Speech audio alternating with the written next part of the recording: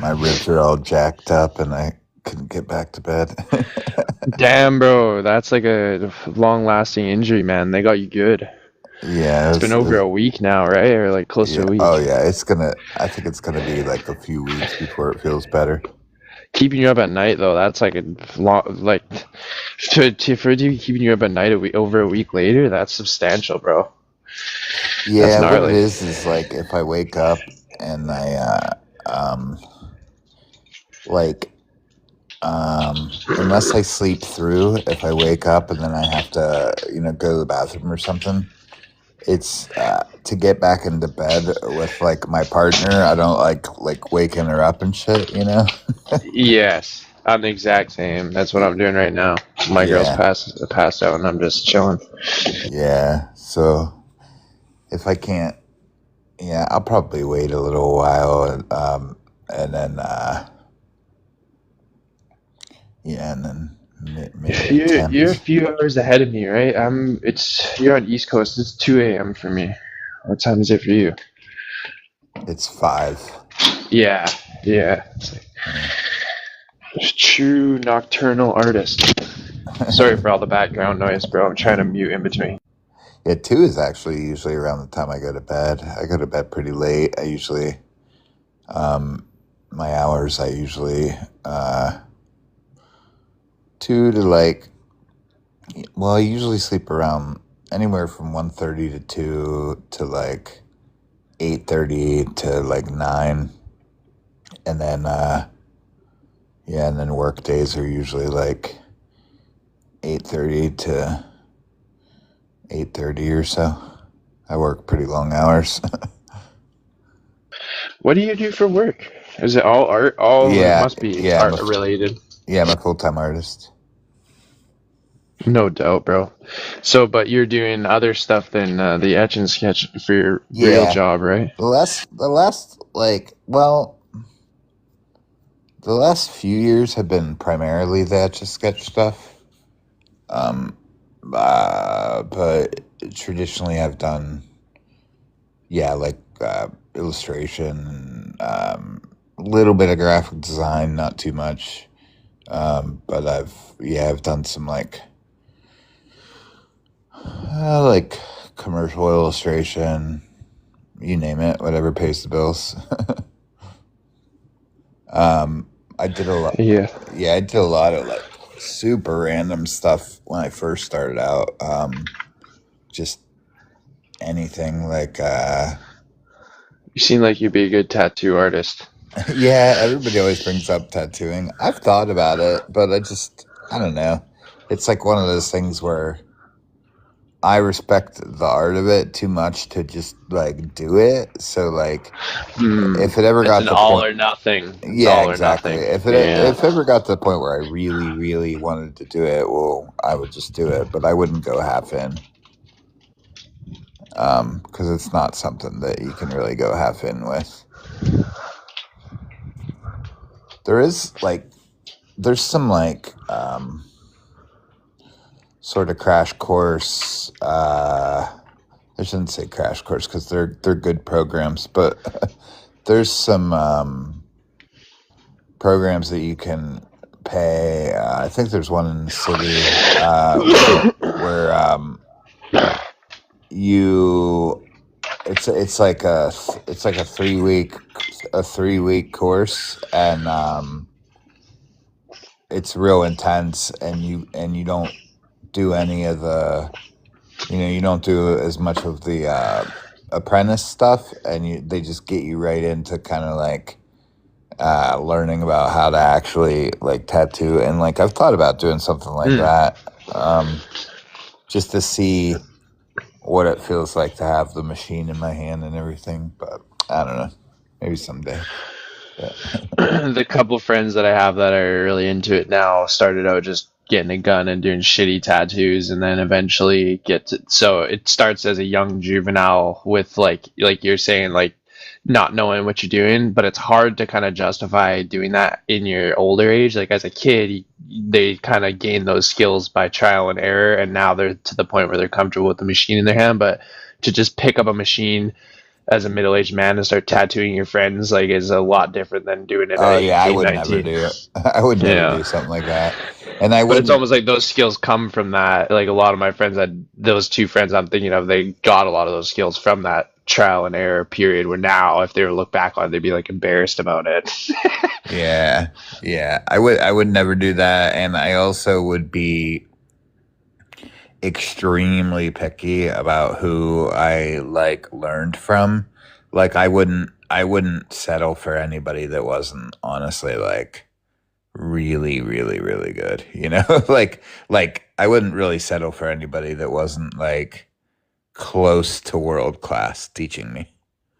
Yeah, in terms of Yeah. apprenticeship, especially where you're at with your art and Yeah. everything, that totally makes sense. Yeah, it just wouldn't be worth it for me. There'd be no point. Exactly. Yeah. Yeah, exactly. I'm too, it's not to toot my own horn, but it is what it is. I've been a full-time illustrator for many years, and I've been, going hard with, I've been going hard with art, like drawing every single day for like about 15 years now. So like, having that long into like being that dedicated to it, and having the portfolio that I do, it just wouldn't make any sense to learn from someone that was like not like at the top of their game. It's Yeah, like, or a similar level as you, at least, yeah, like oh yeah, comparable yeah, level. Yeah.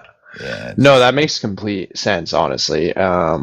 It's The proof is in the pudding. Your posture isn't arrogant at all. The posture is just confidence. Like you yeah, obviously know, yeah, you yeah. know the craft. I know what I'm doing. Yeah, yeah, and I've got especially the last few years. Well, the last like about 5 years or so. There's a lot of things that I improved with in my work that would put me in a place like for specifically actually for tattooing. There's like a lot of things that I wasn't traditionally good at, that I got way better at and now I'm competent with, that would make me better for tattooing. Because like tattooing, you have to be very, you have to be pretty versatile, in my opinion, unless you're doing Hmm. like, In terms of style, like what do you mean? like if Versatility. like in terms of being able to like in terms like art principle wise, from my Okay. perspective, you have to like be pretty solid with perspective. You have to be pretty solid with, yeah, I would say like perspective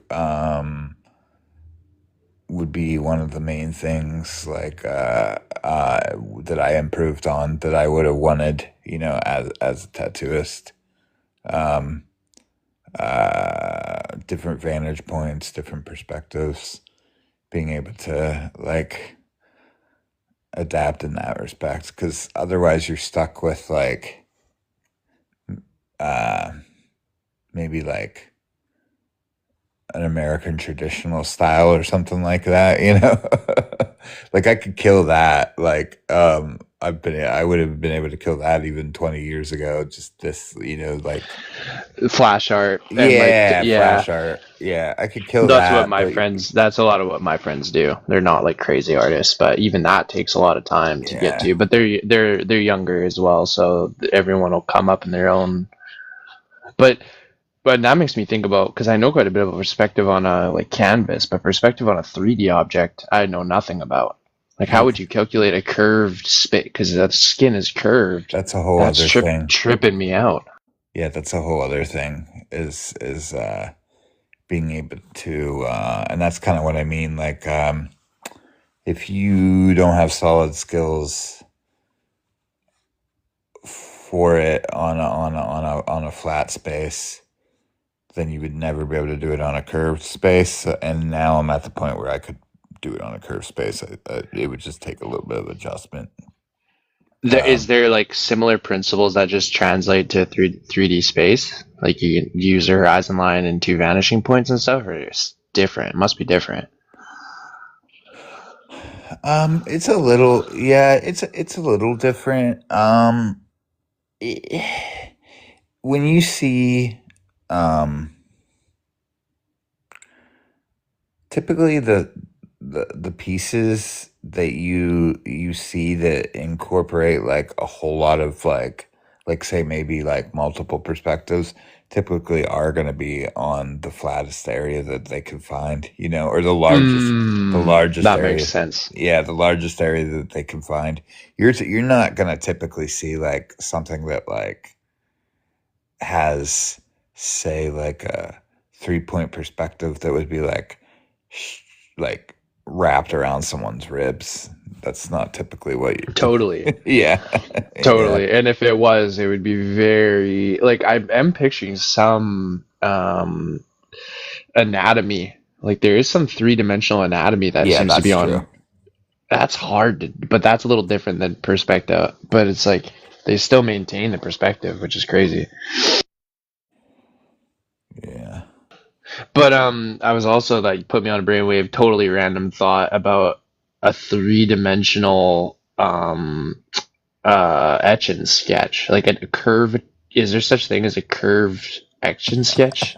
Is that possible? They actually do have a there is a like a globe model etch a sketch. Yes. Yeah, there is one. No I've never way. used it. One of my friends, I have a friend. She's huge, like on social media and everything. Because she's like, she's also an etch a sketch artist. But she approaches it a little like the whole career a bit differently than I do. Like her whole identity is so like I like make work with the etch a sketch, but I don't like for me it's just like I'm taking fine art and then I'm drawing it on the etch a sketch. For her, It's a medium. It's a medium yeah, for it's her. just a It's like a medium. brand. For her, she's almost branded to the Etch a Sketch. So she makes Yes. videos.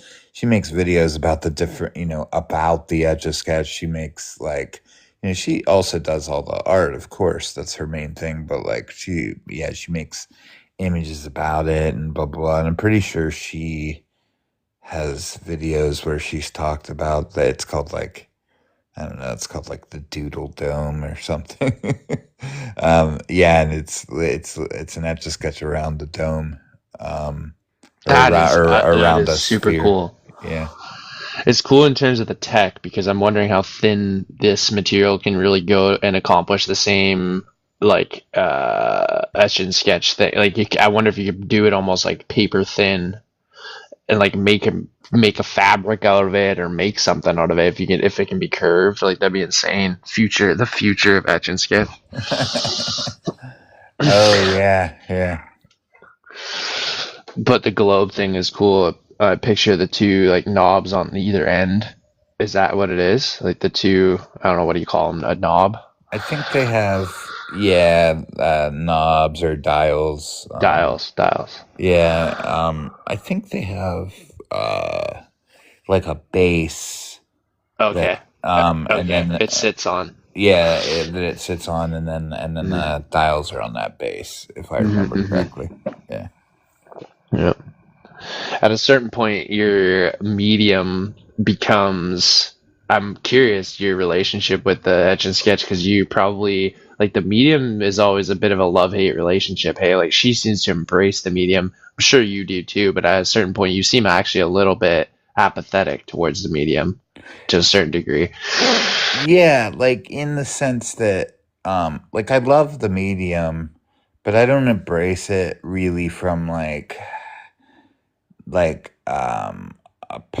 a pop cultural perspective that she does. Like she even like collects all the different colors and like all that Mm-hmm, crap.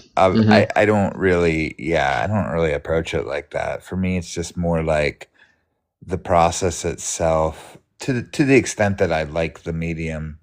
It's mostly like just the process of making it. Like I think it's a really interesting way to make a drawing, and Mm. so I'm really into that The yeah. tactile aspect of it. Yeah, I'm really into like that aspect of it. But I'm not Interesting. yeah, I'm not into like, she's like, man, she's like down to like she has like clothes with the etch a sketch and all that shit. Well, her See, that's what I'm whole saying. That's what I'm saying. She's kind of going my thinking with it. Like, just what can yeah you do with an etch and sketch? works for her too. Like, I mean, she's like, she's she's on TikTok. Her name is she goes by Princess Etch, and Of course. yeah, she has like yeah, right. She has like Could have I guessed mean, that name. she's had a crazy career, man. She's been so successful. She's a really nice person too, but Obviously, from the outsider standpoint, the intrigue of the Etch a Sketch is the limitation, right? The fact that when we look at most mediums, for people who don't really do art a lot, it seems very unbounded. Like the amount of paints and colors and canvases, and but an Etch and Sketch only has the two dials, and it's very rigid in what you. So it seems harder in a weird way.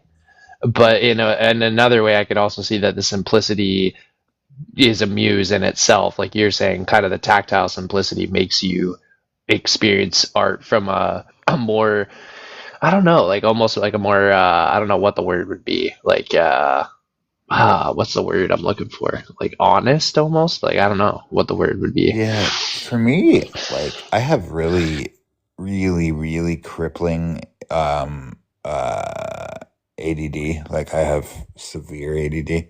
Well, I have autism too, but well, ADD is technically on the spectrum, but I have autism and ADD, and like for my ADD, the the Etch a Sketch is actually almost more soothing because like I don't have all the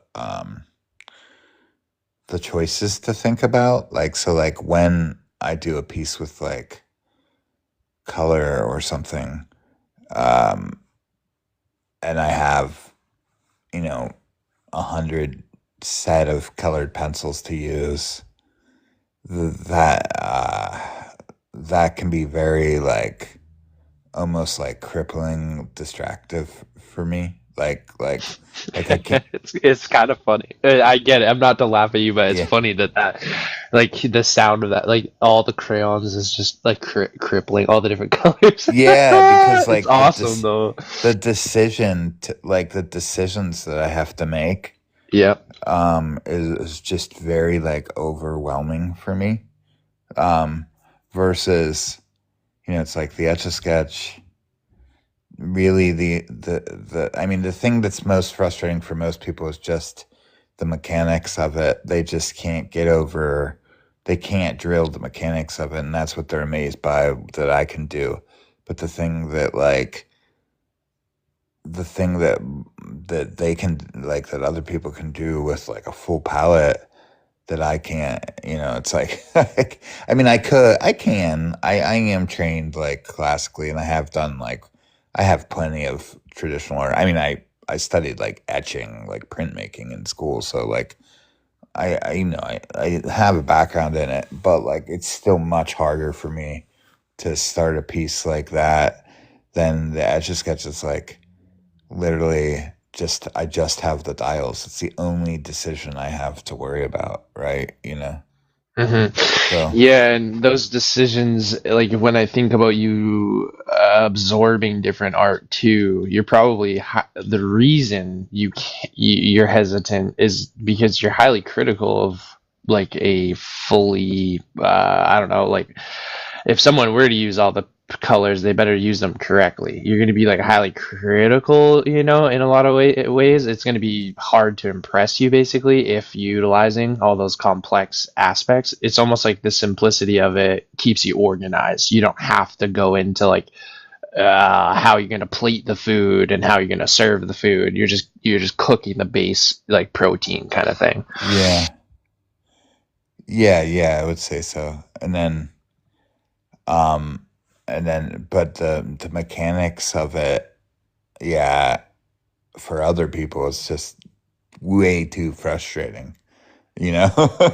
Like, it's just like, That's what I mean. From an yeah, outsider's perspective, that limitation seems like the art. You're leveraging, yeah, and a weird, like not a weird, but a unique way of unique perspective on things. Most people see those limitations as like a difficulty or like a barrier to entry. Like I don't want to like you said, I don't want to learn those basic mechanics. That seems way too much. yeah, Way it's too much. yeah, the simplicity of only having, like, not having to think about it. And actually, another thing is like, I'm innately very disorganized. Like, I just always have been. It's been like one of the hardest things in my life to like overcome is like my organization. And with the Etch a Sketch, it's innately organized. It's Yep, I I see that. Yeah, I only have to worry about literally just the frame. Like, I just, it's like, come back to that frame. I don't have to worry about anything else. Like, it's all contained right It's there. interesting how an average person who is restricted by those limitations sees that as a frustrating element. Yeah. Like, because of the fact that they would have to, it's a starting over aspect. It's like as soon as they screw up, they feel like they have to start over. Whereas you're more of the start over thing is a benefit to you because you're keeping things organized. You see the progression linearly rather than like I guess I don't know of like yeah, from an outside perspective that organization's like a frustrating component. It feels like I can't, it's like a barrier to entry almost, whereas you're like leveraging it. Yeah. It's kind of crazy actually. Like when you think about the culture and how saturated it is with complexity and like immediacy and like art with AI art or just like even any kind of just it's so saturated. Whereas I could see why the organization of this is very much like a benefit if you can have the right perspective on it. Yeah.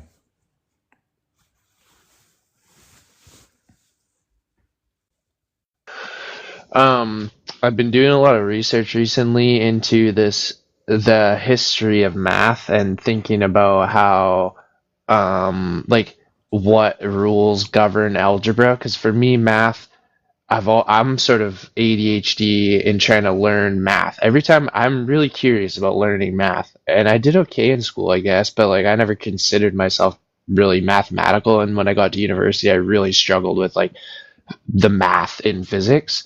So revisiting like the basics of algebra, and being honest with myself about like my understanding of it. Even algebra, I've really struggled to understand like how we can manipulate equations in certain ways. It seems like people who are mathematically inclined just boop boop move the equations around, move these letters around, and that's how you do it. And for me, I'm just like, wait, what? How did you know to well, how you can manipulate these equations in those certain ways. Like some aspects make sense to me, and then some don't. I'm like, they just come out of left field. So I'm trying to, for me, I can't organize. The reason I can't learn it is because I can't organize it. I'm like trying to think from a basic principle, but there isn't any really one. Like even understanding like the axioms of math or revisit there always seems to be a basic question that I'm missing that doesn't clarify how these things are possible or logical or like where they just seem to come out of the ether, I guess, or like I don't see what keeps them rigidly consistent in a lot of ways. Does that make sense?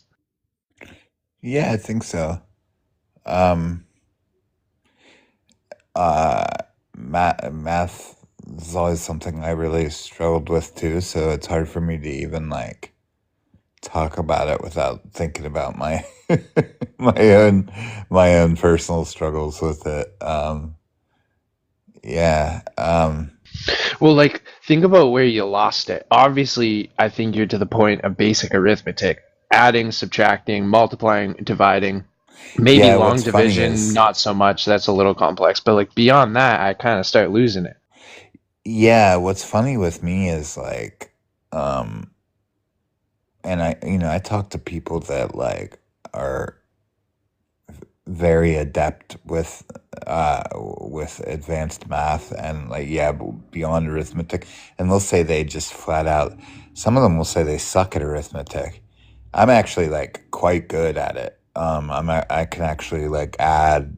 I can like divide and multiply large sums in my head.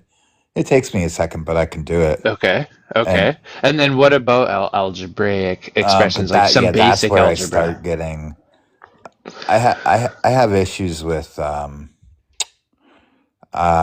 especially in the like when equations are larger. I have kind of some issues with dyscalculia. It's like dyslexia only with numbers. Yes. Yeah. Yes. So I orders of equations like when I Orders start of getting operation kind of thing. specifically orders of operations, stuff like flips around on me, and I'll like when I took math in like college, like I I would get I would learn the order of operations and I would get the answer right, and then literally like 5 minutes later, like you'd think that that would just be locked in and I would just know it, but and the next time I went to approach it, it would like flip around on me, and I'd Yeah, just get it but wrong. that's how that I had a very similar experience. I'm Yeah, basically you and I are at a very very similar level there. That's basically what. But for me, I would excuse it by being like, well, they always change the question a bit. It's you right. You apply the method, and then the next question's like, yeah, but that's not the same fucking method we just learned. Now you're just expecting me to like abstract a whole different method that you didn't yeah, teach me really. Did you have a similar experience? Like, if you just gave me the order of operations on the exact same question, I would remember it and I'd be able to do it. But the thing is, they twist it a bit and they expect you to like apply it the same way. But it's like, yeah, but if I really think deeply here, there's like there's a gray area on exactly how to apply it. yeah. Given What the the fuck? scenario, yeah.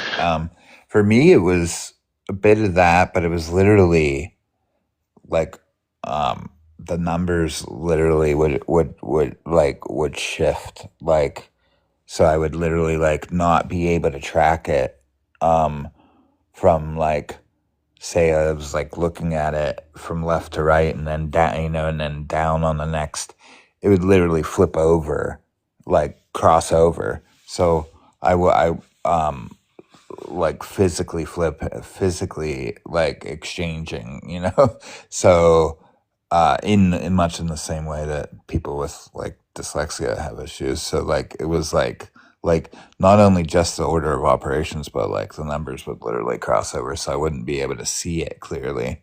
um Yeah, the dyslexia things is specifically, yeah, that flipping and it's almost a yeah, visual thing there. yeah, like a I visual don't thing, experience yeah. that. Yeah.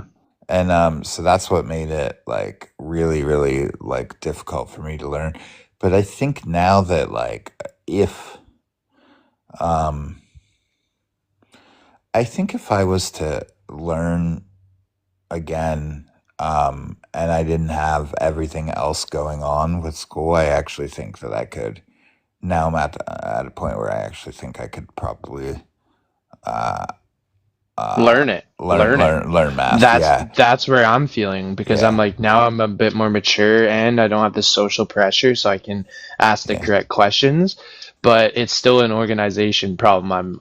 I'm realizing like yeah, I don't it's I'm the questions I'm having about math, if I'm honest with myself, are coming from places of organization. I haven't organized these things historically and like evolutionarily in my mind. I just have those math lessons, but I don't really understand the progression from like Aristotle to Descartes to Frege or to the newer like Gödel or like the newer philosophers. So and seeing how those things affect math, like Boolean logic, and how those things are all integrated historically. Like it should inform how I can do math basically. Like I don't really know why it is that I can jump from algebra to calculus, or like how these things are related.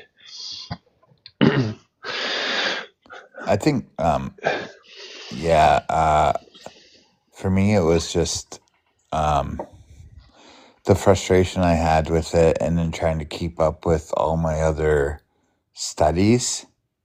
It was just too much. Me too. Yeah, Yes. where now Too if much. like say like I wanted to like on the side get a tutor, and like the only goal was to just get better at math, and then I had Hmm. no other like deadlines. I had no, I wasn't like a studio rat, because like my hours were crazy in both grad and like undergrad. Like I just was in the studio nonstop, so by the time I got around to a math class, it took like 100th place in my mind.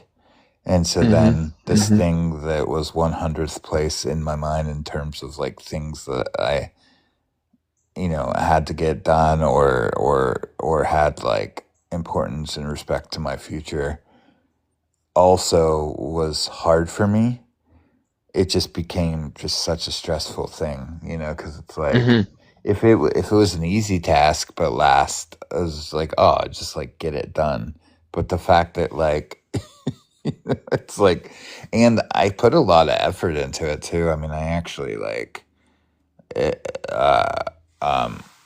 the last class I took, like I was getting tutored for like probably, I don't know, 6 to 9 hours a week outside of class, and which is a decent amount to spend on a Oh yeah, non-major. it's a Yeah, lot. I mean, I It's a would I lot. would go like 2 hour sessions, Multiple um, times a week.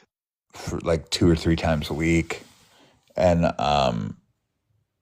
2 to 3 hour sessions. The professor was actually crazy. He'd sit there with us for hours, like a group of students. But yeah. Whereas now, like I think if I didn't have all that other stuff on the back burner, and I just went in, one on one, someone helping me learn math, I think I could probably do it.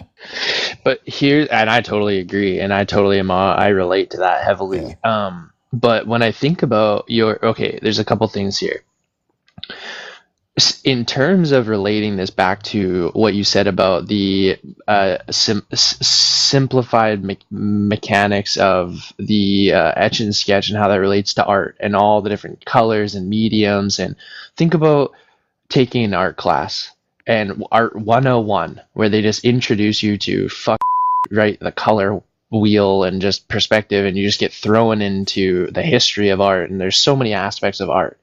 For you to keep things organized, you found a medium that sort of allows you to express yourself through an organized manner, because it's simplified. You have limitations, and that allows you to express yourself like through the limitations of the etch and sketch. Math, I think, would be very similar. Math, when we first get exposed to it, we get thrown into all these different areas, and math is such a massive, right, a massive category. But if you were to study math, which you basically already are doing, you're algorithmatizing and mechanizing, right, like we've spoken about before, on the Cartesian plane, weirdly, doing this art. You've already logically produced tons of like quote unquote equations or well formed formulas in your mind. You've just mechanized them through art. So of course you could apply those, and you say you're numerically inclined already. So if you were to apply these same sort of like systems of thinking and go back and revisit math, you would probably very easily pick them up. They'd be intuitive to you because you're already applying a lot of the strategies in your what you're doing, you know. Hmm. But the my point is about organization. My point is that it's very difficult on a lot without the etch and sketch. Maybe the media, you'd still be semi searching for a medium, or maybe there's other mediums out there you like just as much, but similar to math, there's like, you almost need a medium. Like, I'm jealous of Robbie when I think of his application to astrophysics, because it seems like he's sort of found a medium through which he can organize his math into, but to just study math as a generalized topic, It's like studying art as a, it's like you, in order to become an artist, you kind of got to find your medium, bro. You got to kind of, and that's where I sort of struggle to organize. Like for me, maybe history might be a better medium to think about math to keep things organized, but maybe other people might have other ways of thinking about it to learn it, you know?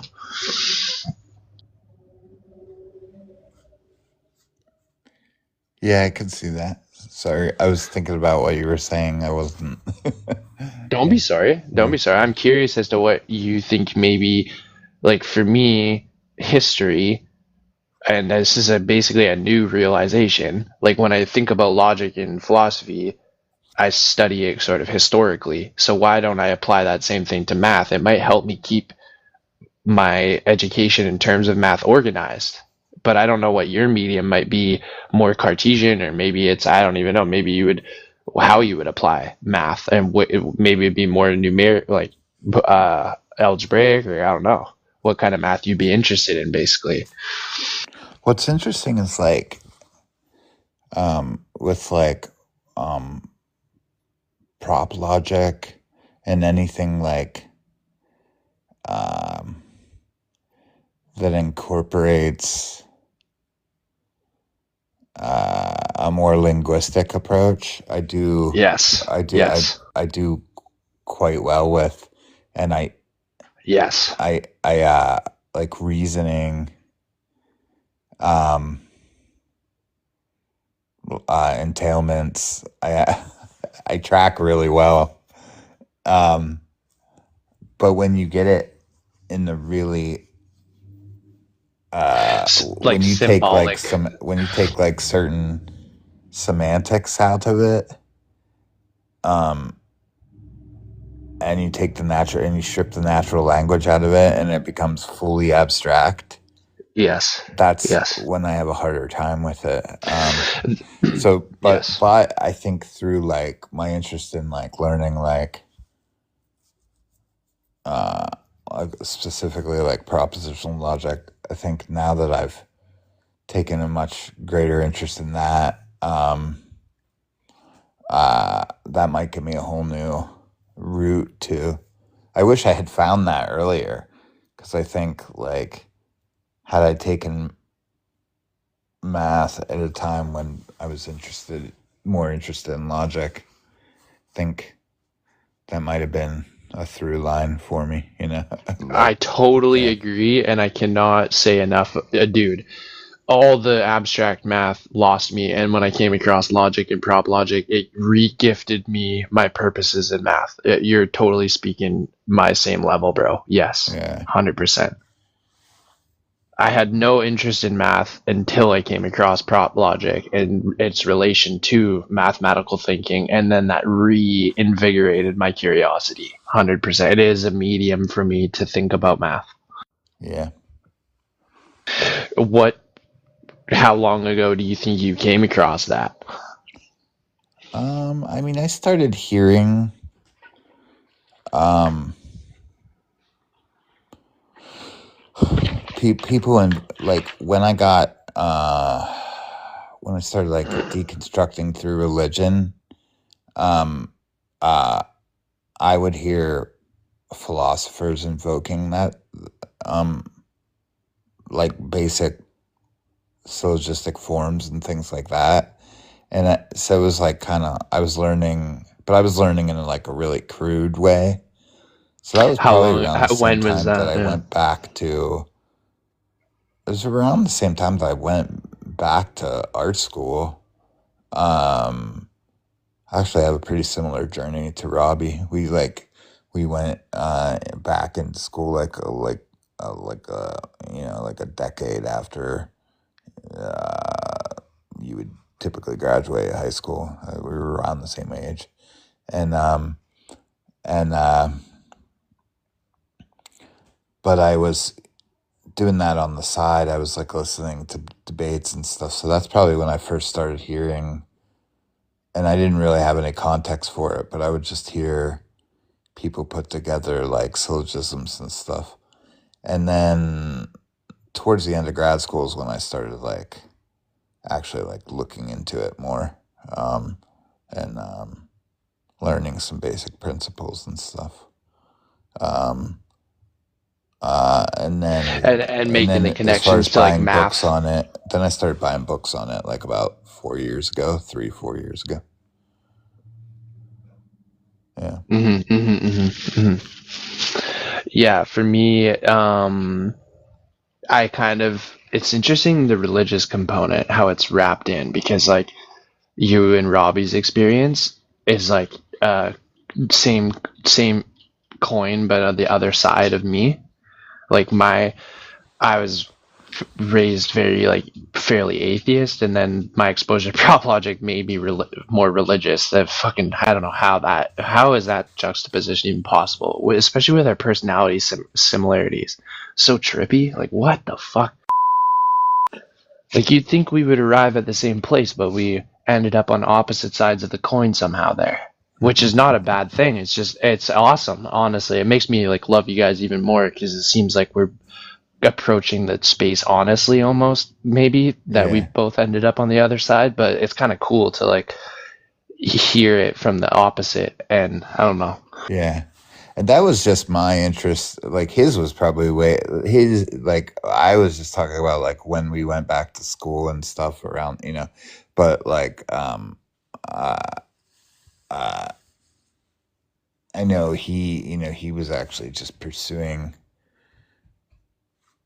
uh, the discipline in school. So, it's like, I doubt he like had an interest in it, like from like, well, I can't speak for him, but probably wasn't motivated from the same. It was motivated like as actually learning the discipline, whereas versus mine was like on off to the side. I was just hearing people invoke the terms like while I was doing other things, and then I slowly just got more and more like wrapped up in it, and then it eventually took off on its own. I think too, like when I started Gang trying. Robbie. What's that? I said gang Robbie. Oh, he's here. I didn't even know he's here. Yo, what's What up? up? How you doing? What's up, boys? We were speaking about you, so I thought you should come up because you should speak for yourself if you want. I know, right? He's like, that's not it at all, you We just love fuckers. Robbie so much. When you're not here, we're speaking about you. That's how obsessed with Yeah. you we are. Honestly, you could probably teach us a lot though on this topic.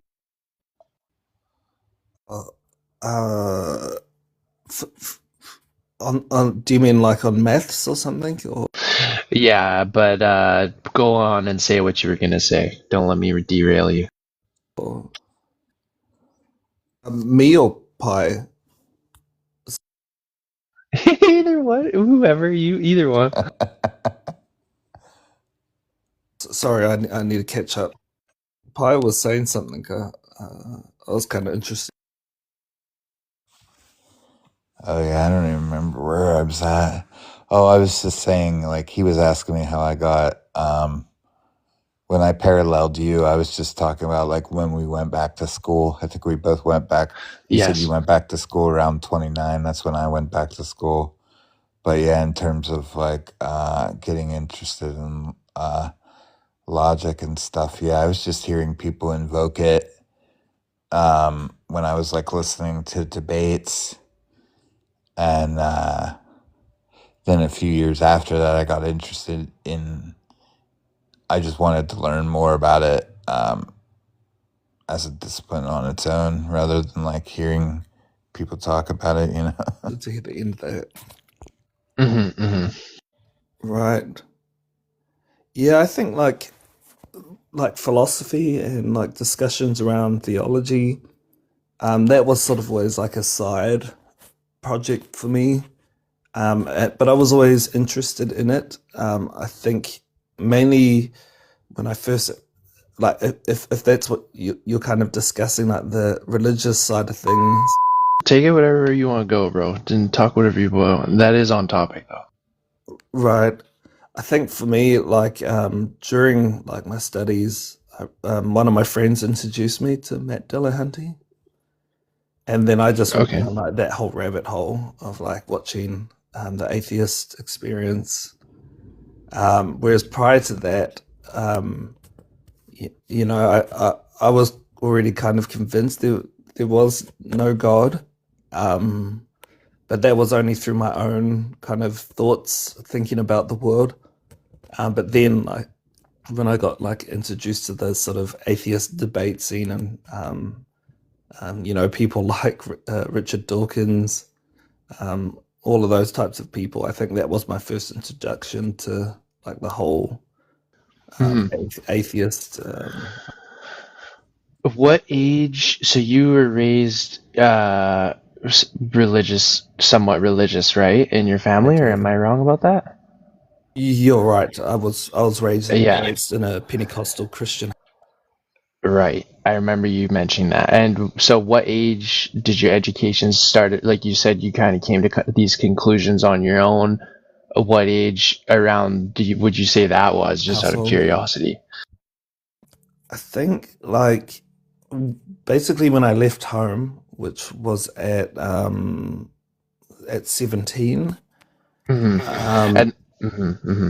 that's when I didn't feel like I was being challenged by you know, the people who I felt were um, Hmm. trying to force religion upon me, and then I was able to sort of explore and think for myself. And then I still lingered around the church, and you know, I was mainly skateboarding and you know, going to church with some of my skater mates. And then I think after that, yeah, maybe about 4 to 5 years later, maybe in my early 20s, did I really start questioning like whether there was a God or not. Um, and then, Hmm. yeah, The debate content later, when, like you said, when years later, the Dillahunty and the coming across um, um, Dawkins. yeah, all those Hmm. sorts, like Sam Harris and all that, all of those Hmm. types of atheists. But yeah, I think like I just started questioning things and asking questions like, you know, what's going to happen to my, you know, all of the people who were in New Zealand prior to the British coming over. Like, what will happen to them because they had different gods? And I was never satisfied by the answers I got from the people at church. Hmm. Hmm. And you You know, asked those specific questions. You start thinking that specifically bothered you, eh? And they didn't have the answers for that. I kept there was no real like one answer that I thought like, okay, yeah, that seems reasonable. Like some people would say like, no, they didn't know God and didn't form that relationship, Yeah. so they're not getting, you know, not getting in. And then others would be like, oh, maybe we don't know, you know, it's all up to God. Those types of answers, but it does kind of lead to a paradox, which I wasn't aware of at the time. Whilst I was asking that question, it wasn't until later. Um, Hmm. Hmm. Hmm. What about your related to kind of what Pi is talking about, like the prop logic? I guess that's more the debate content. Hey, like thinking about propositional logic in terms of these like, did your education sort of start linking in terms of debate? You're learning about physics and math and your STEM fields in education, but then on the side, like you're saying, you're kind of contemplating religion. You come across a debate content, and then that sort of relates back to your education in terms of like prop logic, right? you know, uh, yeah. So I think like for me, when I was like watching a lot of those debates and like, you know, them talking about atheism, for me, I was just sort of getting confirmation on my thoughts that I already had. And I think I was a little more, I would say, a bit of a Reddit atheist back then, in terms of me thinking, you know, not having a philosophical background. Um, you know, I just kind of thought like, yeah, there's no God, like, and I was almost like, if you question anything about science, like you're like stupid, and you know that type of thought. And You hated the dogma and you hated the superstition and you hated the dishonesty between the two. pretty much. And so Yeah. I think I think for me, like I kind of loosened up a bit as I became more like familiar with philosophy. But prior to that, like I was kind of like a I don't know one of those shitty atheists. Right. Right. So yeah, I was raised in that. I was raised a Reddit atheist, basically, like a basic atheist without the prop logic backing me. And like I had Dawkins' God Delusion book in my hands in grade 7. My dad gave it to me in grade 7.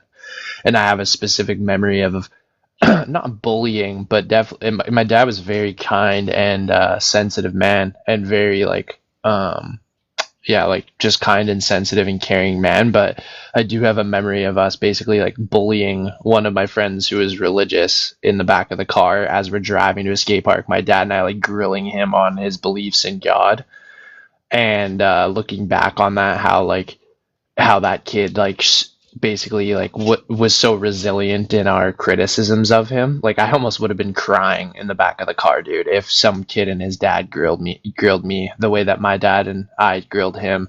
And he kind of just, the way he held himself always made me contemplate both my actions that day and then also like my beliefs in God. Not because I could sense that he had something. I don't know. He had something in the way that he moved on me. Maybe it wasn't about the way he was forming his arguments or something.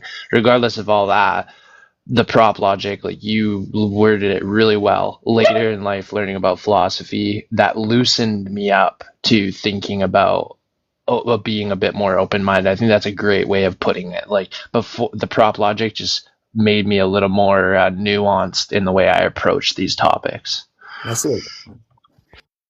Yeah, and like uh, there's like discussions that I like, and when I read things, at least now, it seems that how it's presented within literature seems a little less like defensive and biased, in sort of the circles that I observe when it comes to debate. Um, and like I'm just, for me at least, when I just hear somebody like just throw out like an 8 premise or 10 premise argument, right? In a way where you have to work through it, on a live. To me, that I don't find that particularly enjoyable. Likewise, I wouldn't enjoy like solving math problems on a live whilst people were watching me. That's Yeah. something that I Yeah. prefer to do in my own time. Whereas, like when people do that, I think it's okay. But what I typically observe is that people are just trying to throw things out there, and in a way that like, oh look, I just knowledge gap this guy. It's like, dude, that's so lame. Um, and Yeah. I dislike when people use terminology to try and sort of. I mean, I do it for a joke sometimes with my friends, but I wouldn't do it like if I was having a genuine discussion with someone. And for me, I find understanding your opponent or anyone you're talking to is far more important than trying to get a W. And I don't know why, but I'm just very anti that type of display. Oh, I know why. I know why. It's because you're actually educated. You can tell when someone's really educated by that approach, right? Because if you spend hours laboring over whether it's literature or whatever, a test coming up, and really curiously engaged in a topic, it's not about W's. It's all nerve-wracking, anxiety-driven, and team efforts and collaboration, learning as a team, trying to conquer the unconquerable as a squad. It's so not the combative arena of getting W's, like true education. It's working together to solve complex problems that are immountable, insurmountable. So it's a friendly endeavor. It's not meant to be combative. Yeah, actually. Because if we're gonna be doing this for more than an hour on TikTok, we better be friendly. We're gonna have some tea and crumpets, bro. We gotta chill. It's gonna be years, bro. We're gonna have to be a little more hospitable. Like I can't be in a yelling room if we're gonna actually solve these problems. We gotta chill and fucking. People don't understand that vibe. Nothing's gonna get done in a combative space. Yeah, I've always like for me the best learning environments have been in sort of like areas where lectures are different. Like that's where you're kind of exposed. At least for me, when I was at university watching math lectures, like sometimes I'll be there and I'll be like, shit, I didn't even understand what happened there, and I didn't want to raise my hand because I didn't want to slow the class down. So I always found that after lectures, like I just wrote notes down, and then I'd go to either the lecture slides or to the textbook, and then after I read the textbook, working through problems to solve them in a way that would give me comprehension of what was being taught. And that was a whole procedure that I needed in order to learn how to like apply maths. And mathematics is one of those fields that requires one to actually do the problems. It's something that I don't think you can learn just by watching. You have to do it. And I think a lot of the things, for me at least, with physics and problem solving, like difficult, problems, um, takes a lot of work and a lot of banging your head against the wall in order to sort of get through those barriers. But yeah, I think if you're willing to do that, I honestly think that, I mean, I get told off for saying this, but I do think if you have like some bit of like ability to work through difficult things like that, I'm pretty sure that both you and Pi could not. I don't know if it would be easy, but you could certainly learn maths, especially with the right guy. I agree, especially towards Pi. Like I know that Pi, like I said earlier, is already applying algorithmatizing and the way he's mechanizing the art on the Cartesian plane. It would be fascinating to see some sort of dissertation on his mathematical approach, because if he just had the language to express himself in that or whatever, I'm sure it would be fascinating. But it's also about for me an organization thing, like I was saying earlier, and I would be interested to know where you stand on that, Flobby, like in terms of astrophysics maybe helping you organize math, or maybe you had an interest in math even before you had an interest in physics. But for me, I have a hard time organizing how to approach math as a topic, because it is so massive. If I had a way to apply it, perhaps I could like condense what I'm trying to learn. Yeah, math is for me. I always excelled at mathematics, even when I was at school, and I was always pushed into sort of the acceleration classes. Um, but I think for me, like I heard you guys speaking earlier, like when it comes to doing like small calculations in my head, like I really struggle with that. Like if Like arithmetic, like basic arithmetic. No doubt, pr- no pr- doubt. pretty much. Whereas like if you give me like a complex like differential equation to solve, right? Or for me to do like a triple integral, these things draw me in a way that captures my attention, that I will, I prefer that type of problem solving, or even like with physics questions that we get, right, to derive things from first principles. The more technical it becomes, the more I'm willing to engage.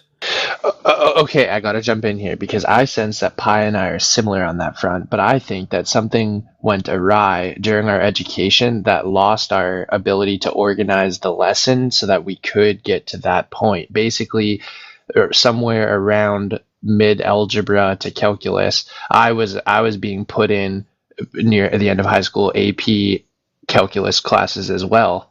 But then when I got to university, I realized I don't really understand half the shit I passed. I kind of memorized it in a way that I could get through and get an 80% on the test, but like now that I'm having to apply it in physics or something, if I'm to be honest with it, I do not understand why I have to have a, from my personality type, I have to have a deeper understanding for some reason to the where I was at in order to fully leverage the tools I was given. So something went awry in my education where I wasn't fully making connecting the dots, and I said, since it's similar to pi in this in a well, although the dyslexia component is a little different, but in terms of organization, we both benefit from being able to connect the dots in some way that for allowed us to make those further leaps. We're stuck in a previous point for some reason. It's like questions haven't been answered or something.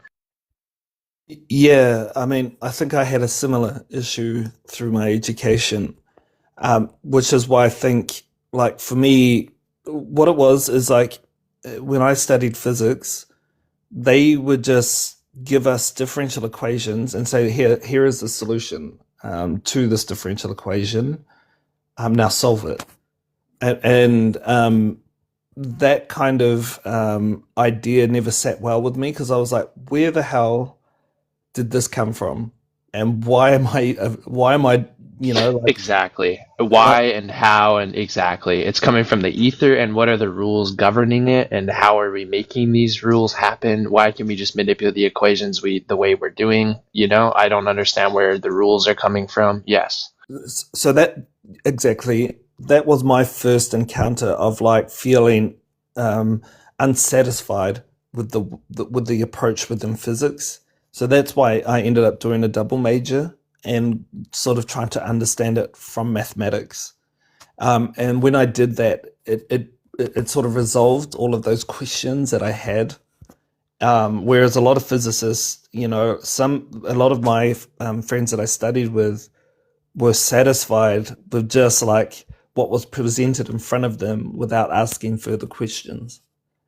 And that's what enabled them to sort of get through. Whereas for me, I wasn't. I had to go and do maths, right? Because I wanted to understand the rules. I wanted to know from first principles how we were doing this. And then even further, maths itself, like if you've given a set of axioms or some framework to work within, even that, like can be unsatisfying too. And so this is why I think philosophy becomes interesting and answers some of those questions that the more I try to inquire about like the foundations of like all of these frameworks of mathematics that I was using, the more I came to realize that there's so much about these frameworks that are very limited, especially when it comes to statistics. Um, but like the way that they deal with it in mathematics and science is they just they say like, well, look, here are some axioms, or here are some in physics, like given that these assumptions are true, this follows, right? And that's typically how they deal with those assumptions. But for me, those assumptions I felt like needed answering, and so that my Yeah. curiosity kind of drove me down the rabbit hole, and to the point in which I was extremely interested in philosophy because it answered more deeper questions. Yes, and that help. Well, for me, I've had to jump ahead to philosophy and now revisit math in order to keep things organized. And I'm realizing that I don't know how this approach, if you incorporated it for you at all, but I'm realizing that historically, like viewing math historically is really helping me organize things. Yeah, I think that helps. I mean, I do the same with philosophy. I like to work through all of the ancient philosophers and try to work Right. out towards like contemporary philosophy. That's right. Like when I learned philosophy, it taught me through historically to approach it, and then now when I'm revisiting math, I'm considering the same approach. I'm like, didn't I learn math? I learned math more systematically than I did historically, and I think it might be better to revisit historically, just for my mind to be able to like because organization here is literally causing a big part of my educational gap. Yeah, yeah. I think that's the for me. everything I learn, like it's a bit scattered at the moment. Um, I try to, keep it linear, but I have ADHD, so I tend to just like learn one bit of something there, one bit of something there, and I think over time, just doing that over and over again with random things, it's kind of helped me build like some worldview in which that kind of makes sense. But like even at the foundations of my thinking and my worldview, even that seems a bit shaky in my eyes now. Being a skeptic and all, but I think like for the most part, I do think like um, I've developed tools to assess a lot of like the different ideas that are out there, and I think for me that helps me a lot. And that's something that I learned through university. And I think most of our friends in our group that are in these circles, I think even if they haven't like learnt these tools formally, most of them implement them anyway, from what I've observed at least.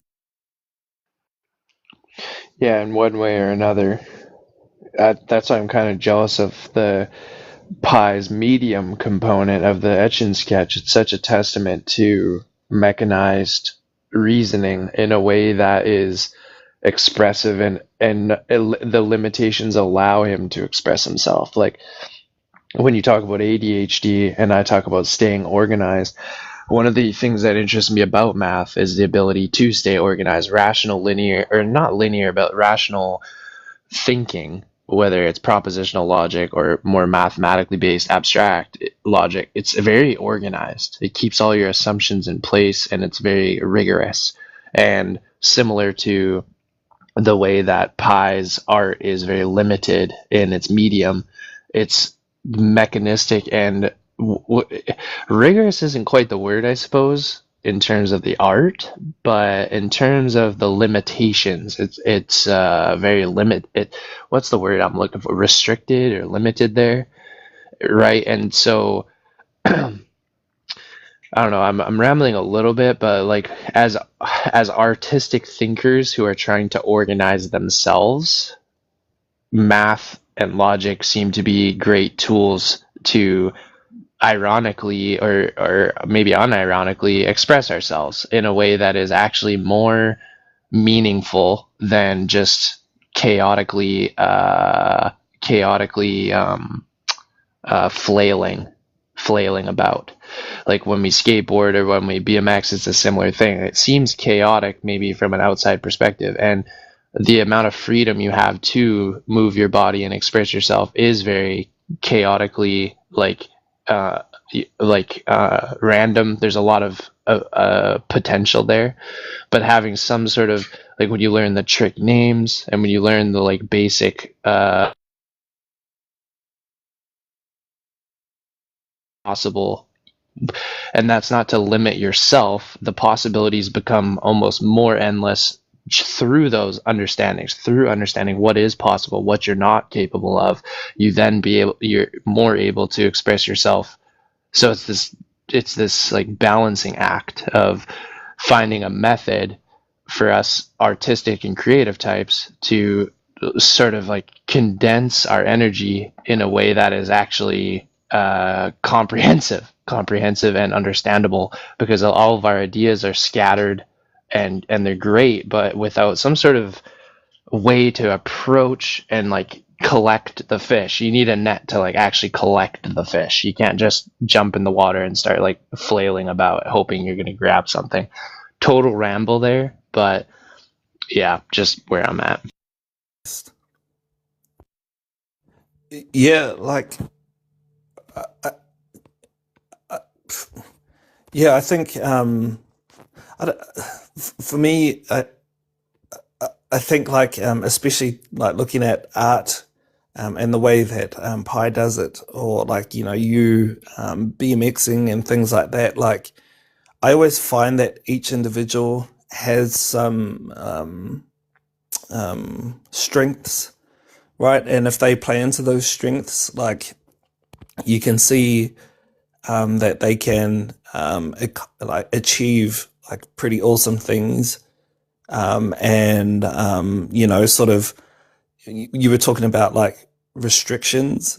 And like the way that I see it is that like if you have like a set of rules and you learn to play that game to its full capacity, you can do fun things within that framework. And that's kind of how, like, when I look at Pi's art, right? Like, for example, like um, I've seen some of his work with, I don't know if you're using a pen, Pi, or not, or a pencil. Um, but like, like you can see that that's different to the way he expresses himself through the etch a The etch, sketch. Yeah, yes. and I think like that goes like with anything, right? Like if you sort of spend time to hone in on that skill or that art or that whatever it is, I think what I don't know, like if this is true for everybody, but for me, it seems that way. If you just invest time and develop those skills and know how you learn as an individual, I always feel like most things are achievable for most people. But maybe that's a dangerous way of thinking because some people feel like they can't. There are things that they feel blocked by. But I've always, my mentality has always been like, if something is challenging, that's going to draw me in closer to want to, get over whatever it is that's stopping me. And that might be just an obsessive part of my character, but it's something that's helped pull me through most of the things that I've wanted to do. And I see similar characteristics in a lot of my friends here on this app, but I don't know. It was the same with skateboarding and snowboarding and things like that, right? Like for me, I was like watching people and I was like, fuck, I want to do that.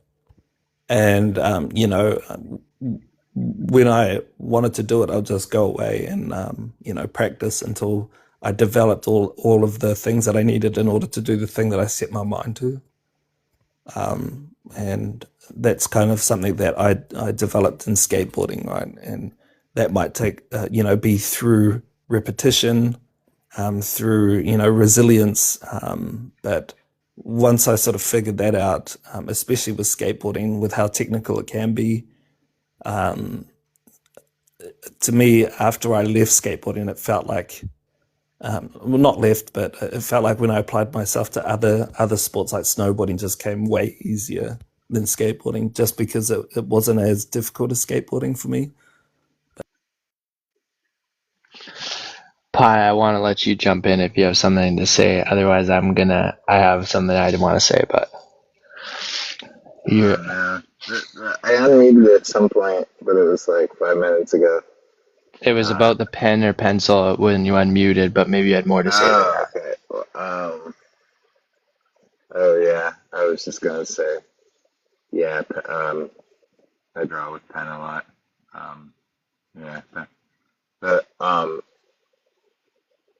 other thing that the medium that I studied in school that no one ever really sees me do on here, and it's like real wild and intense. But it's what I, actually got my degree in, and what I went to both grad and undergrad for. It's like printmaking, and that's a whole thing in and of itself. It's really process based, technical. I studied like etching, and it has its own very specific like process based limitations as well. So yeah, Do you find you can express yourself better on one or the other, or do you find I really liked printmaking, but I really liked etching. The only reason I don't really do it is just resources. It's like mm-hmm. it's like a either an academia kind of thing, or you have to have like a community shop. because it has its own whole world of like equipment and stuff. So that's the only reason I'm not really doing it now. It was easy to do in academia, but now it's like a lot harder to do. Yeah, I don't know. Mhm. Do you know, Pi? You're the first person that I ever came across that had a unique niche with like etch. I know now that there's more people that do etch a sketch, but I had never ever come across anybody that sort of did art and expressed it through an etch a sketch. Like I always just saw it as a child's toy, you know what I mean? And then I Yeah, was just like, holy shit, this is fucking even dope. even at school, like, because I took it back up while I was in art school, and even in art school, people thought it was like kind of ridiculous. Yeah.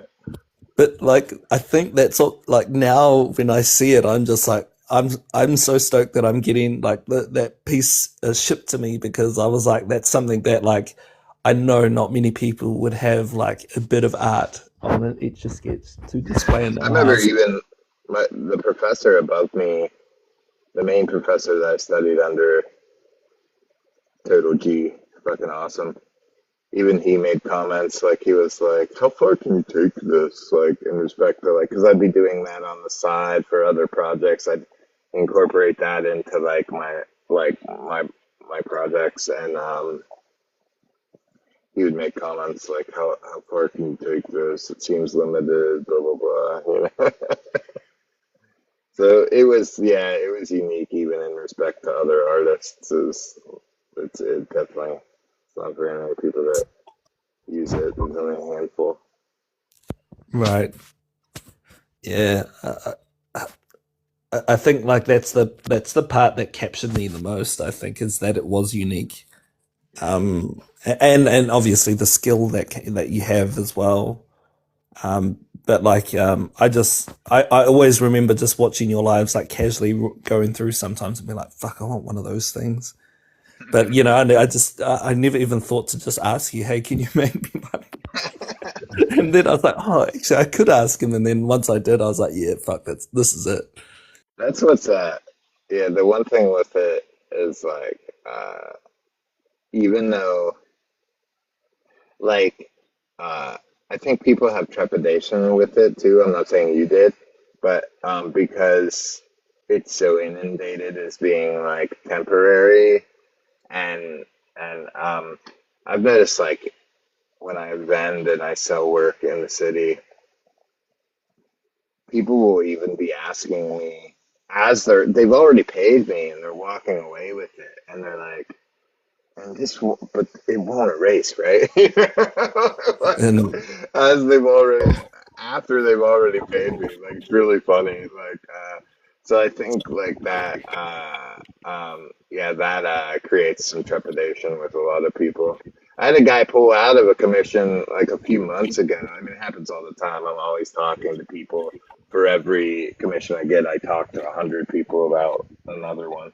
But uh, I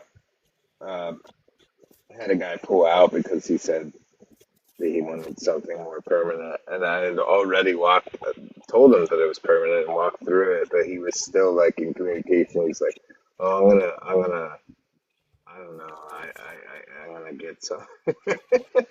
So there's all this is to say, yeah, when you were like, yeah, I just thought to ask him. I think there's like barriers with the medium sometimes for me. No matter how much I convey that it's like permanent or whatever, I think it creates weird barriers for some people to like approach me about it. But yeah, yeah, I think for me the biggest question, because I mean over time, like we had hung out, so I kind of had a bit of an insight into what you were doing. But the thing that I was like not sure about is whether you would do like a piece that I wanted like a little bit of say on what was being done. And that took me a bit to ask you about that. But as soon as you said, yeah, like, no, that's something I could do, then I was like, yeah, okay, I'm definitely doing it.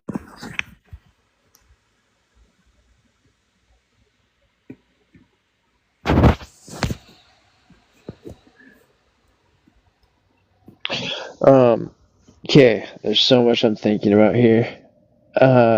Related to like rules and limitations and religion, and how the reason I want to lean towards religion is because there's some connection between a hedonistic lifestyle without rules and an unfulfilling feeling in my stomach. And justifying the rules on which I live my life morally, I struggle to find those through strictly, I guess, I don't know if I want to, I don't know, just rational. Is rational the right word? Rational methods? I don't know how to guide my morality. I don't know how to find a way out of skepticism without admitting the rules or clinging to some sort of rules other than just like analytic rules. And like historically, religion seems to be the place to look for those rules. But I don't know where else to go. That's now. where I'm at. Right. I think I think for me, like, um, I've more or less, you know, for myself, figured that I will always be one of those people that are going to be unsure about pretty much everything, being a skeptic, right? Um, but what I found is that, I've accepted that my access, right, to the world, and about these deep questions are going to be very limited. First and foremost, by my ability to be able to learn like literature thoroughly to the extent that people, specialize in particular fields, and spend most of their lives, working on one specific thing. And so for me, like, sort of knowing that, or sort of recognizing that, at least for me, um, I guess, tells me, at least to some degree, that, in order to sort of operate in the world in some kind of way, if you think about it like pragmatically, I need to make some assumptions, in order to sort of, have a conversation with people in the world, to be able to, understand what people mean when they're speaking to me. And I think, for me, evaluating all of the different ideas when it comes to metaethics, when it comes to metaphysics, all of these like different fields, of philosophy, philosophy of science, logic, um, these things, for me, um, are always going to be questionable, and I'm okay with that now. I think before I always wanted a foundation like God, to bring that stability for me, but I think like now my skepticism had drove me to the point where I was even questioning God, right? So I think, not everybody's a skeptic, I guess, but for me, it comes down to putting credences in different views, and some views I find a bit more, plausible than others, and some I find like shit. And I'm not tied to where I currently stand, at least philosophically, on certain views, and I'm more than happy to sort of, shift, given someone, presents to me a better, a reason why I should reject that view, or, a view that I think is more reasonable and answers more questions than the view I currently have. And that's going to be something that I'm going to be doing the rest of my life. Like, I relate to you in the sense that my skepticism informs my analytics, and that's what keeps me so rigorous and also unbiased. And allergic to dogma. Yet, through epistemic humility, I observe my own bias and dogma, and when I reflect on the bias and dogma that I cling to, not guiltily, not the bias that I don't like in myself, like the times that I'm making inductive inferences that aren't completely sound, like in science or analytics. I'm talking about in the real world, I stand up for what I think is right. Life. And then later, I have to try to philosophically defend myself, and I get backed into a corner, and I don't mind, because these are the principles I stand on, and those seem religious to me, and I don't know why. They're not analytic. They seem biased and dogmatic and superstitious and all those things that analytics, skepticism don't inform me on. But if I'm, again, to be epistemically humble in those moments when my back is against the corner, it is bias. It is bias that informs me, and I'm proud of it, basically, and that's the religious component, I think. I think that's true for everybody, though, right? Like, bias is something that we will never be able to rid ourselves of, right? And and this is where, like, for me, when it comes to people's background knowledge, right, and they sort of they interpret evidence about the world in a particular way, which is, sort of guided by the bias that they carry. And so for me, this is where, like, even for myself, I know, in virtue of my education, of my religious upbringing, and things, all my experiences in life that have helped shape my understanding of the world, plays a huge role in all of the inferences that I make, especially like the Bayesian inferences, right? Um, and I think, like, for me, this is where, like, I recognizing that, and being able to sort of listen to people rather than just saying that my worldview is true, that can't be questioned. And if you disagree with me, you'll just batshit crazy. Like, for me, the fact that my worldview is built upon certain assumptions that I have come to accept, right?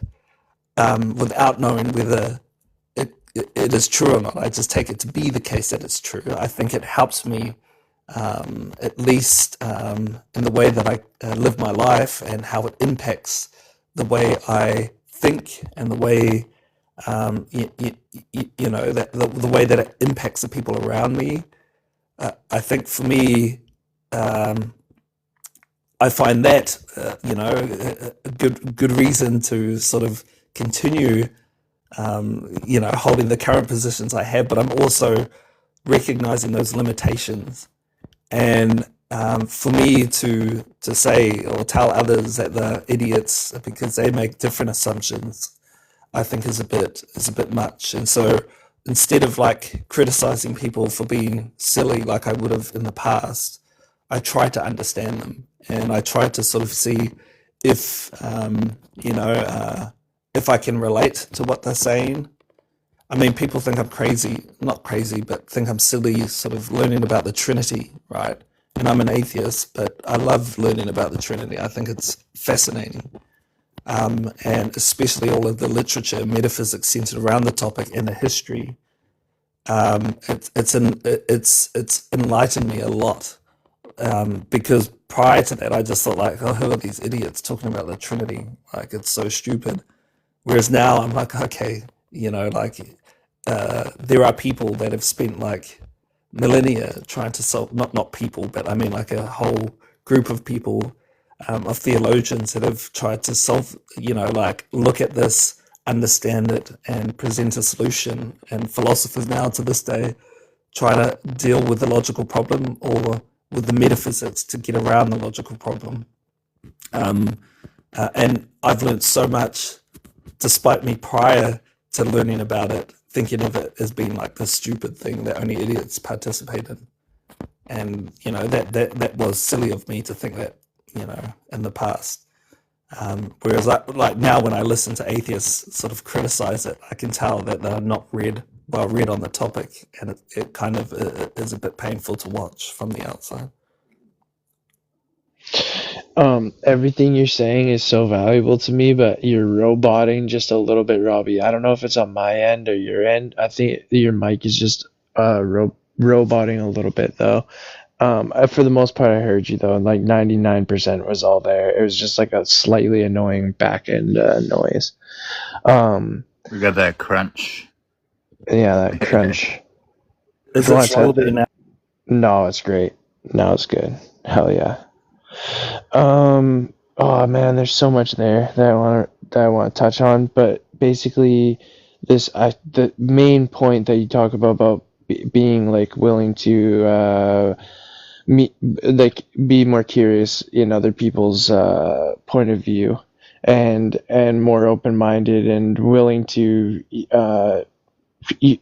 not put not necessarily put your own bias onto other people, and be willing to meet them where they're at and hear them out, is something that I've been learning as well. And this is again what kind of brings me back to the idea of having my back up against the wall as a religious experience, because the more open-minded I become, in maybe I'm maybe I'm biased when I say that.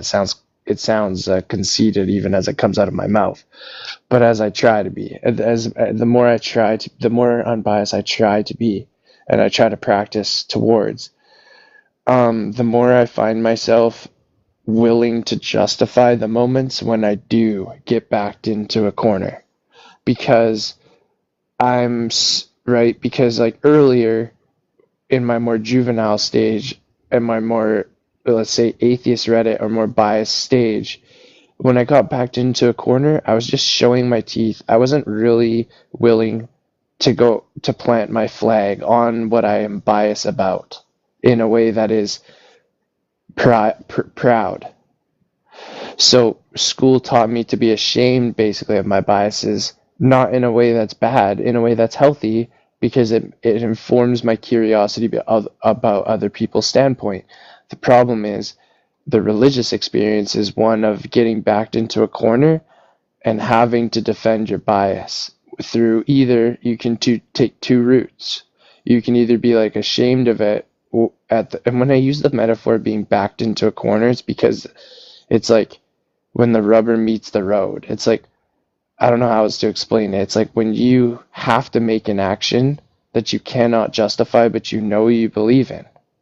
You defend a woman on the street being harmed, and you don't really have all the evidence, and you're willing to say maybe you acted wrong, but if you have, all things considered and all things held even, you would defend your action with your life, even with your life. That's the whole point. To the point of defending, backed against a corner, it's like you're defending this bias with your life. No. And why would someone? And it's not rational to do that in a way, or like, I don't know. Sorry, what were you gonna say there? I mean, like, for me, like, these kind of discussions about, certain things, like, for example, philosophy, right? Like, different views there, for me, I think, don't prompt me to want to defend, like, a philosophical view with my life. I think for me, where it does sort of enter into the conversation is when it comes to the political discussion. And I think that's because we have an infrastructure that, sort of governs the way that we live and the way that it affects our lives on a day-to-day basis. And I think that for me is something that I, would like to be an activist towards certain political issues. But when it comes to philosophy and like these questions about God, I know some people would defend God with their lives. But for me personally, even physics, like, I spend most of my life working on some of the ideas, that I've done so far within my research, but none of which I would give a shit to the point that I would give my life for it. You know what I mean? I do, and I relate heavily to what you're saying. I would just say that inevitably when I do choose the things I want to act on, I have to like philosophy applies only in the sense that I reflect on those actions. In this, so like when I go out, if I were to be an activist, or if I were to go to do something to act towards what I think is right, I would like it seems like I'm better informed to be philosophically defensive of those stances rather than just like yelling into the ether about what I Right. may or may not believe. Kind of my philosophy, like if I'm to be a moral creature, I must sort of reflect on my actions and maybe right, why is it that I'm acting this way? What's the goal? Why something like that. Right. I So I think go ahead, go ahead. uh, all I was going to say is that, like, with respect to, like, the conversation we had the other day, right? Like, I understand that these conversations can be emotional, and because it affects our mental well-being first and foremost, but it affects people that we love and care about. And I think that's the thing, that's like really difficult to navigate through those like issues, because so many people are affected. And I think that's the part, like, for me, why I've never really gotten into politics, as much as I have into philosophy, because philosophy seems to be a bit more. I mean, it is philosophy if you like get into like the political side of things, but I'm more speaking about like the sort of abstract thinking, about like certain worldviews and things like that seems quite different from participating in political issues. And so I, Mm-hmm. I, for me, I struggle with that because I become emotional, and because I I think it brings aggression out of me, to the point where I don't like that side of me, and I don't want to subject myself to topics that will drive me to be angry at the world. And so I pay attention to politics, and I play my role in terms of voting and things like that. But and I'll go on marches occasionally with like on things that I think are important. But I'm not someone that will come on TikTok and speak often about my political views, mainly because I find that environment way more intense than just kicking back and talking about religion and science and things like that. So I Yeah, but to be completely clear, and I'm sorry to cut you off, I just am urgent here to get this across. I highly admire your ability to stand your ground on things you believe are right. That's something I highly even if we disagree for independently, individually, regardless of the world, right? And regardless of the world global politics, you and I would easily settle our disagreements analytically and sit down and be hospitable, bro, right? Like the tension between you and I is purely analytical on the debate front. In terms of politics and culture and settling our disagreements in terms of like socially, I would give you a big hug, bro. Like I would never want to escalate things ever beyond simple analytic disagreements. And I hope, and again, like for you to feel anything other than, and I hope it is clear that I totally respect the way that you stand on business in what you believe. That's not something you should shy away from. That's something I admire about you, as even if we disagree about a topic, bro. Much, much so, like to the utmost extent beyond my appreciation of your education or anything else. So you get my most respect. and that's reciprocated, right? Because I think, like, even one thing I enjoyed, like, even though that experience we had with that discussion felt extremely intense, especially emotionally, and I could feel it, the tension.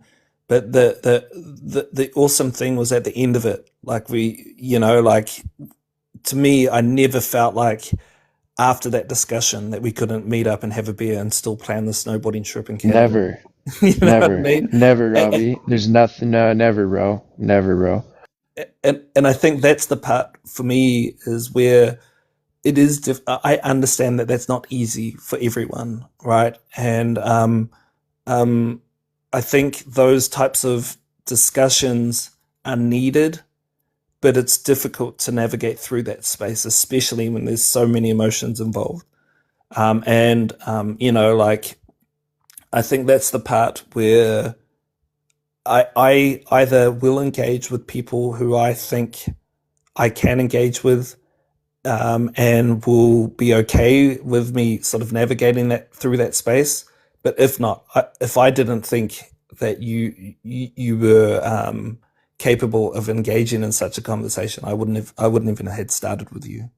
You know what I mean? Well, And I literally can only have it with a few people in the world, and you're one of them. I literally come to this app and had that conversation intentionally because I've been thinking about those things. There's no one else I can really talk to about it, legitimately. yeah, yeah, and I Like, but I mean that so sincerely. Like, it's actually making me tear up, bro. I don't even know who you are, but you're actually so genuine and willing to have the conversation with me. There's literally no one else in the world that can hold the analytic discussion as well as the emotional component. And even we struggled, and even we didn't get through it 100%. But like, there's not even, it's a sparring ground that the arena is totally empty.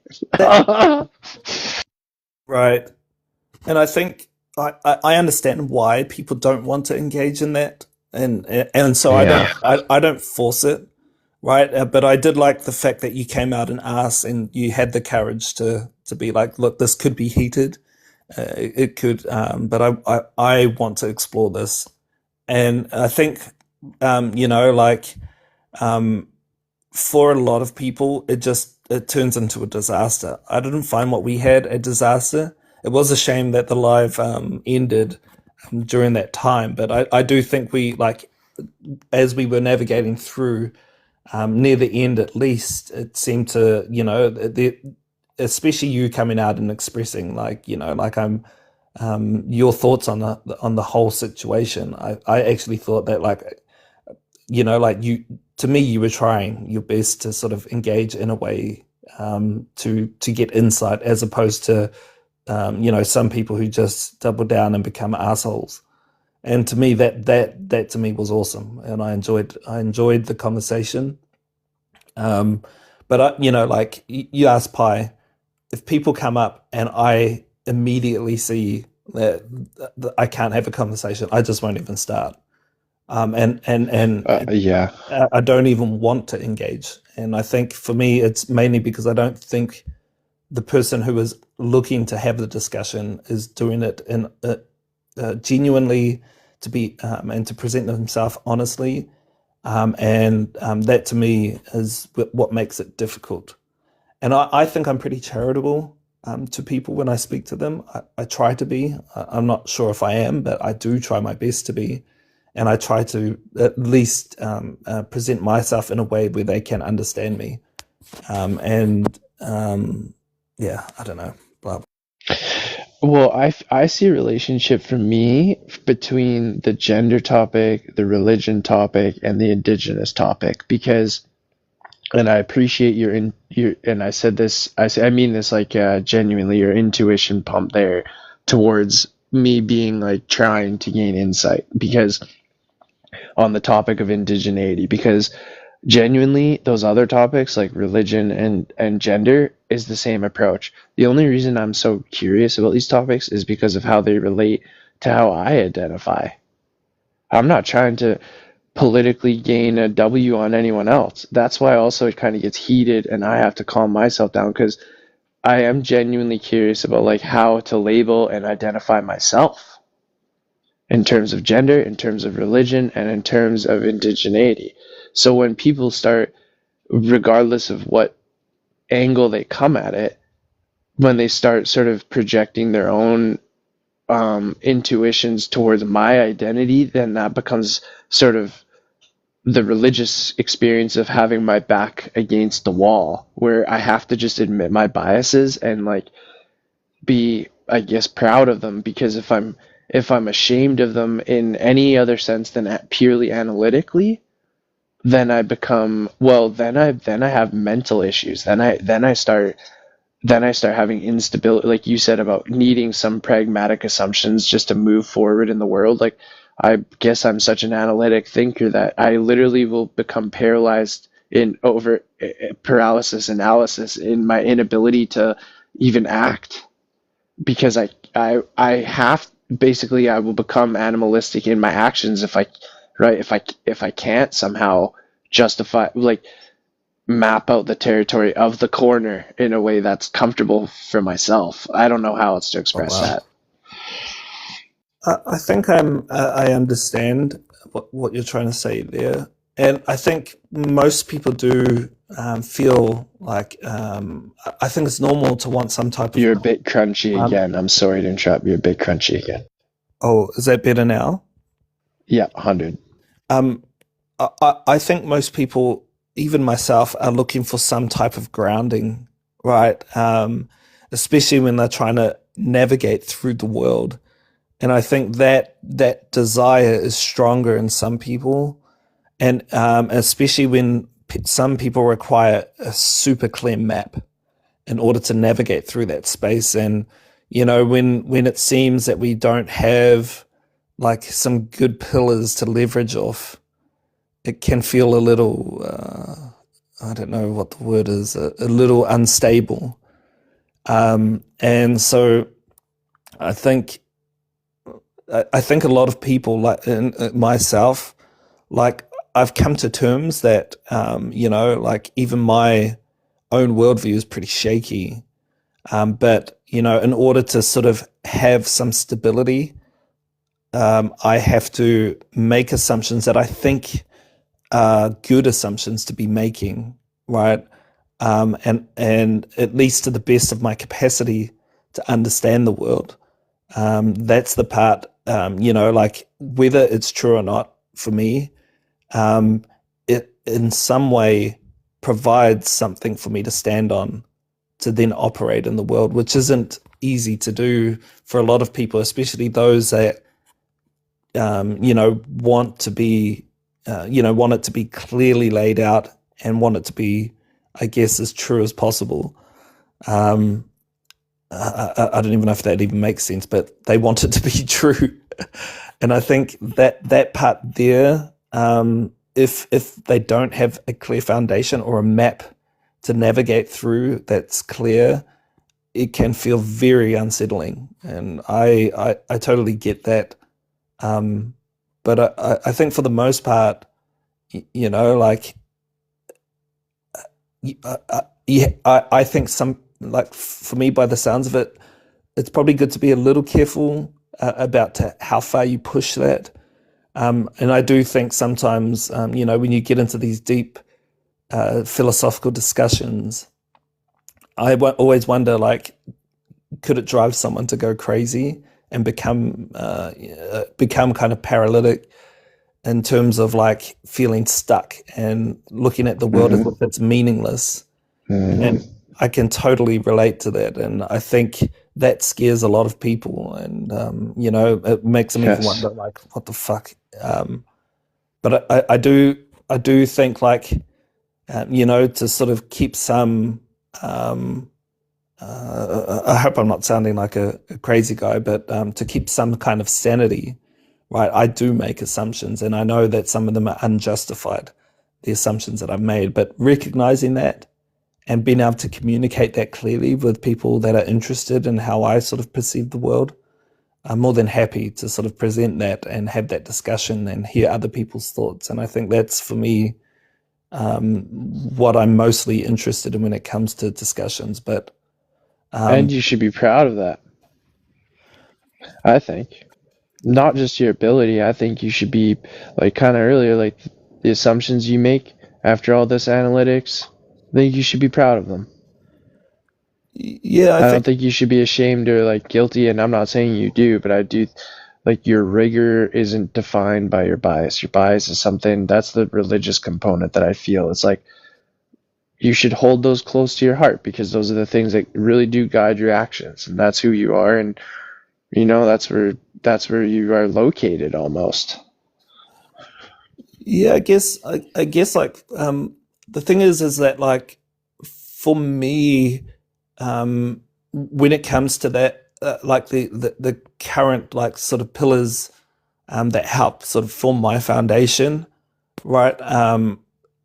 I'm more than happy to shift those. Do you know what I mean? And like I'll defend them insofar as like I think it's reasonable to do so. But I do think like I'm also more than happy to sort of look at things in a different way to see if there are some better pillars for me to put in certain places on my map, right? Absolutely. And that's part of the whole learning process, reading, talking with people. I think for me that's like an ongoing thing that will never stop for me. And I think um, I think like there are certain things that like I'm probably more stubborn on because I do think I have good reasons to hold certain let's say certain views or assumptions. But at the same time, like I do think if someone is able to sort of identify or like someone I talk to or something I read to identify a flaw within that particular thing that I'm holding to, I'm more than happy to shift. And I think, So go ahead. You think what? and it, Well, for me, I can't help but jump in. The idea of mapping excites me so much historically related to Descartes, because Descartes is the one who unified geometry and algebra into the Cartesian plane, and that's what helped us map coastlines. I know you're talking as an analogy, mapping just life, but in terms of a system for moving pillars and being flexible, the Cartesian plane is, um, while it's profound in its ability to adjust to the biases contextual to the scope at which the observer wants. you go ahead. You go. Because the mapping the coastline isn't really tethered to the Cartesian plane in any sense that's rigid to right. You can move the pillars to whatever degree you want in the Cartesian plane. Does that make sense to the analogy that you're saying? I think Kind of. so. For me, it's sort of like let's say I have a map and I'm trying to develop it in a way wherever I can spot a place that could be improved, and somebody can give me advice or somebody could teach me something that I'm not aware of currently, that will help me sort of update my map. And so, Exactly. and Exactly. that flexibility I think is important. Whereas like when I was a Christian, there was only one map, and anybody that questioned that Sure. one map, I would like become super defensive to the degree where I was like, nah, they're wrong, and I'd make up, I'd Yes. stretch things and even lie to myself in order to save that map that I was unwilling Yes. to sort of adapt. Historically, like talking about mapping literally, not as your analogy, it's interesting to think about these things because pre-Cartesian plane mapping was done based on landmarks and bias. The process of trying to map the landscape was a bias aspect. You had to have cultural information relevant to the landmarks in order to interpret the maps. But when the Cartesian plane came along, what is the Cartesian plane? It's the ability to zoom in and zoom out to whatever detail you want. So if someone's map is wrong, well, that's a little different than just not being detailed enough. The Cartesian plane allows you to zoom in or zoom out. See? And an update. Because you can set the parameters to whatever you want. Right. And So before we had the grid system, we couldn't map things. We always had to use some scalable bias in order to map something. And what the Cartesian plane did mathematically, when I say it unified geometry and algebra, he created a system that mapped apparently unbiased, right? We can use whatever scope we want to whatever detail we want. So we're completely flexible now. The Cartesian methodology, in terms, especially philosophically, in terms of doubt, even religiously, is a completely flexible one. Yeah, I agree with how you're kind of outlining this is mainly with the flexibility, right, and being able to sort of. I think for me, flexibility was a huge issue, and I think like like I keep using this analogy, but like at least like if we sort of get at the heart of like my religious beliefs, um, you know, anything that questioned my understanding of the world that was directly related to scripture, it affected me personally. I really felt like people were attacking me and attacking God. Like you're I felt, saying, a doubter, you would take that personally if someone doubted Christianity. yeah, exactly. And I think like, to the point where I think I felt like it didn't make sense internally, but I was even lying to myself to sort of reconcile like everything I was seeing about the world and then my core beliefs that were sort of driven by what scripture told me. And I took the Bible literally as a representation of the world. And I think, Were there any cliche utterances that you could sort of represent those lies, if you want to call them that, as like something like Jesus is the truth, or like what ones specifically that were you trying to defend, if you don't mind me asking? well, I was a young earth creationist. So, like with Genesis, Right, right. yeah. And even like a lot of it was influenced by the people at the church I went to. So they would teach us about like, how science was like an evil Yeah, tool that was trying to undermine like the word of God. And so I was kind yeah. of like convinced by those teachings that like, like at school, I remember like, even though I did physics and I was, good at maths and things like that, I always saw science as like this, like, ooh, this is like, a kind of dynamic. What a crazy juxtaposition. Wait, you were getting science and maths from school, or like public school? Exactly. So, Whoa. and I just remember like looking at the science teachers and just being like, man, these people are like doing the devil's work. You Holy know, sh! yeah. But you were also I like was killing like, it. You're also like two times two is also. yeah. That's hilarious.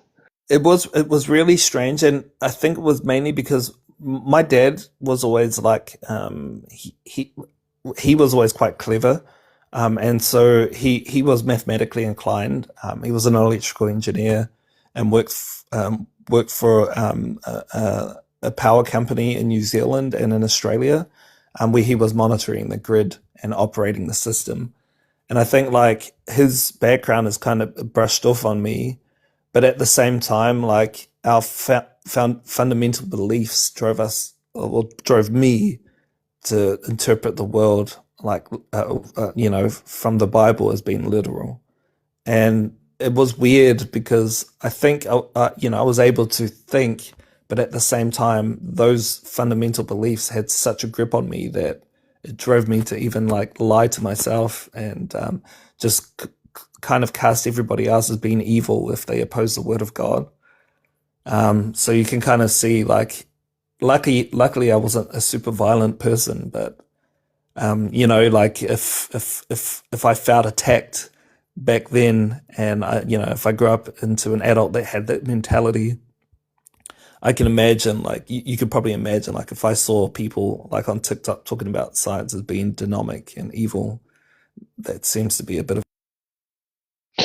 Yeah, the main pattern I see in a lot of my friends that have mental health issues is this reconciliation between the truths and lies they tell themselves. So your ability to reconcile those early I think, staved off a lot of potential mental health issues. If you lie to yourself your whole life, there's no way there isn't going to be consequences. That's basically all. It's as simple as it gets.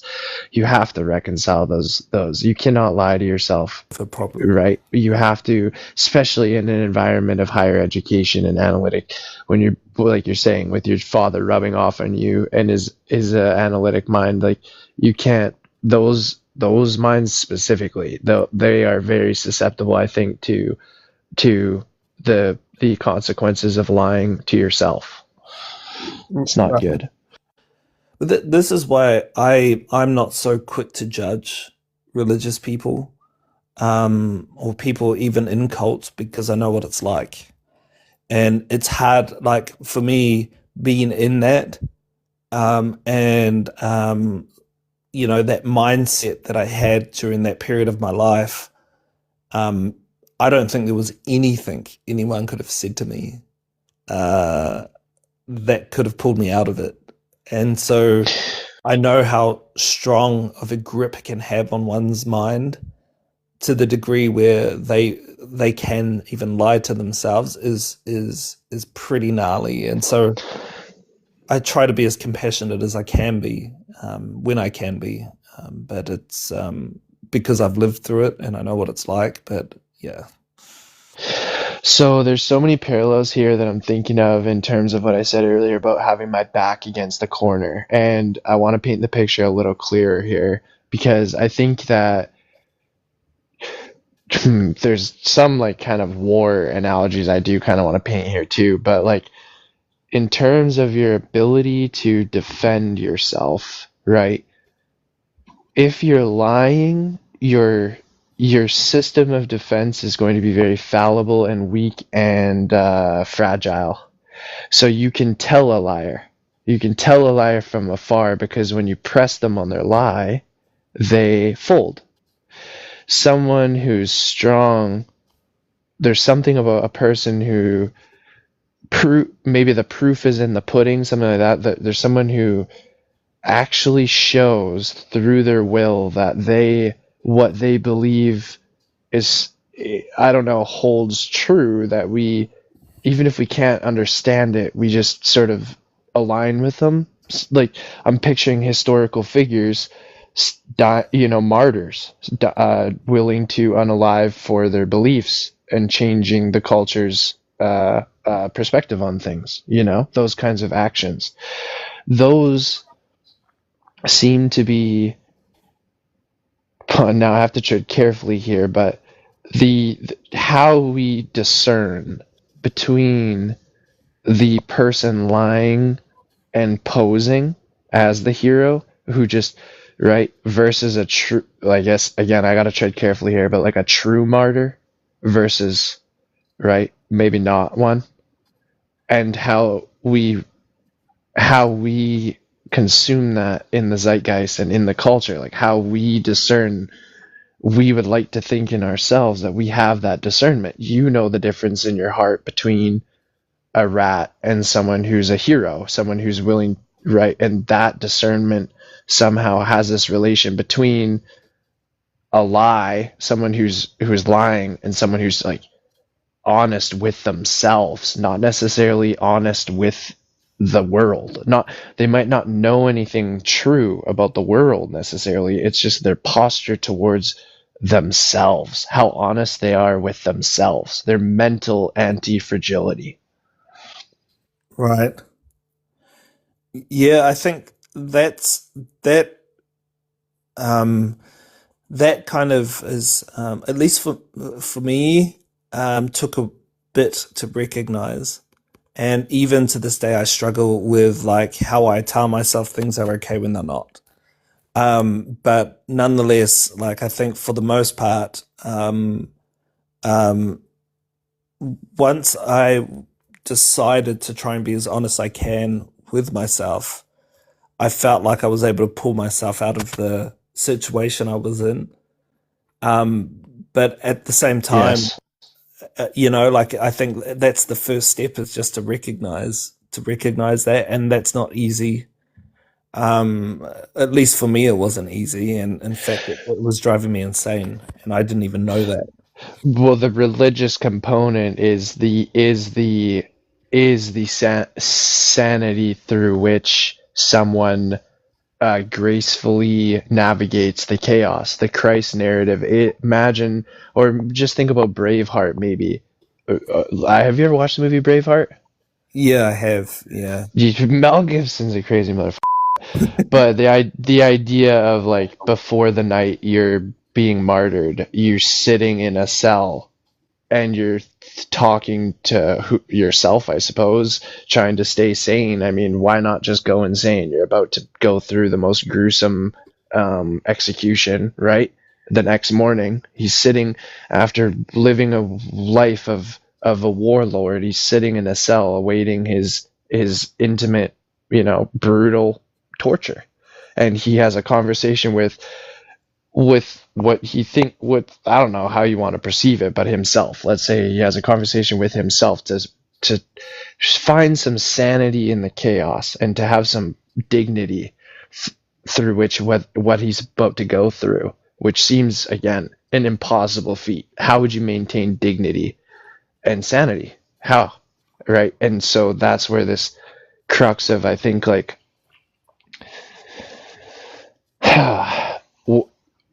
being willing to breed the consequences of your biases. The dignity has to be in embracing the consequences of your bias. Something like that. Right. Right. He's steadfast on his bias, and he's willing, even though it's hard to admit your bias because the consequences are coming. Nonetheless, he stands on them. He doesn't quiver, and he doesn't apologize for being a human. He doesn't apologize for the freedoms and the free will and his agency and what he believes in. He unalives for it, and that's what makes him a hero, I suppose. Yeah, I think like like these certain topics now, which I think we live in a kind of privileged time where this freedom to speak openly about our beliefs, about our ideas, is something that hasn't always been there throughout history. Mm-hmm. And so I think recognizing that as a privilege, instead of something that like is a guaranteed given, right? I think is something that maybe a lot of people may struggle with, would struggle with understanding that. Well, they're also going to struggle with reconciling the lies they tell themselves, because when your back isn't against the wall, you're less willing to risk your sanity for what you believe in.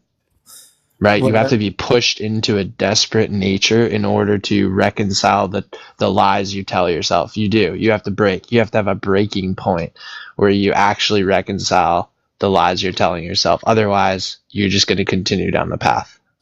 But I also think like part of the reason why I didn't recognize, at least when I was a Christian, that I wasn't being completely honest with myself is because I believed these things wholeheartedly to the point where, when things were clearly like contradictory, I would find or do anything to try and reconcile that, right? And I think like, which is why, like for me, when people are sort of a fundamentalist, or let's say someone that has such strong beliefs that drive them to behave certain ways, um, I I think I'm quite charitable in terms of trying to like give an olive branch and try to at least talk to these people, because I know that mindset and I know how and it's not to say that even what I'm saying to myself now,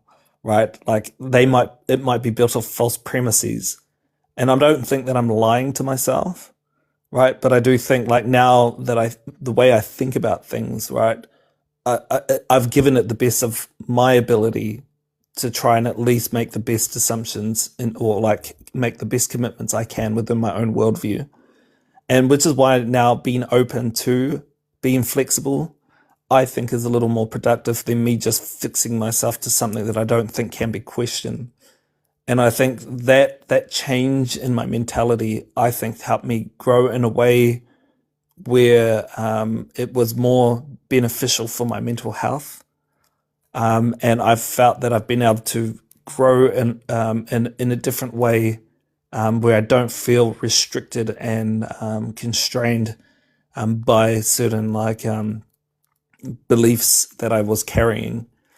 But I still think to this day there are things that I'm willing to die for, and though, but they're not the same things that I think um,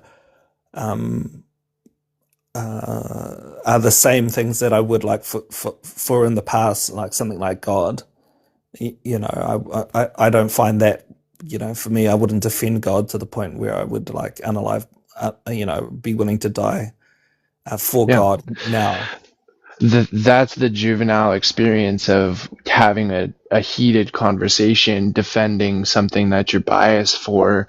You think, right, that you would go to all ends. Like, fuck my relationship with my parents. If I don't believe the same way they are, then I'll squash this whole relationship. Like those kinds of extreme beliefs. And at the end of the day, it's like, dude, not only are you not willing to give up your life for these ideas, you're not even willing to give up your relationship with your mom or your dad. I'm not talking about you. I'm talking about, I guess, to myself or the average person. So the main reconciliation, the lie we tell ourselves is how serious our beliefs are. We think we have to defend these beliefs to the utmost extent. But when we really think about it deeply, there's bigger problems in the world, right? There's more important things. And although reconciling our belief with God is really important, it's not really a life altering. We have our whole life to live, right? And the discussions are important, but how important are they really, right? You're not going to unalive someone over the debate, right? It's not really worth it. There are certain things that you might, though.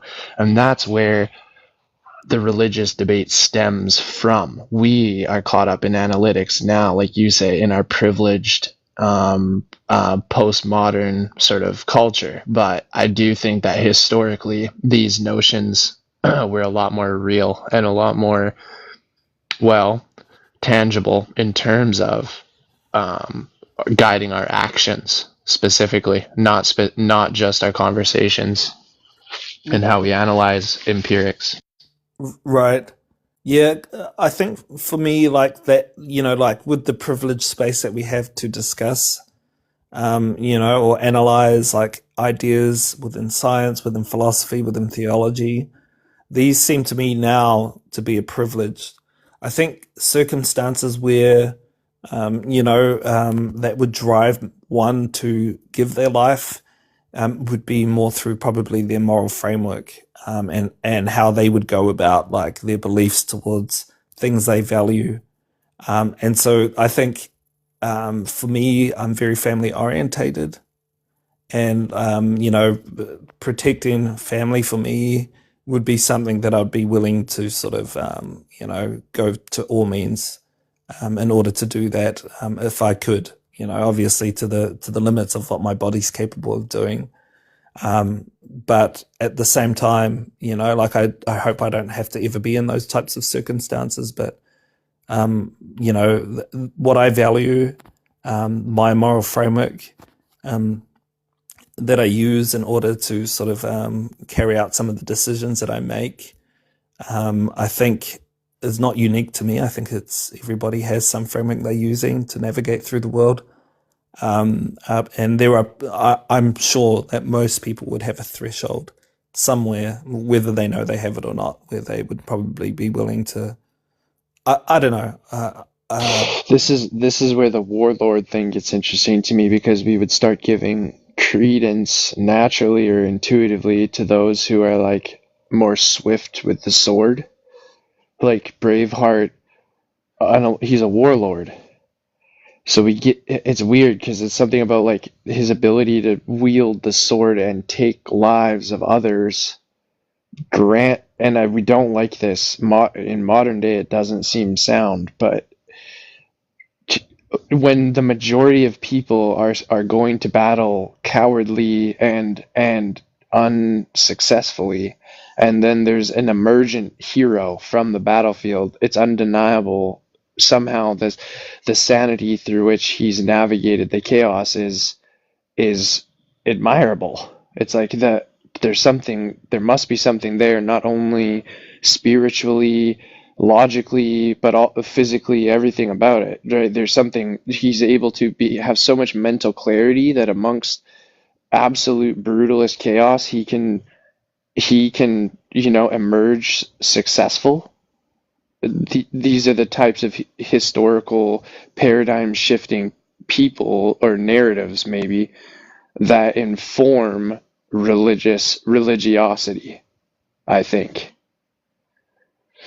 If that makes any sense. It's like the swiftness we talk about our morals, like that we talk about science like a tool, like it's a sword, through which, but it's not. It's not even analogous, not even close, because morally, the impacts that it being on the battlefield and the trauma and right and the anxiety that most people would experience from that and the wounds, etc. To be resilient enough to withstand that takes some sort of I don't even know what to call it, right? Some sort of clarity of mind that is like that we have to give credence to, or that we have to somehow respect. We can't just Yeah. deny it. I think like when it comes to sort of these ideas like science or like philosophy or theology, I think throughout history, people have been unalived, right? Like, or like even Galileo, he was unalived, or Socrates, he was unalived, right? For what they were speaking about, and people that even question God were sometimes unalived, right? And I think this is kind of like the privilege we have now, where we don't have to worry about our lives being taken for something that like we see as just like an analytical discussion to be had. And this is the type of privilege that I'm kind of pointing at in this day, that we can do that freely, and that's something that a lot of people throughout history have suffered, and never had the freedom that we have right now in order to do that. And this comes also with, like, you look at people like William Wallace, or even people like throughout history that have, tried to fight back against, oppressive regimes. It's been, like there's been a lot of blood that's been spilt in order to sort of reach where we currently are, and there's still more work to be done. The world isn't perfect now, but I think there's been huge progression, and I think these kind of things, for me, like when I sort of zoom out and look at it from sort of like a astrophysics perspective, or it just seems like what to me, the question comes up like, what is it about humans that drive us to have so much hate, and so much, why is there so much war in the world? Why do our differences drive us to spill so much blood? And to sort of like some people to conquer other people. These types of questions, I think, I try to sort of look at it and get a perspective that to me doesn't make sense a lot. And it drives a lot of the, I guess, like, I don't know if it's negative thoughts are the right thing, but a lot of like meaningless fighting, and even like within the debate scene, like it's like the new age, weapon we have is like, oh, let's go out and get a W and let's see how many people we can crush today. To me, I don't understand this. My religiosity informs me kind of in the other direction, only in the degree that I see the miracle not as the violence, but as the peace. If I look around at nature, I see brutalist violence. Animals eating each other, cold climates, bare survival, minimalist, basically poverty and suffering and death everywhere I look in nature. And then there's this sparkle of hope that is humanity. It comes with all the brutalist aspects of nature, and maybe even more so. Maybe even the human condition allows for brutality to be even more, right? I do agree with you there. But the hope, the sparkle of hope is in us. It's not in nature. There's something in us that sees the divine, that sees the good in people, and even William Wallace seeing the good in him is, I guess that's what I mean, is like he could have just been viewed as a um, barbaric warlord by the English. You know, I sympathize with the English view on him as well, even though his people were being raped and pillaged.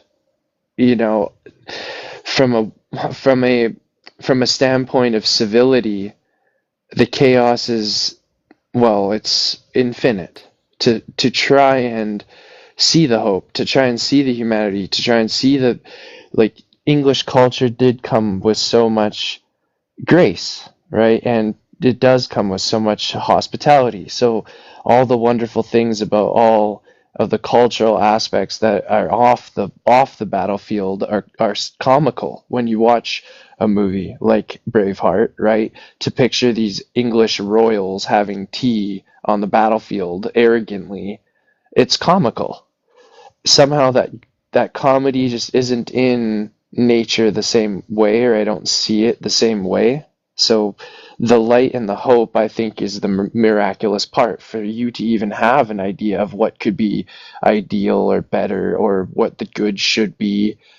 I think that's the human condition. I think that's a gift. I don't think really that's the norm. I think most people, if you want to know the reason there's so much suffering and death, is because most people don't have an intuition towards, you know, the true, the good, the what love is, all those wonderful things. You might even have some intuition towards those things because of your Christian upbringing, but I'm not willing to just say that. I mean, I know that there are people untouched by Christianity that have these things in their heart. Nonetheless, I don't think it's the norm. I think it's somewhat miraculous. Maybe you don't Yeah. agree. I think for me, like, you know, the biggest thing is that people struggle to coexist with their differences.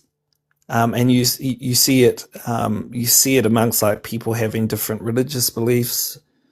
You see it like people having different like political stances.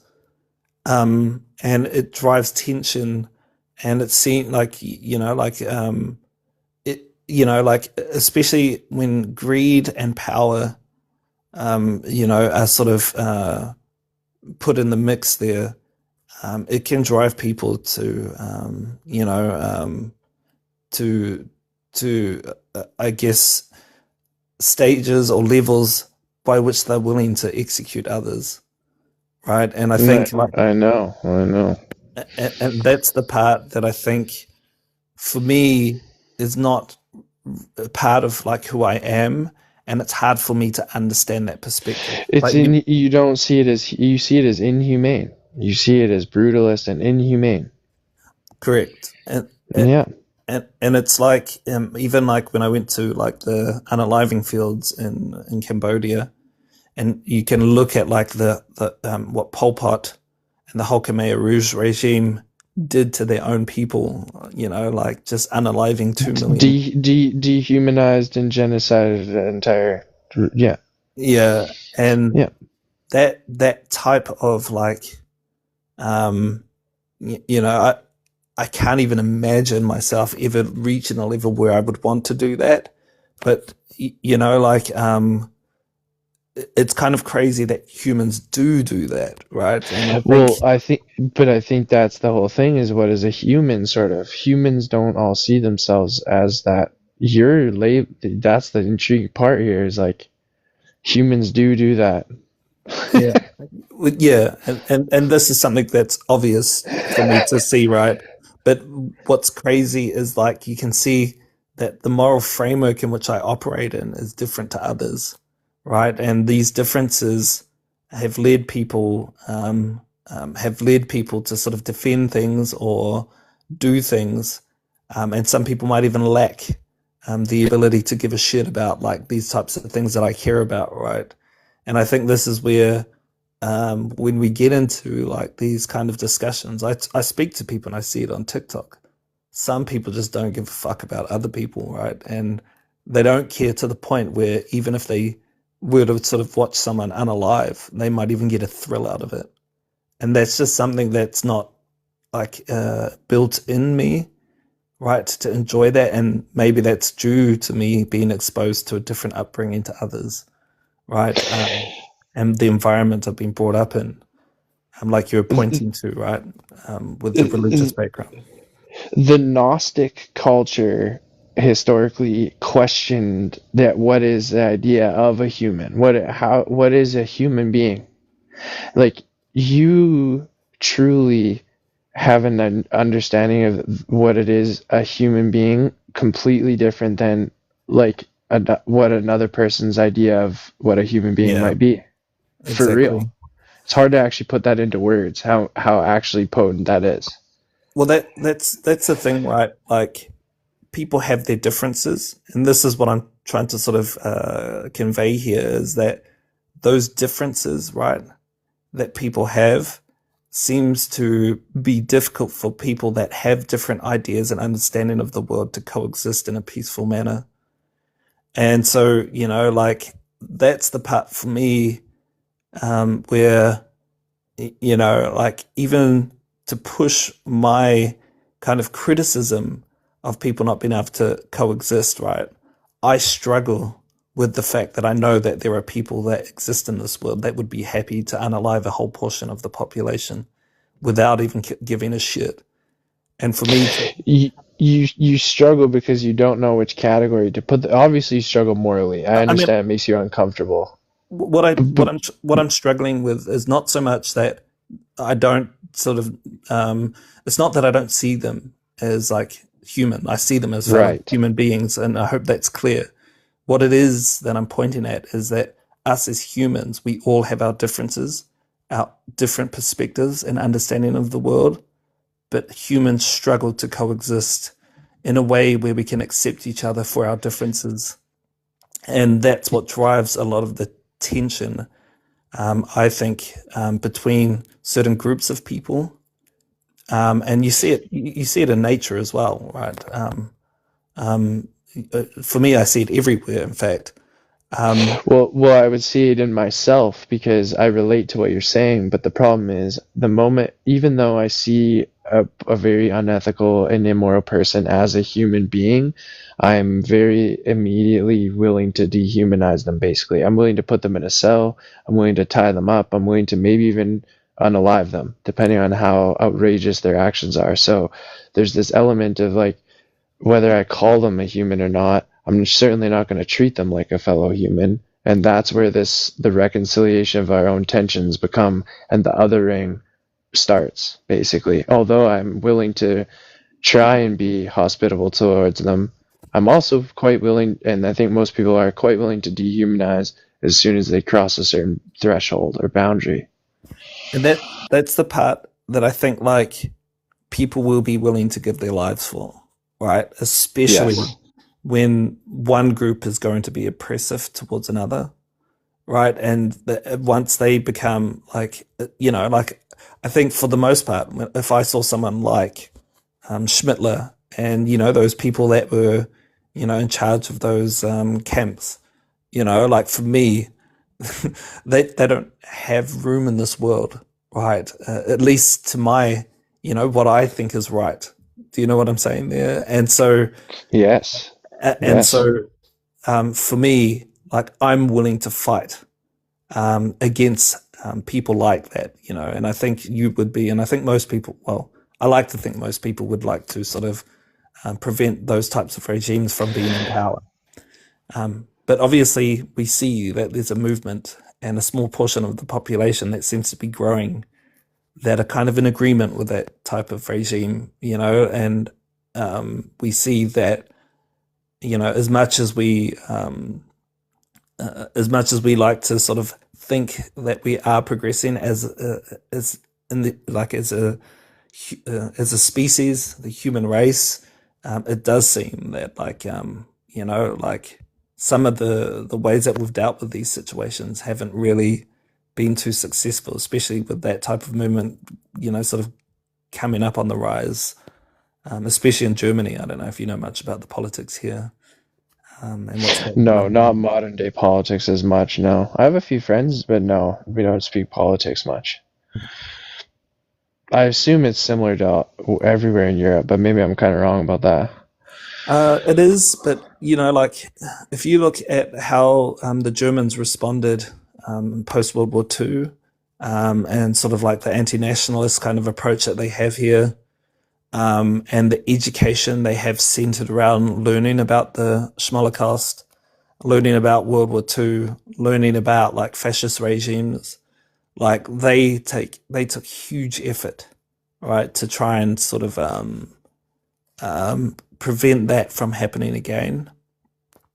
But like because I think in sort of it kind of was like not okay to speak about certain things in the open. A lot of people who were still, holding those values, they just kept it well hidden, and I think now that people have a voice to speak on that, it's becoming quite apparent, right? That there is still not a huge portion, but a lot of people that are in support of that type of Sure, and I mean, sure.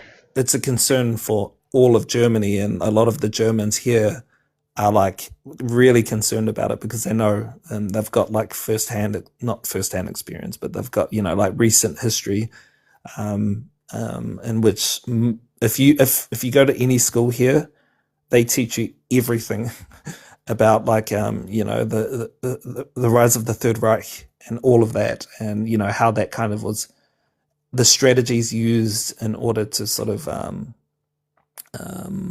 come to power, and then sort of become a fascist regime.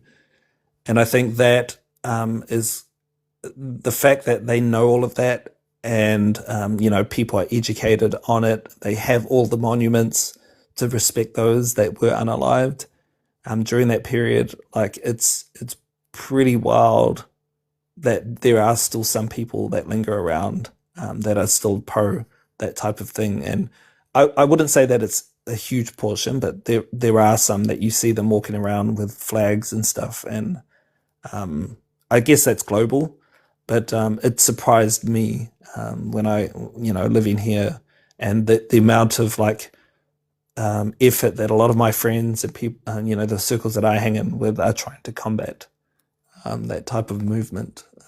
It's crazy. The concern is that tribalism in general is, more rampant than ever, I would say. Although perhaps not in terms of violence. So I don't know. It's a hard thing to really reconcile. But the I think it's like an obvious symptom of just like any tribalism. Maybe this one, though, the Aryan thing seems to be a little more. I don't even know how to word it. Insidious, or like I don't even know what the word would be. Contagious. I don't know.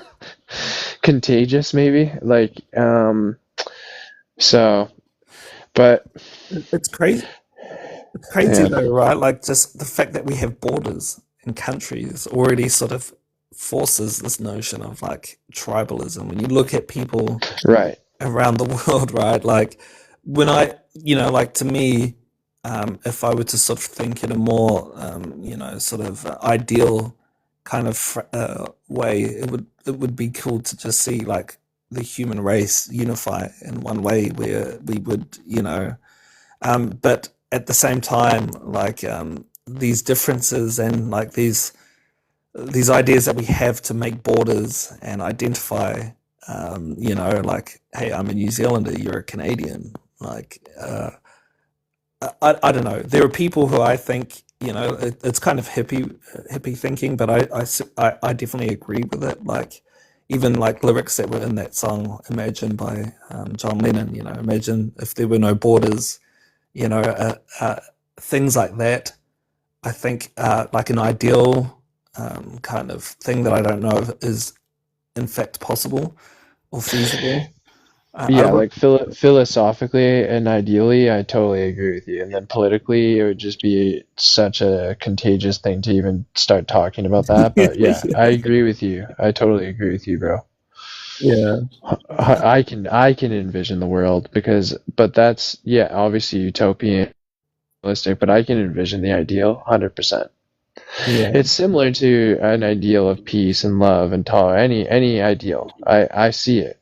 It's just we all see it semi differently, and it's tough when nature is so brutal. We're fighting against the confines of nature. If we had unlimited resources, or I guess you could be skeptical of that idea. Maybe the unlimited resources is the thing that would cause us to be completely intolerant of each other. I don't know. Maybe the brutalist confines of nature is the thing that forces us to work together to any degree that we do. I'm not sure. and us working together. But then there also seems that if we do work together, there seems to be certain infrastructure that guide the population that seems to be intrusive of people's freedoms, right? And I think that's the part where like you have a splitting of people that are all for working together as a unified unit, or those that want to be separate and individual. And I think for me, like there's aspects of both sides of that I like, right? But it's just like it's so complex, so complicated that these types of things I don't know are even possible to sort of reach an equilibrium somewhere that everybody would agree upon, and we could. Analytically, that's why I kind of like viewing it through the economic lens because you can get a lot more data driven analytics. Not that you can really get conclusive, like, sound reasoning from the data, but you can at least get some data from the economics of things. Whereas the politics of things do seem very just opinionated and subjective to me. I don't really even know what we're talking about half the time related to policy and law. Like, yeah.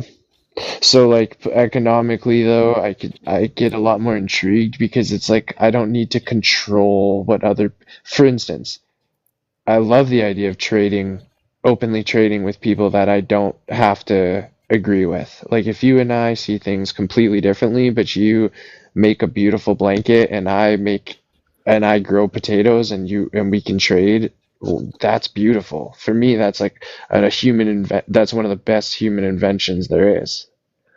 Like trade. Yeah, I think. Yeah, I Because it think. doesn't require like compliance in any other sense. So we don't have to agree. You can have your beliefs, I can have mine, and as long as we just like agree to, on these parameters of trade, then there's so much we can do. We can like explore each other's culture and eat each other's food and wear each other's clothes, but without trade, it seems like violence is kind of inevitable. So trade for me is a huge. That's why I love economics because I think it was like a huge leap towards progress in humanity, being able to trade with one another.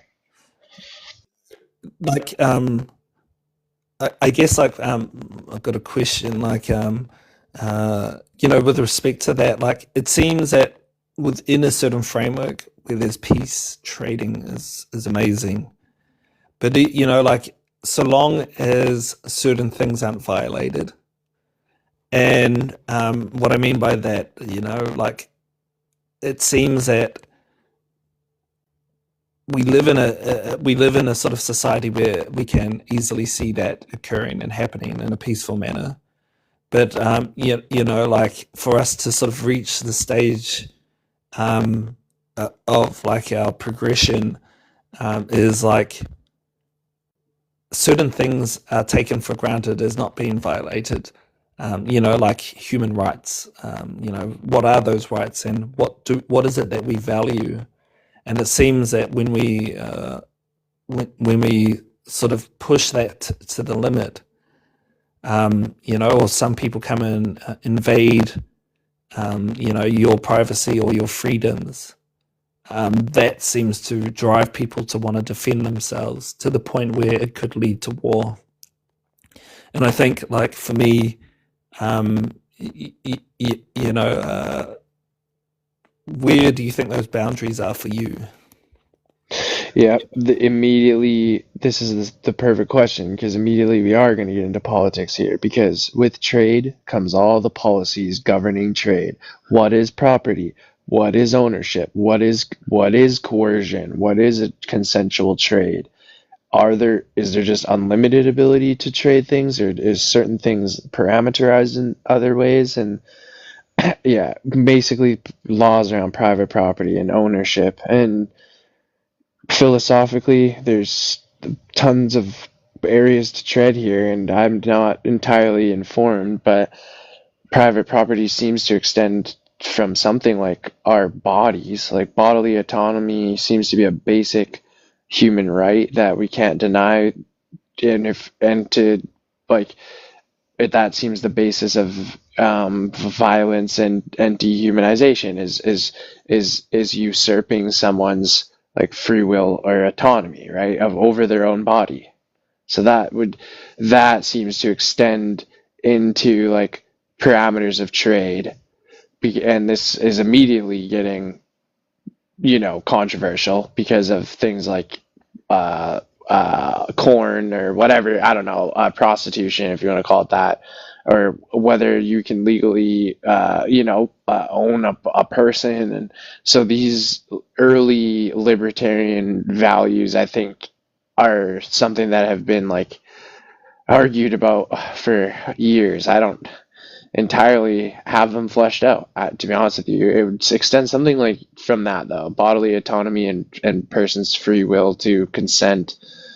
Without that consent and that autonomy, I don't think the trade is valid. So any type of coercion, theft, um, force, violence, anything like that would basically be the parameter of an actual like trade in terms of economic legitimacy of like some sort of data collection. Because if I'm going to collect data on people's actions, like a praxeological approach, I want to know both parties were actually right partaking in the collection of the data of the price analysis. If one party was forced into it or not, then the trade is no longer giving me data. It's just someone else's enforced policy. So trade is an interesting parameter to like analyze the culture because we can, through assuming consent and bodily autonomy, we can somewhat gather data on like consensual trade exchanges. But that's the basic parameter. It has to be under like agency and consent. But those are complex terms. I don't really know if I could flesh them out in like a formal legal and political. But that's where I would extend my own, like, as soon as someone's like I think about prison economics quite a bit, and there is quite a bit of legitimate economics going on in prison. But you're treading on thin ice because how much of it is illegal, coercive, and violent activity? Almost all of it, right? But to say that like there isn't legitimate trades going on is actually I think, quite wrong. Like, I think there would be. So that's a good picture of like, I don't know exactly where the boundaries are, but like, I don't think every trade in prison is illegal. Like people flipping tobacco or whatever the case. I think that that's totally legitimate. Right. Yeah, I think like um like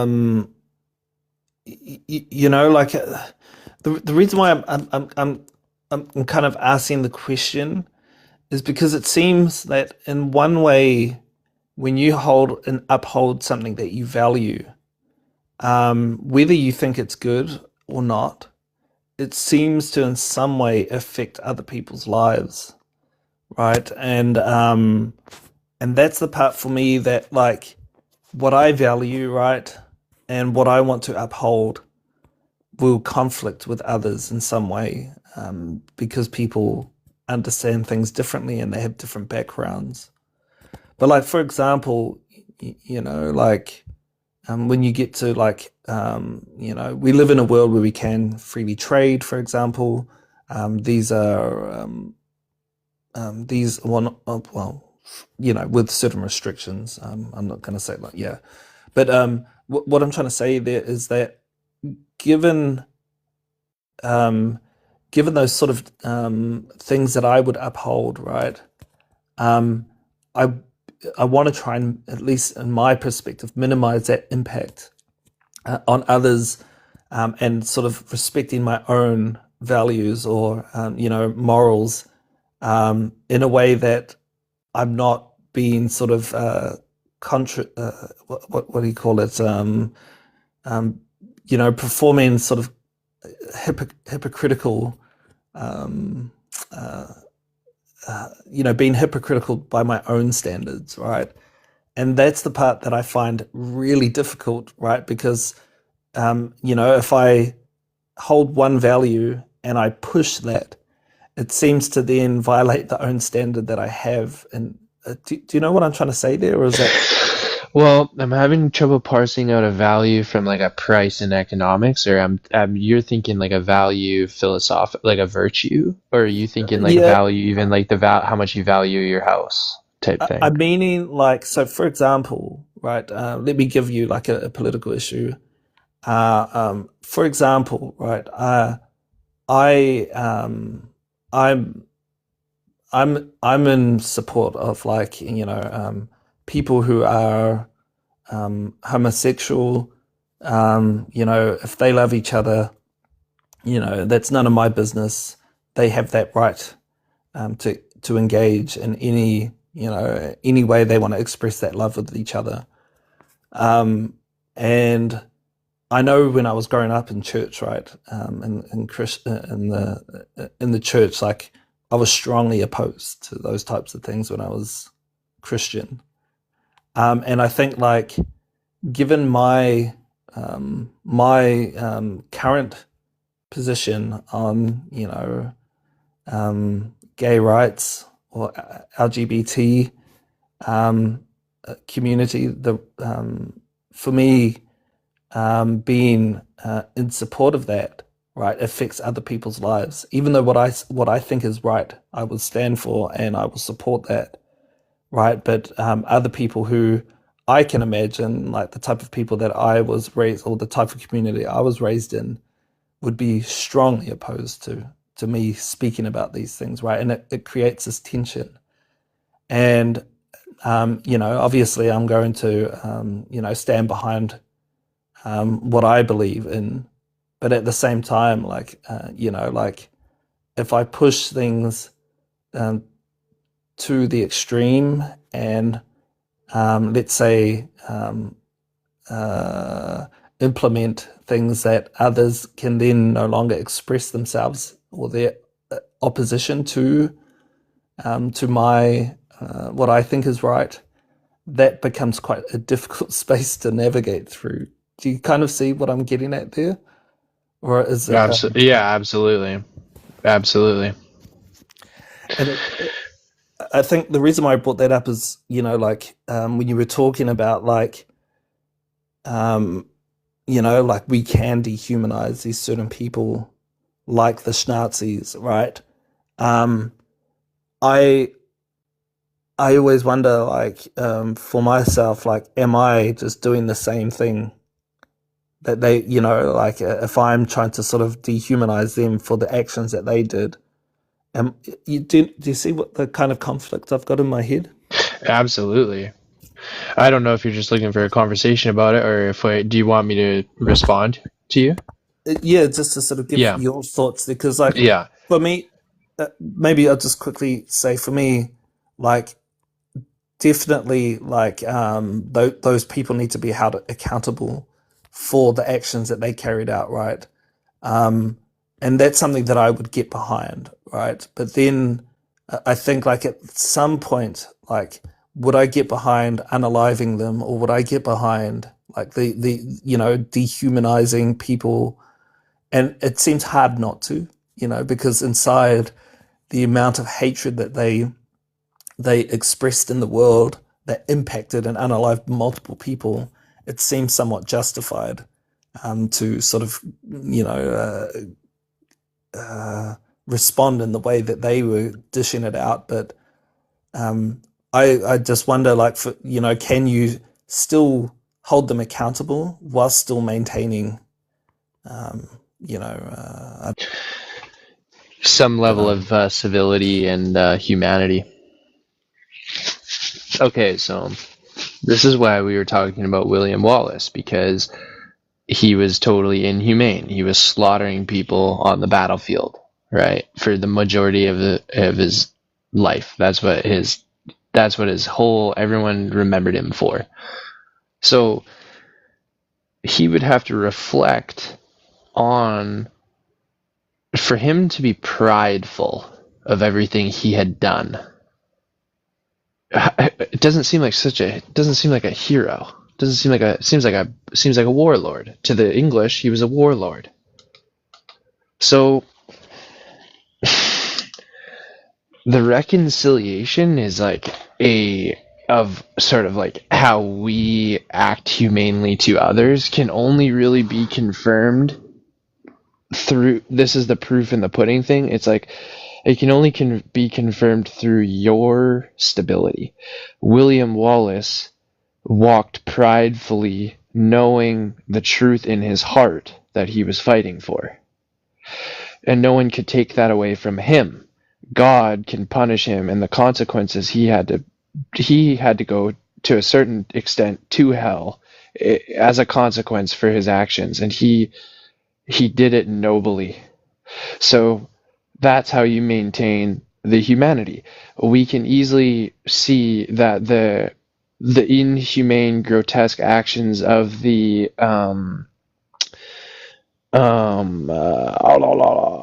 Christian institutions there that are torturing William Wallace aren't doing it through an action of, like, they might be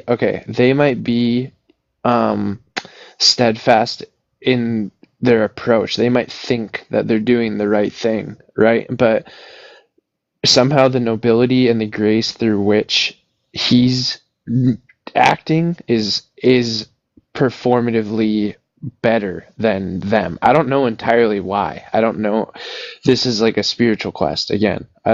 It's a narrative, right? So whether or not we actually know that a Christian pope executing William Wallace was acting immorally versus him, we don't know. They could have been, in terms of character, they could have been similarly, right? Morally, they could have been very similarly depicted, but something in our hearts tells us that in the final moments of William Wallace's death, there was a reconciliation of truth. There was a compromise he made, and it does have to do with taking accountability that you spoke of, and that's the hero component. Or we don't want to talk about heroes. We just want to talk about the human component of sanity that we're looking for in a person to display their grace and Correct. humanity.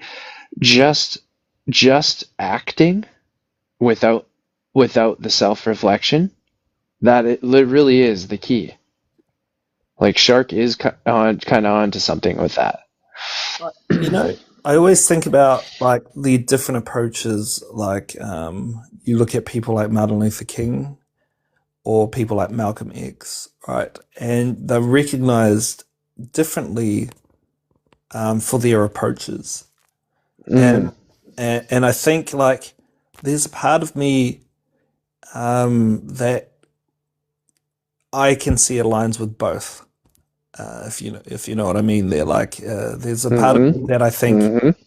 people will drive, drive individuals or even myself to a point where I'm willing to take the aggressive approach. Um, Mm-hmm.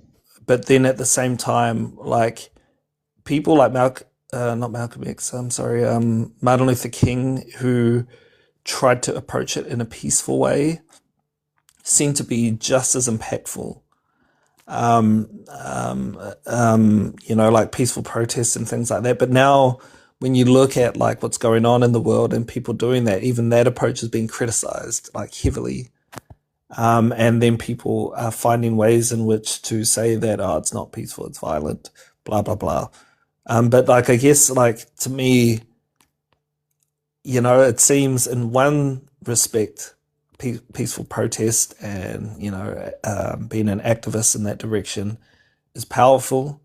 But then there does also seem a bit where, I don't know where that threshold is, but where, defending people to the point where it drives one to be violent is, I don't know if necessary is the right word, but appropriate. And I'm one that tries to avoid condoning any type of violence or anything like that, or even to avoid war, but it sometimes seems inevitable.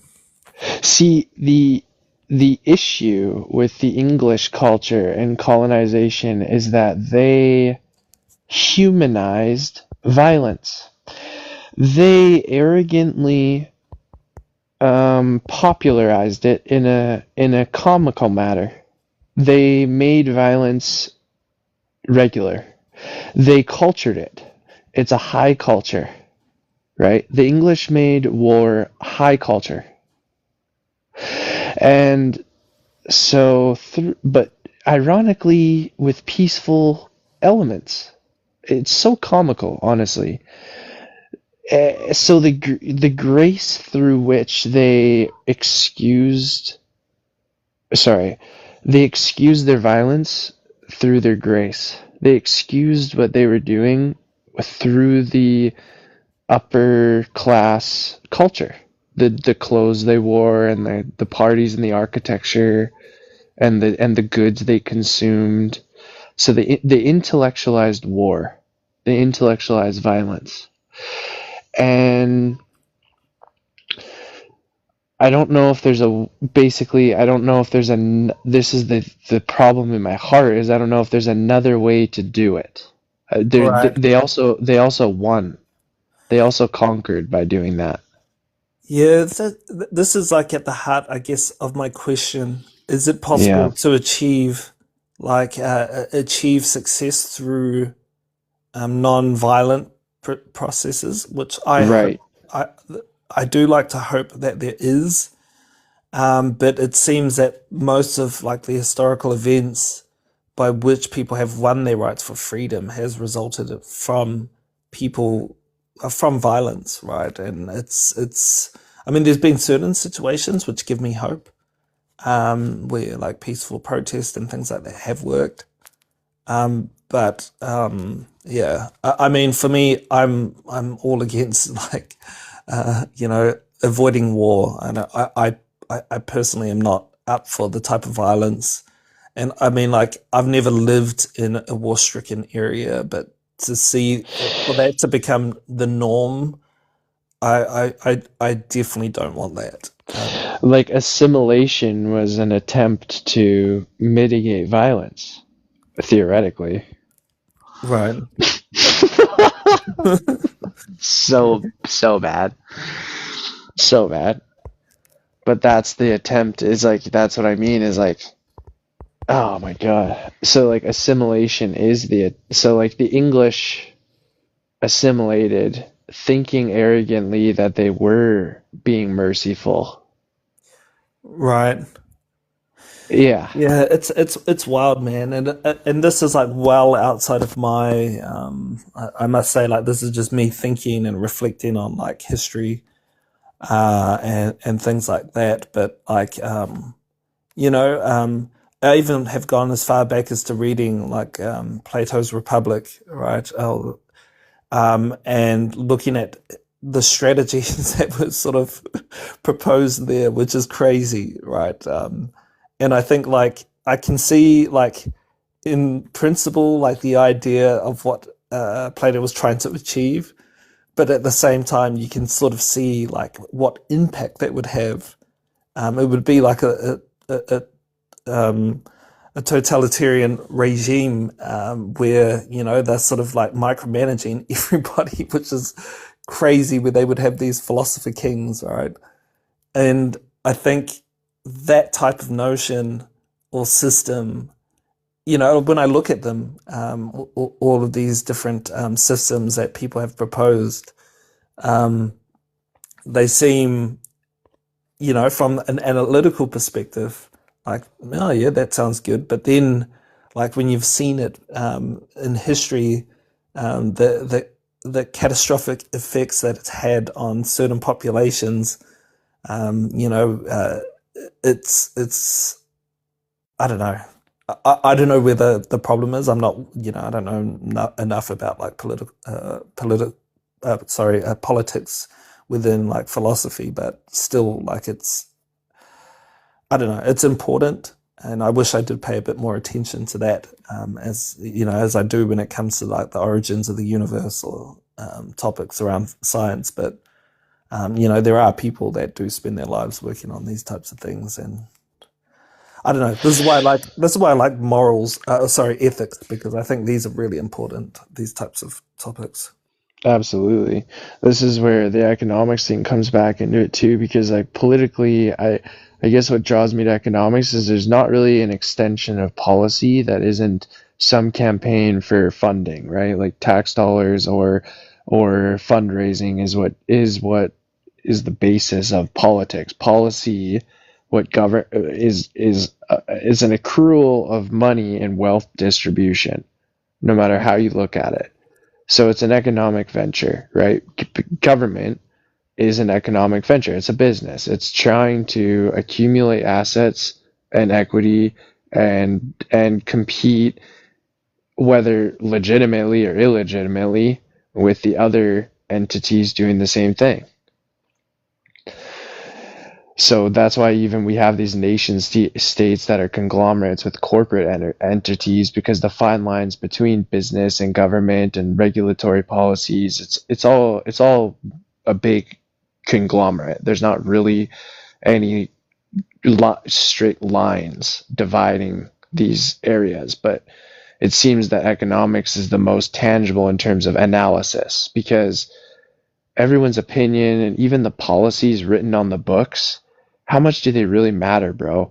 What really matters is the money. Where the money is moving, and and everyone knows that. Follow the money. The money is the root of what's going on. It's also the root of your own sovereignty. That's why you're so, you know, tethered to the dollar, and why you think in terms of dollars is because money is one of the keys to our freedom and our governance. We talk about policy and laws, but no one talks about money and how much really we're being governed by fiscal policy more than anything. We think it's police, and we think it's the judges and the courts and tickets. It's not that. It's your money. Money is absolutely the key to all of your free will and your ability to assert your dominance and power in the world. Your ability to make decisions, build businesses, build buildings, own property, all these things, influence the culture, campaign, right? Propagandize, run media, corporate. This is all money driven. So really the borders governing money are borderless. Nation states are an illusion when it comes to money. And so there's so many systemic issues downstream of money that we try to vote or legislate out of, that is basically impossible. We're like going downstream trying to clean the water, and it's like an upstream problem. There's no way that's gonna work. Right. I wonder, like, um, when it comes to like economics and things like that, like we live in a society now where that is really important, right? To keep like that stable. It seems to, when we speak about money, it seems to be like our lifeline in order to survive in this world. And, Hmm. like, I think that's why it's so important. But then, like, when I think about like these infrastructures we've developed for us to live together, um, I always wonder, like, because I kind of think about like, is that? I mean, obviously I see that it's important, but then I try to look a little lower in terms of like, is it really important? These types of things, and like, what is it that really gives us our lifeline? And for me, like, as much as I, live in a society and I participate in society, and I see the value of having like a strong economic system. At the same time, it seems like what I think is really our lifeline is the environment in which we live in. Now, we've tailored that environment to our needs, right? So we have like cities, businesses, blah blah blah, government bodies, blah blah blah, all of that. Um, but it seems to come at the expense of the environment itself, which is to me what the true life source is, if that makes sense. Like our our environment provides us with everything we need in order to survive, and we've like developed this whole structure that I think is I don't know if it's good or bad, but I don't see it as being particularly good in terms of when we exploit the environment to the degree that it might be not how do you say, I don't know what the word is, not sustainable. Do you know what I'm saying? And I think there is like this understanding of both of those things, but I feel the latter is mostly treated as a priority, when I think the former, sorry, not the latter, economy seems to be the priority, which I can understand, but then at the same time, like the environment itself um, seems to be neglected in some way, but there are people that are advocating for it. Do you know what? Oh no, you're spot on with the pushback.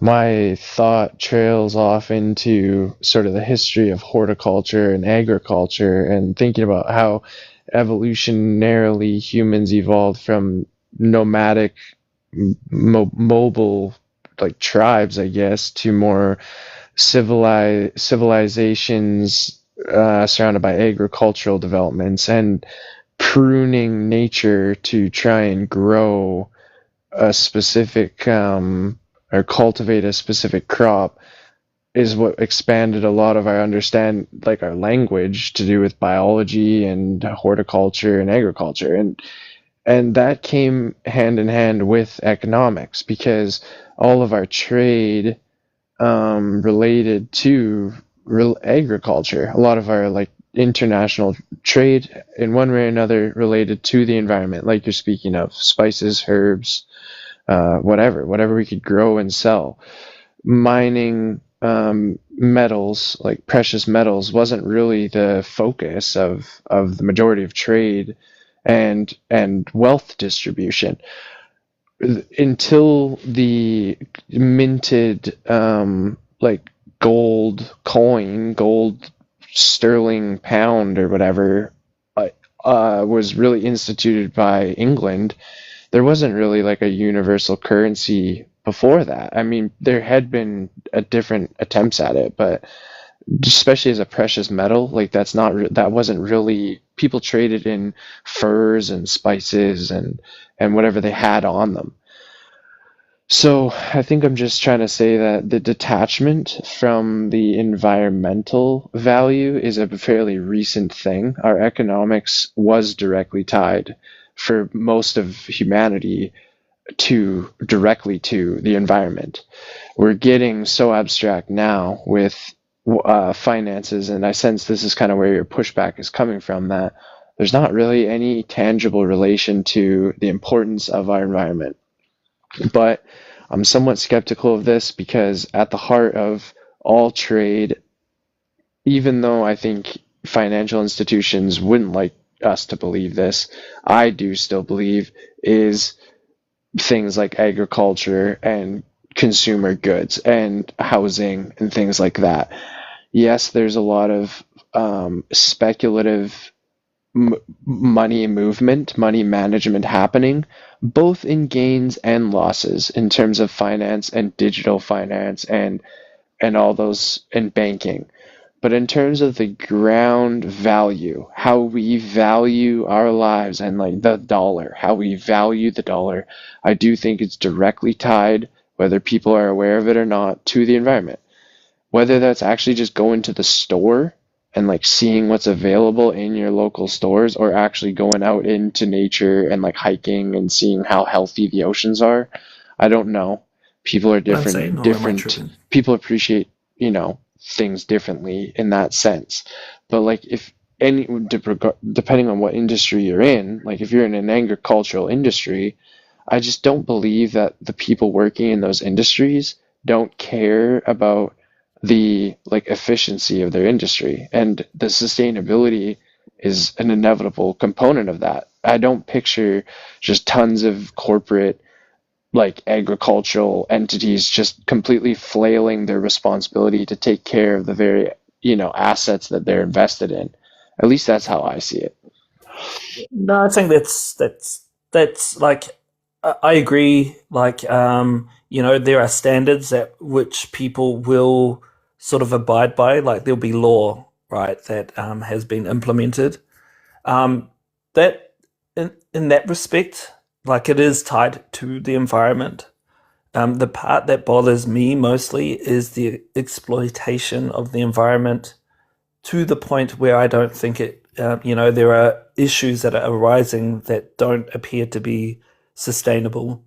And I think with that being the case, this balance or equilibrium of, sort of being able to do that, at least for me, looking at projections into the future, doesn't seem like it's sustainable. And given the population growth as well, and the needs of the people, it's a bit concerning on my end. I actually agree with all those metrics. I completely have the same concerns, especially with climate change, global warming, population growth, and yeah, in general, overall environmental health, sustainability.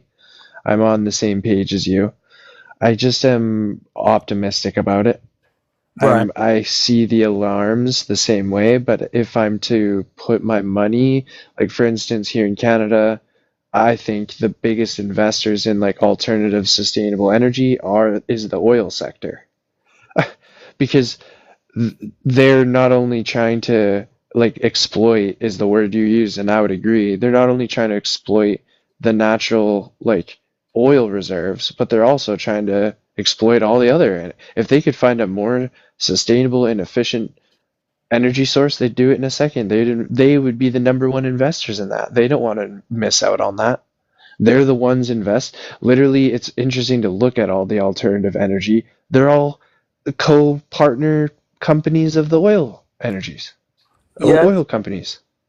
I think like these are the kind of areas that I do think need more funding in terms of like research centered around sustainable energies, especially with a scientific perspective when it comes to things like nuclear fusion and projects that involve like scientists being able to sort of and working alongside engineers to be able to, which there are efforts. It's not, like I know that they exist, but it's In terms of the corporate greed too, though, I think that in terms of cooperation, there's that same collaborative effort going on. Yes, scientists and engineers are collaborating, but even conglomerations of corporations themselves, it's not all competitive. Some of it is actually quite strategic and collaborative. yeah. I mean, like that, for us in Europe, and especially with the type of research that I do, right? it is like a collaboration, not of just Germany, but of the European Union, right? But what I'm trying to sort of get at here is that the people that are at the frontier of trying to sort of understand this, and develop this falls in the hands of the scientists and the engineers, right, that are trying to develop this technology and do the research centered around it, which needs funding, right? And there are people, private investors that do try to invest in these types of things. But in our area of research, right, the funding is very minimal compared to other things that other people or other countries prioritize, like military and things like that, right? To gain power. And, for me, what I prioritize isn't agreed upon amongst other people, right? And this is why, when I talk about this sort of sustainability funding for projects that would enable us to be a sustainable species and have longevity, that's something that I value, right? And I do think, and I like to think that if we are encountered by issues, that would be able to overcome them. And when it does become serious enough, typically the investment comes. If you look at what happened during the pandemic, right? As soon as that came, there was a threat. All of a sudden, everybody that was in that area, right, they got funding, especially to do to sort of combat some of these issues. And I think that will mostly happen. But then there's always a concern, we can always address it sooner rather than later. And, sort of alleviate that stress on the time that it does come, because it could be the case that we might not be able to return from the mistakes that we've made. I doubt that that will happen.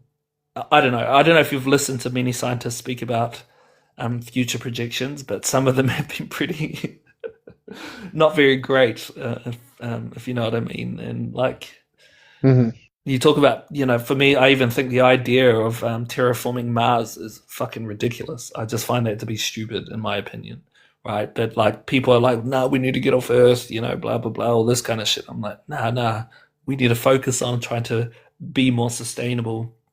But the thing is, what I don't expect of people is to, all of a sudden, let's put this rule in and everybody has to change their lives. I mean, I don't know what the answer is. I'm glad I'm not a politician trying to solve these issues.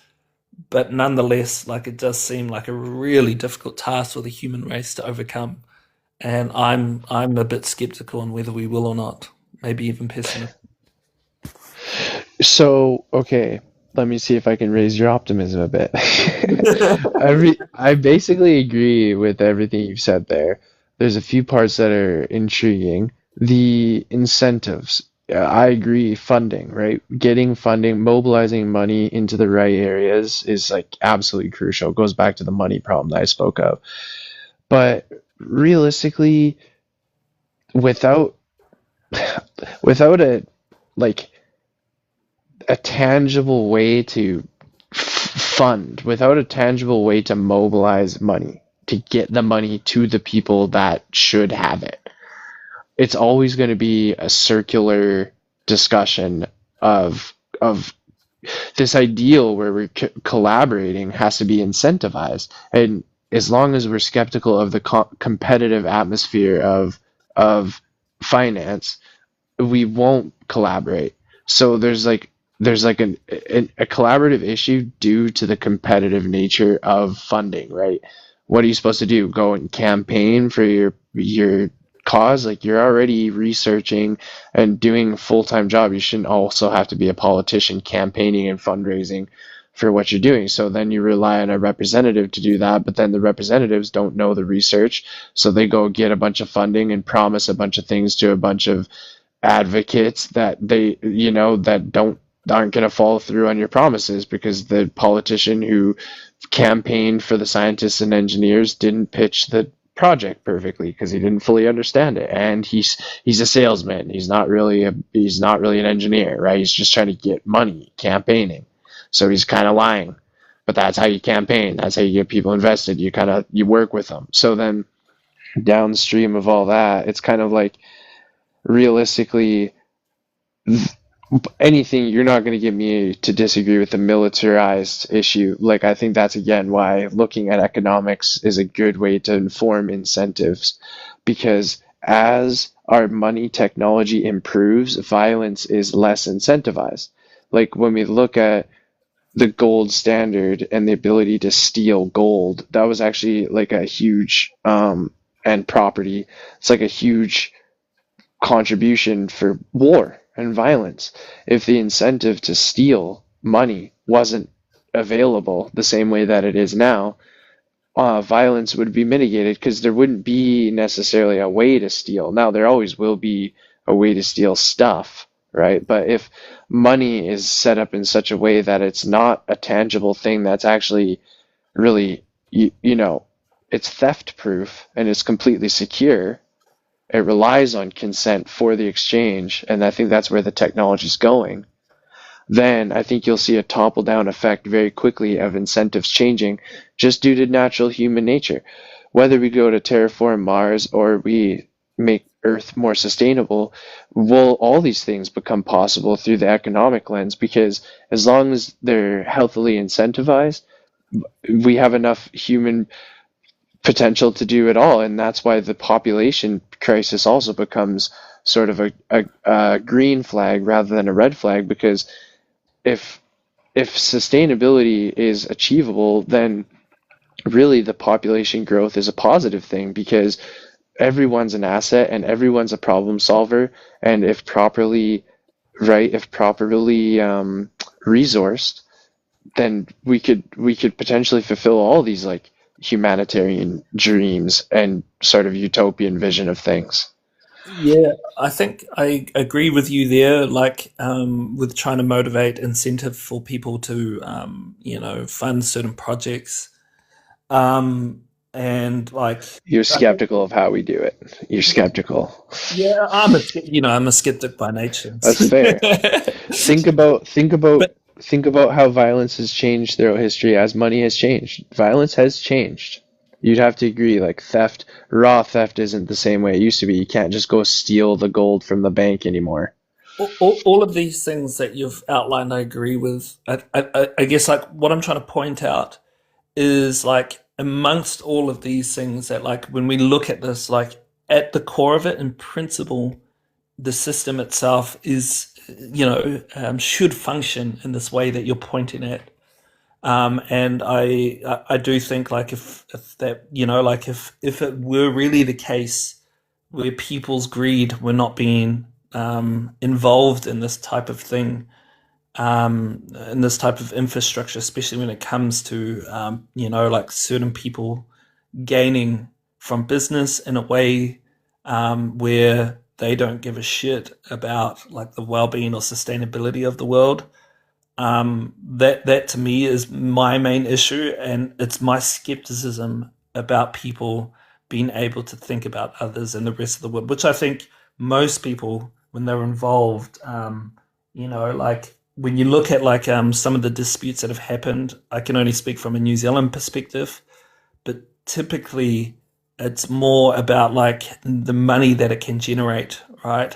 And whether that goes into the hands of like scientific research or projects to try and improve the company, at the heart of it, it seems to be like how much profit can I make here, and that's okay. Like everybody wants to try and make a living, and they want to survive in this world, and it's the machine that we have to use in order to to survive. But my skepticism comes from like I guess the greed that I've observed, right? And not everybody is greedy. And I mean, I look at some of these funding, some of the institutes that fund our research, right? There seems to be people that are providing like stipends or scholarships for individuals that are out there, right? So there are people who are like-minded like you, and people that are trying to sort of motivate progression in a way that's more sustainable. But it is also like a portion of the population that are motivated by greed. And I think that's the battle that I'm more talking about, that I'm skeptical about. But the Mm-hmm. framework itself, that you're pointing at, I see these positive things, and I do see how it can benefit. It's just like, Mm-hmm. my skepticism gets the better of me when I look at the greed of the human. Mm-hmm. Mm-hmm. Yeah, to expand on that idea, I'm thinking about how sports evolved out of tribal conflict in a way to mitigate violence. Sports emerged, I guess, right? They emerged culturally as this like ability to preserve tribal tensions without the violence. It emerged out of, I mean, violence. Prehistoric sports were violent, but slowly but surely the rules were set to become less violent. The greed is still maintained. The people on the field want to win, right? We're just mitigating the violence, and we can still have tribal competition, healthy tribal competition, and losers and winners, and people who are greedy to win, and it can be healthy.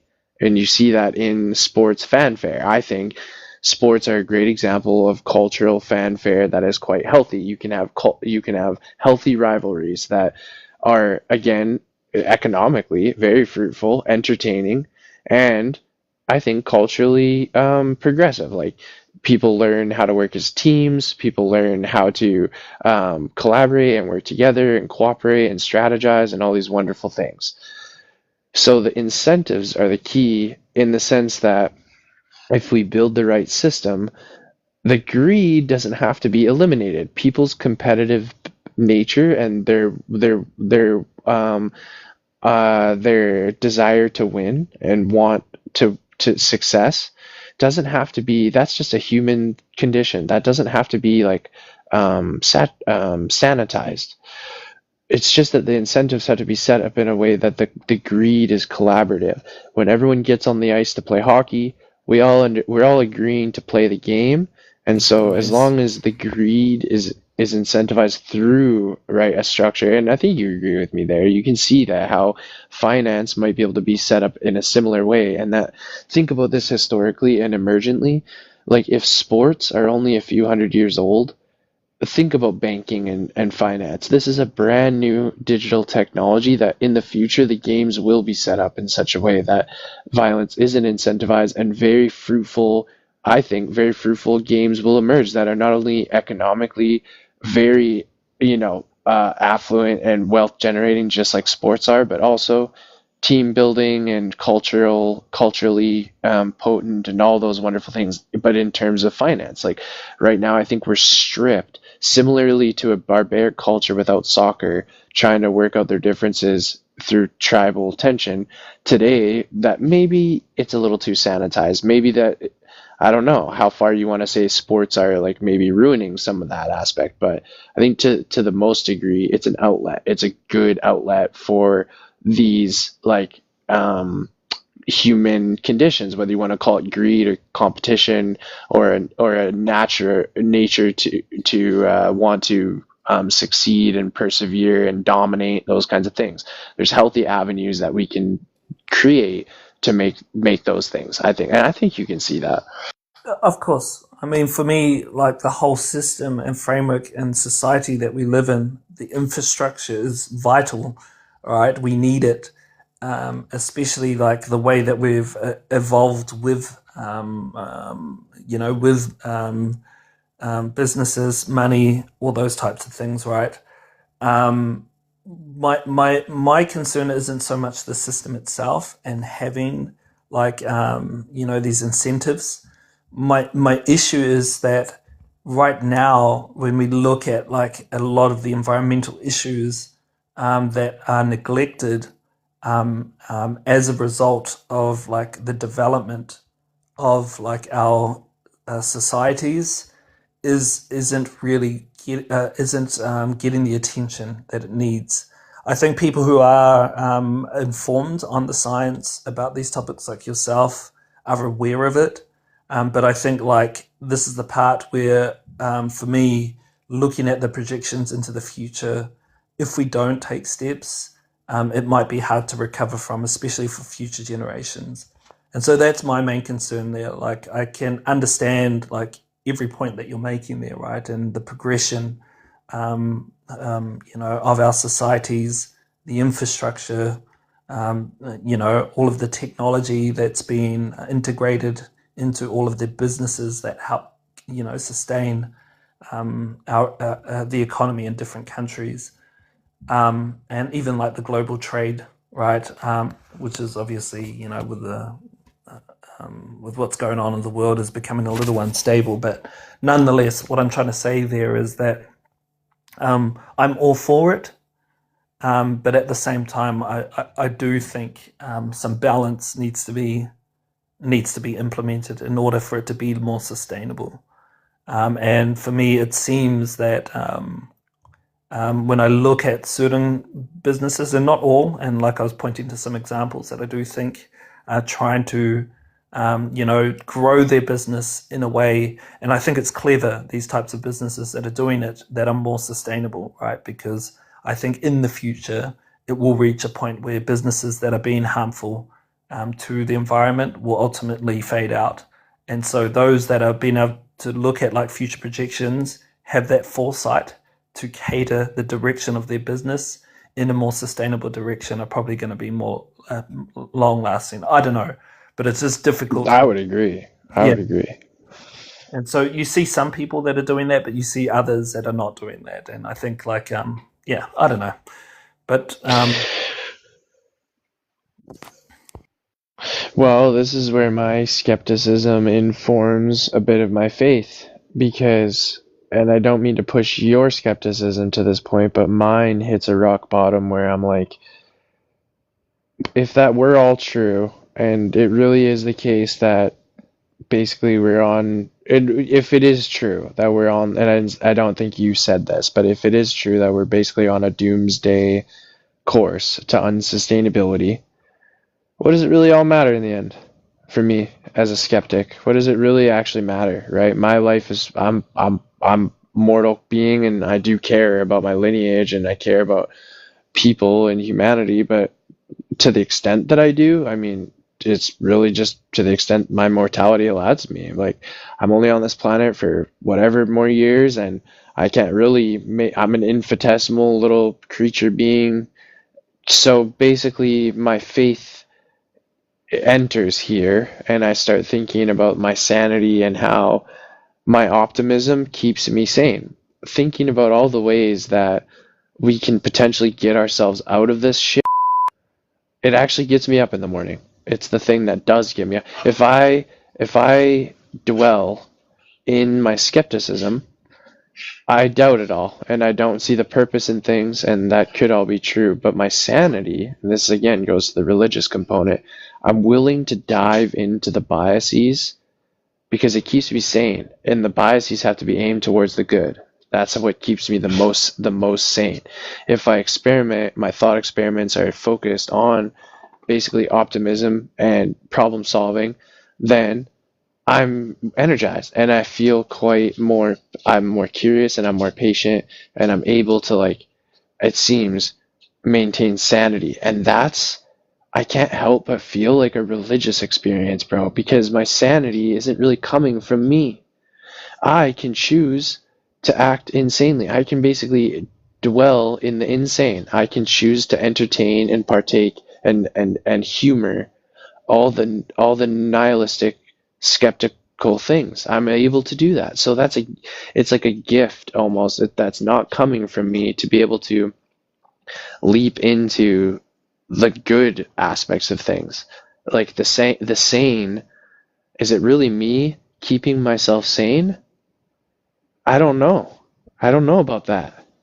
And that's where I have to kind of maintain faith and kind of like, I don't know if I'm not trying to preach at you. I hope you hear that. I'm really not trying to, I'm now realizing this is sounding like I'm preaching at you, but I'm really not. Okay. It's a self-reflective thing. It's not preaching at you at all. No, dude. Like, I mean, I hold different views, right, when it comes to free will. when it comes to certain aspects and how I understand the world, right? But I hear what you're trying to say there, and I guess for me the reason I do the things I do, right, is because I do see problems and I'm trying to cater my life in a direction where I can contribute in some way to help like solve those problems, which is why I'm a scientist, right? But I also see, and I don't mean to sort of project like this pessimistic attitude. And I hope it, I honestly love the fact that there are optimistic people in the world that have like, I think, this more positive attitude towards the future than myself. And I find that me being this way inclined, I think it takes a bit of stability and strength to try to look at these issues for what they are, and to face them to a point where I won't go crazy.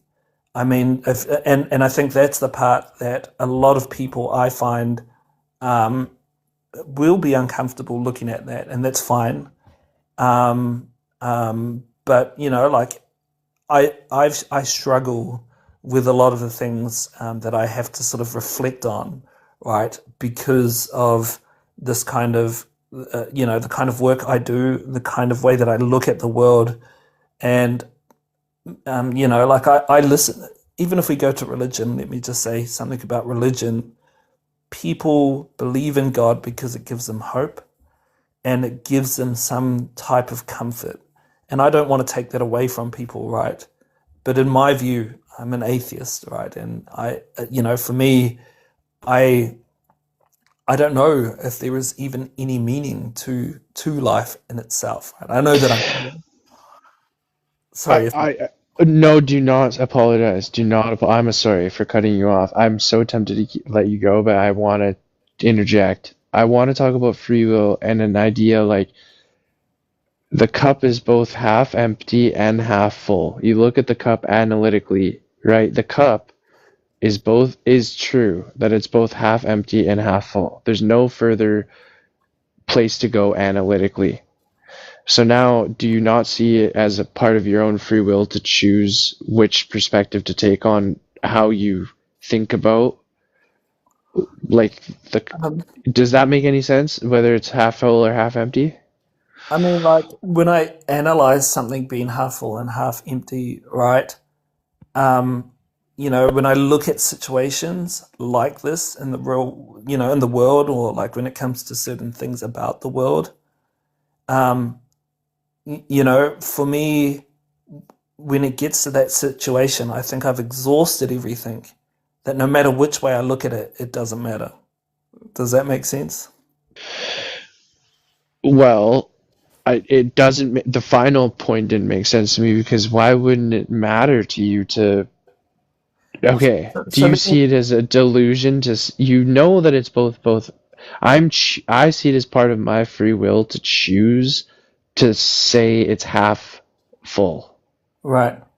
So, so the thing is, I don't think that I have free will. So that's the first thing. So we can talk about that in a sec. But the thing is like when I've exhausted, and both ways of looking at it, right? In this particular case, when we're talking about, future projections of sustainability within the Earth, that's different to things that I'm talking about when I think about God, right? So the extent of which I've exhausted my understanding of the world, whether it's with or without God, has driven me to a point where, to me, even if I did, the type of God that I would accept wouldn't change my life in any way that would bring it more meaning. And what I Yes, mean, yeah, especially in terms of sustainability. You're saying the analytics on sustainability wouldn't really be affected by belief in God. but the thing is like when it comes to the things about sustainability, this is a bit more closer to home where I do see impact in the world. So my stance on here, right, is driven by like I think reasons that I think we should be careful about, right? And so and especially having like a scientific mind where I look at data, right, and sort of try to analyze it in a way where I think, well, given that this is the case, we could do this in order to solve this problem, right? That's kind of how you go about like with any kind of problem we encounter. But sometimes those problems are extremely complicated, right? And it's not as simple as like breaking it down into a couple of variables, do this, and you get that, right? It's way more complex, and especially when you're trying to deal with a whole population of people. And these types of things, I think, are far more meaningful and impactful in my stances when it comes to these issues. And that's why, like, for me, I get behind supporting sustainability because I mean, when I think about it, I'm one that does, I think about the future of the human race. And I'm not, I don't know, maybe I need to think a bit more individualistic and think about myself a bit more.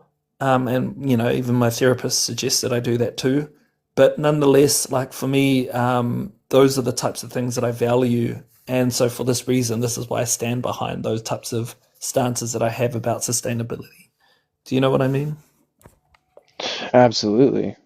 Yeah, absolutely.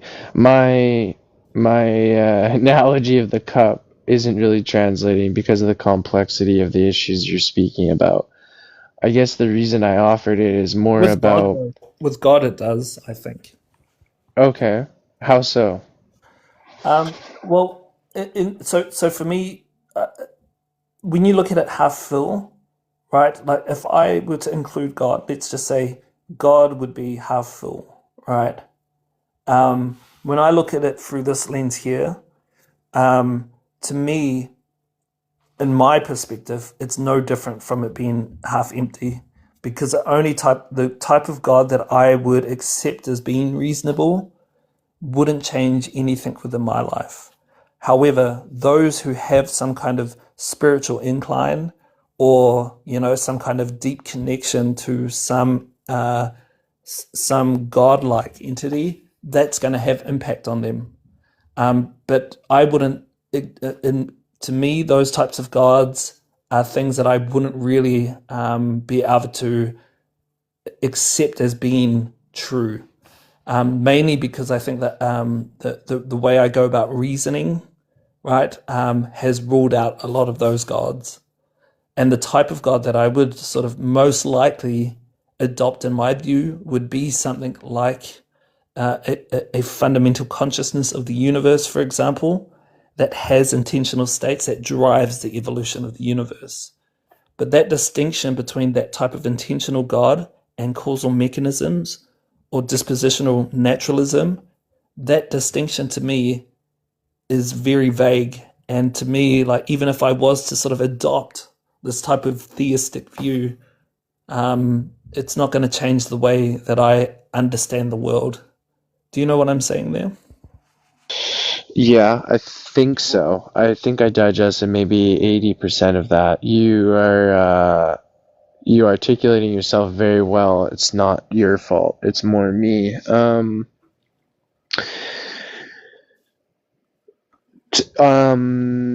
I help? I under Can I?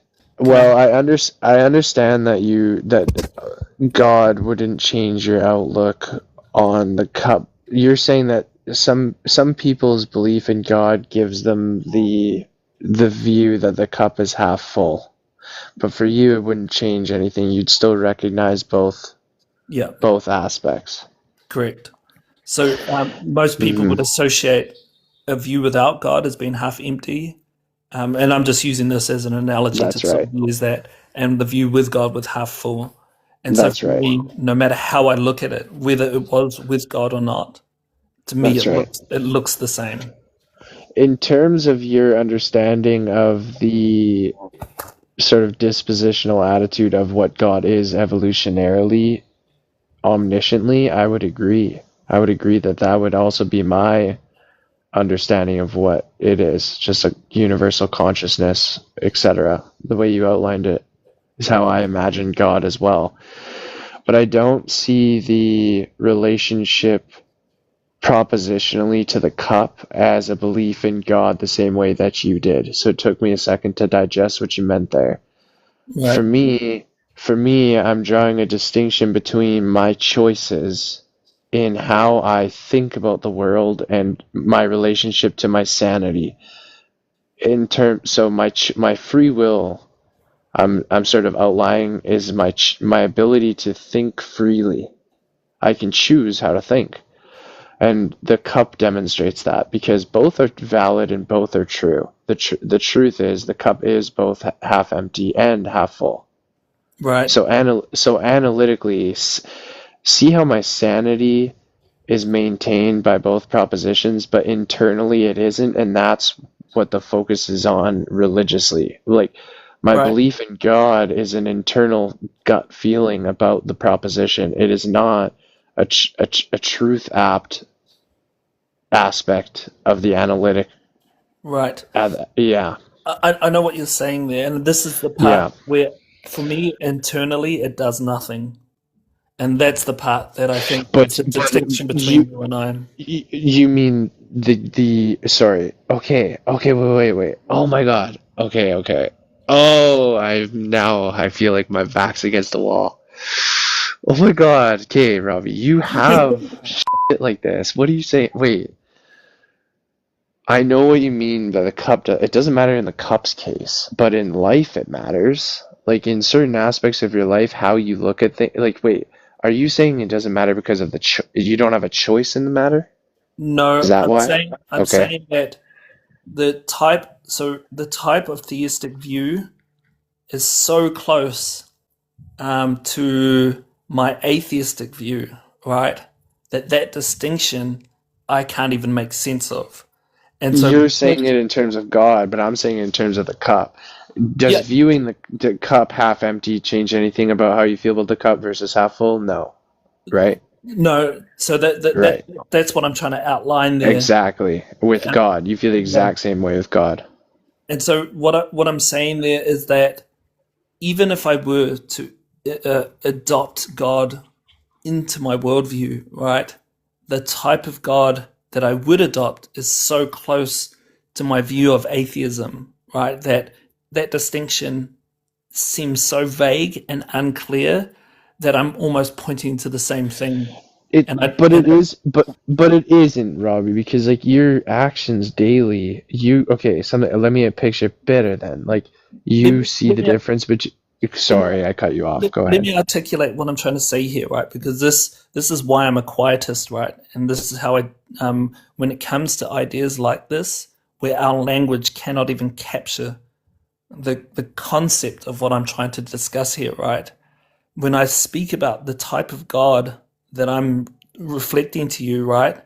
It changes nothing about my interaction with the world in a way that doesn't lift me spiritually or lift me internally.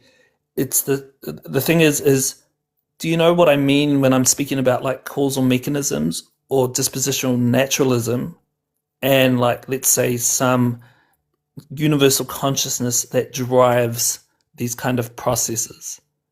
I thought I did, but perhaps I think I do. Yeah, I think I do in terms of. But go ahead and outline it.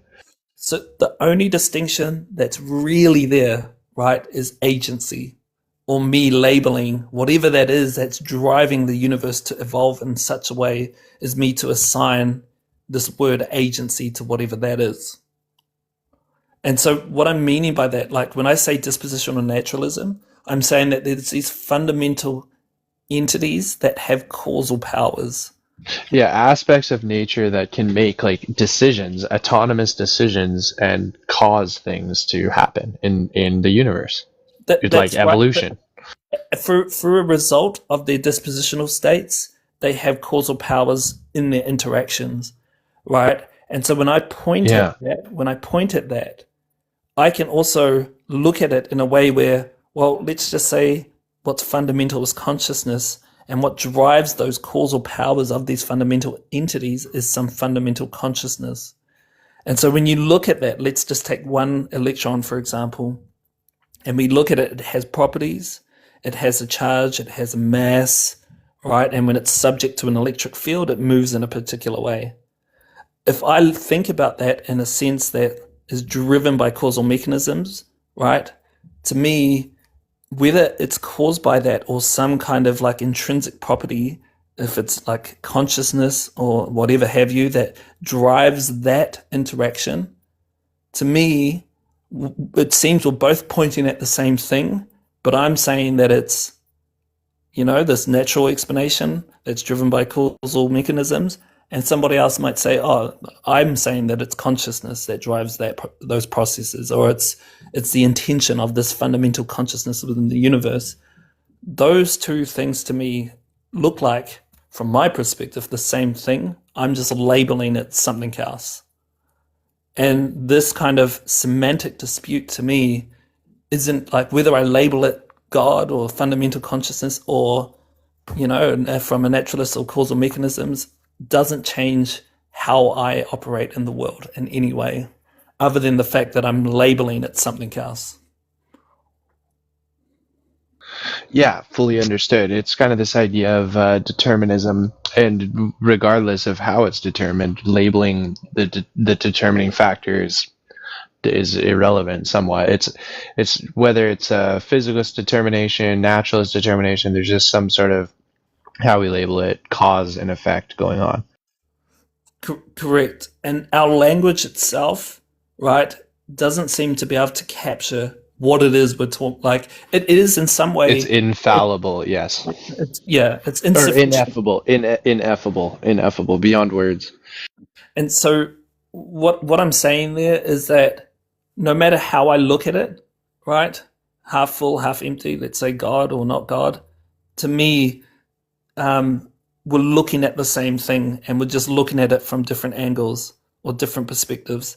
And that's what I'm trying to say there. Like I sort of look at it from the more half empty framework, but even if I did adopt the God and saw it as being like half full, to me, like that thinking doesn't lift me spiritually or change the way that I think about or operate within the world. And so for me, the reason why I am an atheist is because having that as in addition to my worldview doesn't bring much, right? It's an additional assumption to invoke agency or consciousness from from a view that can itself already explain the world. And absolutely.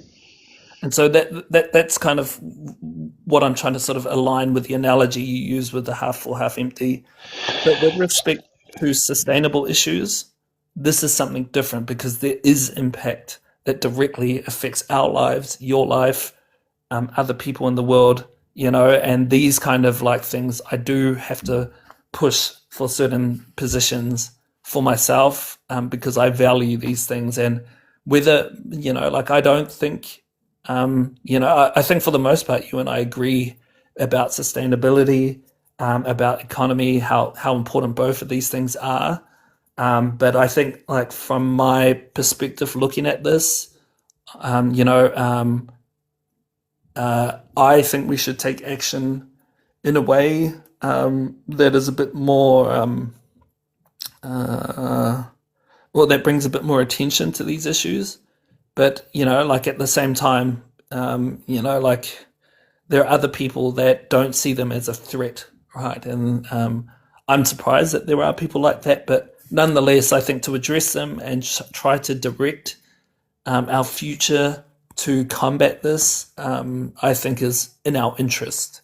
But some people might think otherwise. But nonetheless, I think for the most part, you and I agree on most things here.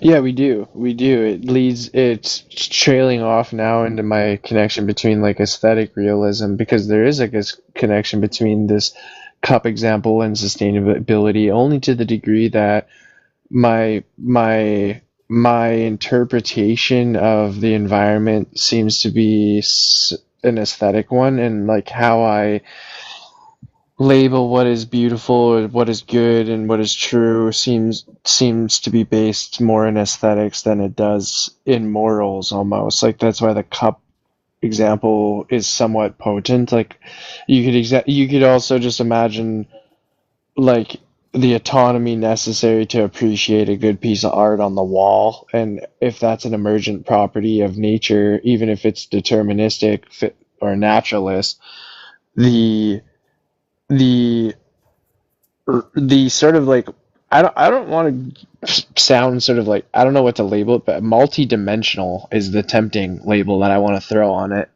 Like nonetheless, there seems to be like a multi-dimensional aspect to consciousness there that isn't simply a cause and effect.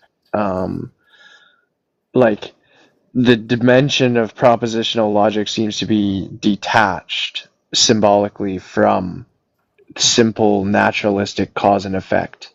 It And there is. seems to, yeah, go ahead. No, it totally is. And I think this is the important part that I'm sort of trying to portray here is that for other people it brings meaning, right? Which is why I understand when people invoke God. In like for you it does bring meaning, right? For me it doesn't. That's what I'm trying to communicate here. And I think that comes through the pragmatic approach and how I come to think about what I know and what I take to be true. Are you familiar with the pragmatic maxim and things like that? I wouldn't want to articulate it on the spot. I know what pragmatism is, the axiom of pragmatism. So Just go ahead. it is to say that, like, when we inquire, right, and we question these things, obviously we will never have like this kind of absolute understanding of what is true, or we wouldn't be we're not omniscient beings, right? And so what it's saying is that we take things to be true insofar as it is able to how it impacts our lives analytically, and how it impacts our lives in the way we carry ourselves in society, etc., etc. And a lot of people are going to come to different truths, and this is like where it's mostly misunderstood. That's not to say that that's the end. Basically, ultimately, if we were to question or inquire indefinitely, it would converge. All of these truths would converge, right? And so, what I'm saying there is that as far as we can probe, right, and understand things like God, or understand things like physicalism, idealism, even the distinction between like different meta-ethical views, what I'm trying to say there is that as soon as our language fails to be able to make those distinctions meaningful in a way that impacts our lives, for me, this is where I invoke quietism. And a lot of people, obviously they want to sort of align themselves with something that they think is meaningful. But from my philosophical position here, this is where I would invoke quietism. And until we can make meaningful distinctions between these views, to me, that's when I would invoke, or I would adopt a view, right? And when it comes to these like deep questions about like, is the external world physical? Is it mental? These are things that I think when I push these views to their limits, they almost become indistinguishable. And this is likewise, like I was trying to point out to you, that thing with God and not God, right? Those two views for me are almost indistinguishable, and it seems to be just semantics. I have a concept of what I think I'm talking about, right? But for myself, it brings nothing more, whether I look at it one way or another. And I think that's the part where, okay, I'm content with that. Until we can bring out like further distinction, it's only an analytical, philosophical navigation through that space of unknown that I'm only playing with. But it's not something that I take to be, that I adopt and being like, okay, I think I'm justified in adopting this versus that. And the only The only Does quietism prevent attempts at that? Like when you no, say you're a quietist, can you still throw paint at the wall in well, an attempt? that's what I do, right? Quietism isn't just a convenience to just be quiet and not talk about metaphysics or God or things like that, right? It's something that arises where basically what he's stating is that where we cannot speak, right, where our language cannot capture these concepts, that's where we should be quiet. And so But is that a preventative thing in the sense that like we should like is it can we still it seems like within there's no point at even trying to no, parameterize, right? that You that shouldn't even try to categorize it in terms of language at all. that's the misunderstanding of quietism, and Okay, okay. that's often the case. It's not to say shut up and don't investigate this, don't talk about it. It is thoroughly investigate it. See what you can do with your language to see if you can bring some meaningful distinction. Where it fails and you think it doesn't, that's where you should invoke your quietism. In the Tractatus, which is the first book of Wittgenstein, he outlines like this framework of like what can be captured by our language, which then he stepped away from, and he sort of more moved towards like day-to-day language in his philosophical investigations. But most people, when I say that I'm a quietist, they think like, oh, you're just ignoring metaphysics. Oh, you're just ignoring these topics. I'm not ignoring them. I've explored them thoroughly to the extent that I can, right? And I have reasons for my current positions. But where I don't think there's further discussion to be had, given my background in these particular topics, that's where I invoke my quietism. Yeah, very fascinating. I totally understand. I relate very similarly. I guess I'm now curious about this the method at which we throw paint at the wall and go forward as quietists, if we want to label ourselves that, like how basically I understand that once we hit ineffability and once the language is no longer working, we just assume quietism. I get that. I mean, let me be Go clear. ahead. Um, the reason why some like I differentiate myself from someone like Wittgenstein, who was the father of quietism, is because I'm also a pragmatist. So I'm Hmm. both a combination of a pragmatist and a quietist. And the pragmatist approach here is to continue inquiring to try and bring meaning, whereas the Hmm. quietist, and to this extent, is to be like the act of questioning itself is generating more confusion. And I think in this particular case, when we're speaking about like this distinction between physicalism or idealism or whatever have you, I do think that it is generating confusion and making it way more complex. And I do think if we were able to capture it with our language, these problems would go away. And so what Wittgenstein would do in this particular case is just be like, well, this is nonsense. We should stop talking. We should even stop investigating this because our language can't capture it, so we should be quiet. Where I differ is that I do think that, well, if we stop there and stop talking about it, right, then we might not ever break through this barrier and find the language to actually speak on those topics, right? So that's where the pragmatist side of me comes in and continues to inquire about these things. But like, if I were to say, like, am I like full-hearted quietist? I would be like, nah, probably a hybrid of a pragmatist and a quietist. So yeah, and I kind of struggle through this, like thinking about it aesthetically, because I don't know aesthetically if there's any pragmatism necessarily to like aesthetic realism. That's where I'm struggling. There might be downstream some pragmatism, but like it seems like our initial knee jerk okay, like think about it this way. I'm willing to pragmatically approach ineffable topics and I'm willing to be a quietist on the topics where my language can't capture. But in after I've used pragmatism to throw paint on the wall, I now need to assess the the how pragmatic isn't the assessment. It's like there's sort of an initial assessment which seems aesthetic in nature, and then pragmatism's like downstream of that.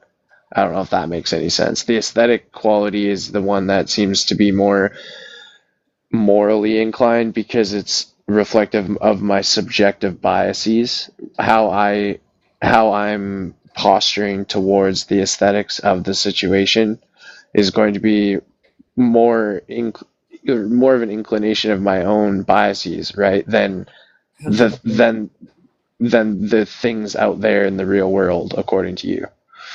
100%, but that also goes for me Yeah. as well. Not even just you. It goes for everybody. We all have biases, right? That I don't think we can be independent of. And so, like, It's just whether those are like emergent as a causal effect of our own nature, or like the claim would be it's a causal effect of like I understand the semantics are again pretty ineffable at this point of the conversation, but like whether or not the nature is causing those in you or you're causing them, basically. this would, for us, I know that we have a different stance here when it comes to free will. I'm a hard incompatibilist, which I think all accounts of free will fail. And that's only through analyzing like the different accounts for what free will is, which is why I take the position I currently have. Now, given that being the case, I am a part of the environment. I'm actively making decisions in the world that are influenced by the environment itself. So I'm not independent of it. I'm not a fatalist. But it seems that, like, when it comes to free will, that topic leverages of whether, like, whether we have moral responsibility for our actions. Hmm. Otherwise, for me, if it's independent of that, it's just whether the universe is determinate or deterministic or indeterministic, and that for me is a separate topic, but it seems to be at the foundation of determinism, of free will, for a lot of these views that try to salvage that type of free will that people are looking for. That seems again like an aesthetic thing. Like Yeah. taking responsibility for your actions seems like an aesthetic thing.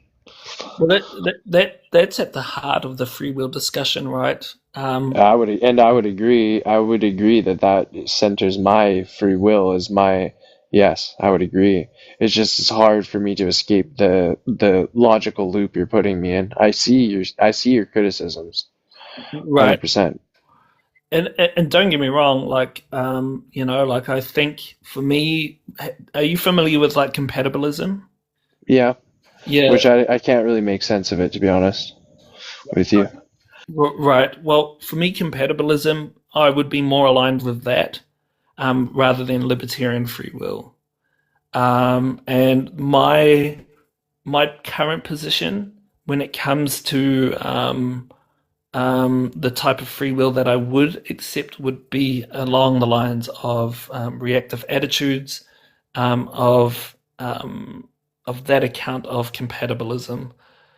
Um, Now, that being the case, right, I mostly sit on the side of hard incompatibilism, where I don't think people are morally responsible for their actions, even under the compatibilist framework and the libertarian free will framework. But that's besides the point. I think, like, for me, free will in itself, the way that you use it, I think we have a difference. But I mean, for me, that's okay. Yeah, to be honest with you, I haven't really debated the concept of free will very much. For me, it is about the choices I make and how It's more about an intellectual process. Like it's not about the actions I can take, although I am fairly free in that sense too. But free will, like my will, seems to be an internal dialogue thing, and how in control I am of my own propositional thinking. That's how I think about it, which would inform my responsibilities morally, right? Because if I have some sort of like um, desire or something, or right, then it would be linked to that thought process. Right. Well, I read a Mhm. guy called Derek Pereboom, and I've watched some of his interviews about hard incompatibilism, and he kind of just points at a lot of the issues with incompatibilism and presents objections to the view itself. But he also argues against like libertarian free will. Um, and I think these types of discussions, right, at least for me, are important, especially when it comes to like moral desert or like how we deal with people if they are morally responsible for their actions or not. And under his framework, there is like forward-looking responsibility and backwards-looking, which in his view he doesn't grant. Right, and so forward-looking, we can take cautious procedures to sort of deal with people's actions, but then like because in his framework, right, there is no free will that makes people morally responsible for their actions. Um, he kind of has to work through the whole how we react to heinous crimes or these kind of like mass unalivings and things like that, because it does, I think, a lot of people's responses to these types of actions invoke sort of vengeance or like we need to pay these people back for what they've done. And I think that's the part where the discussion, at least the way that he outlines it, is counter to the way that we live our day-to-day lives. Because like when you look at the justice system, we do hold people responsible for their actions and things like that. Whereas in this framework that he's trying to outline there, he's talking about like how we celebrate people, how we condemn people for their actions. These types of things are problematic, and yeah, blah blah. I'm probably yapping a bit too much. No, you're not. I'm just, my thought goes to thinking about, like, I don't think there's a systemized way we could force people to take responsibility for their actions or anything. I just think it's like an internal thing that everyone does for themselves. Like, that's why I link it to free will or like having a choice. Like, each individual has a choice whether they want to take responsibility for their actions. You could punish someone and they might not ever take actual responsibility like in their heart. It seems like a choice they have to make. Well, that's what he's disputing there in that conversation, right? Is that if people don't have free will, right, then why are we punishing them? Some people That's might not. Yeah, some people might not have it. I don't well, think, maybe not everyone has it. well, he's arguing that nobody has it, Yeah, I know. and Yeah, so for me, it's like it seems like self-evident almost. Like in terms of your choices of like how you think, you don't think that that is a choice, like a so well, free. I know that is different than free will. it depends on how you're trying to ground it, right? So, Hmm. like if you're familiar with like libertarian free will, right? Hmm. One That's of what I the think I am. Right. Well, one of the objections would be like, what is it that it grounds like that ability for you to have done otherwise, right? Given like the same set of circumstances or state of affairs, right? Was there genuinely two different, or multiple outcomes that you had a selection from, and could have done otherwise? And so these types of objections how you ground that, right, seems to be either, from some people I've spoken to, we'll talk about like complexity that will arise and allow for agents to still not sorry, I was thinking about compatibilism. That was false. Sorry, but that would be grounded in some type of indeterminism within the universe, right? Not everybody agrees with this, but this would be one objection. That if that is the case, this is what we would call randomness, right? And if it were to be random, that to me seems to be grounded in randomness, not in the agents being able to decide whether that is like they could have done otherwise, right? So that posits a problem for that type of person that holds to that view that grounds like their free will in like not randomness but indeterminacy. And if that is the case, like I think some people might invoke some kind of agent causality to sort of converge towards a particular state, or but I think this is what he's objecting to, right? Like there is no true grounding there. And so some people might jump on board with that, but me personally, I don't jump on board with that type of free will. Yeah, the determinacy and determinacy distinction seems like it's mutually exclusive, but I don't think I don't know about the randomness. I think there might be like if it's indeterminate, I don't think it necessarily has to be random. Although I could be wrong about that. I'm using the notion within like science when we talk about quantum mechanics. Indeterminacy is used interchangeably with random. And what I mean by that is that given a certain state of affairs, what the deterministic, someone that holds to determinism is going to say that it necessitates the consequent, right, from those specific initial conditions, and there could only be one outcome. Whereas someone that holds to like an indeterministic framework, there can be multiple different outcomes from that same set of initial conditions.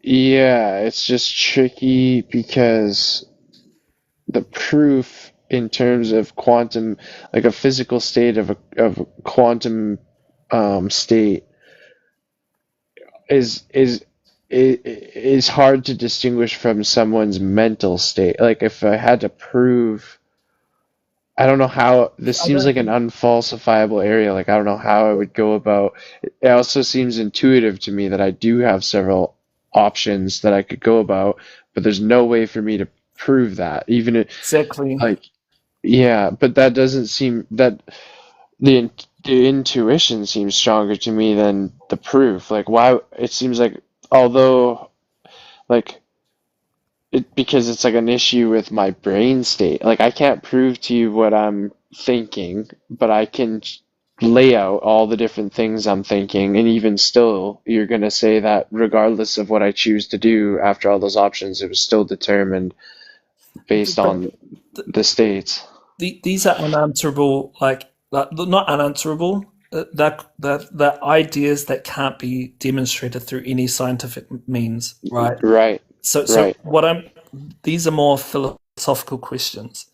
And so when I'm talking about this, like I'm doing worldview comparisons and internal critiques of certain ideas that have been posited. When it comes to whether the universe is deterministic or indeterministic, this is not answered by science. There are certain frameworks that I can sort of point to that are in favor of determinism, but likewise that I can point to that are in favor of indeterminism. And Okay. I see the since, tension. I see since, the tension now. Go ahead. Keep going.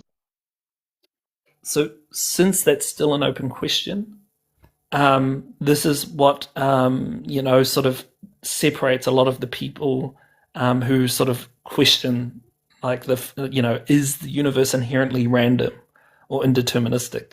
We don't know, but people will try like I was saying to you, people will try to sort of come up with ideas and sort of talk about like what is free will, what do we mean by that, and there are different accounts of free will that people hold to. But like I just presented you one example that I find problematic within the libertarian free will framework there. But like I think the more difficult people to sort of engage with, are people that are compatibilists that run Frankfurt cases. And I think there are good objections, like the flickering objection, for example, where the people hold to the PAP, or the principle of alternative possibility. Like these types of ideas are things that have been thought about thoroughly within this kind of conversation. But I tend to follow the same line of reasoning as Derek Pereboom, and I think also with Sinlith here. If I remember, I think you're a hard incompatible. Yeah, I'm a hard incompatibilist. I think the consequence argument is a kill shot. Like I've ran it on so many compatibilists and they try to escape it, but everyone has failed. Do you know what I mean As well by the consequence argument? I think so, yeah. Yeah, so Peter Van Inwagen. Yeah, I mean the argument is, I mean, I can give it real quick. And the first premise is just the analytic definition of determinism. So he says, if determinism is true, then every state of affairs in the world, including every thought you have and every action you will ever take, is a necessary consequence of the events of the distant past combined with the laws of nature. And then he makes this move where he says, you have no control over the events of the distant past or the laws of nature. If you have no control over them, then you also have no control over their consequences. Therefore, free will is impossible. Right. Yes, I've heard this argument before. And yeah, I think this one is a kill shot. Have you also looked at the manipulation argument as well from Derek Pereboom? Yeah, like his 4-case argument. I actually, when I give that argument, I modify it a little bit because there's a couple of answers. Have you heard of some of the objections people give, for example? So they'll say something like, if the manipulation involves an agent, then that's the form of manipulation that I find problematic. But if the manipulation does not involve, so like, for example, like the alien, right? Mind controlled chip or something like that, you can say that that manipulation is being done by an agent. And then another really good objection of her to the manipulation argument is somebody says, well, if the manipulation is being done by something that we are all subject to, right? So like if determinism is true, there's no like individual manipulator affecting one person. It's just the same set of affairs affecting all of us equally. Well, that does not appear to be a problematic type of manipulation. And I think for me, when it comes to this discussion, a lot of these arguments in support of hard incompatibilism, at least from my perspective here, basically drives me to take more caution in whether and how we sort of execute these types of frameworks and how we hold people morally responsible for their actions. And I'm all in favor for sort of like a rehabilitation type of system, and I think I find that to be a bit more cautious because of the metaphysical grounding that I think fails in a lot of these cases that argue for free will. Well, so what's interesting is, as a hard incompatibilist, you kind of have two options. You either become a free will skeptic like Pereboom, or you become a libertarian, just by definition. That if you cling to free will and you're an incompatibilist, that just by definition forces you to be a libertarian. But there's really, really good, really powerful accounts for libertarian free will. Flobby, have you ever heard of a I don't know if he's a neuroscientist or philosopher or both, but it's a guy named Peter Tse, Tse. He's like, I haven't, no. Oh, dude. Okay. Some literature or something that you could send me? I can send you his book, but I have to warn you, his book is crazy technical in neuroscience. So he's essentially kind of like Robert Sapolsky, except the opposite version of him, where he or is it is it Robert Sapolsky or who's the other neuroscientist who's a determinist? Harris, right? And like he's kind of like equivalent to them because he's also, I think he's like Harvard educated, or he's a professor at Harvard or something.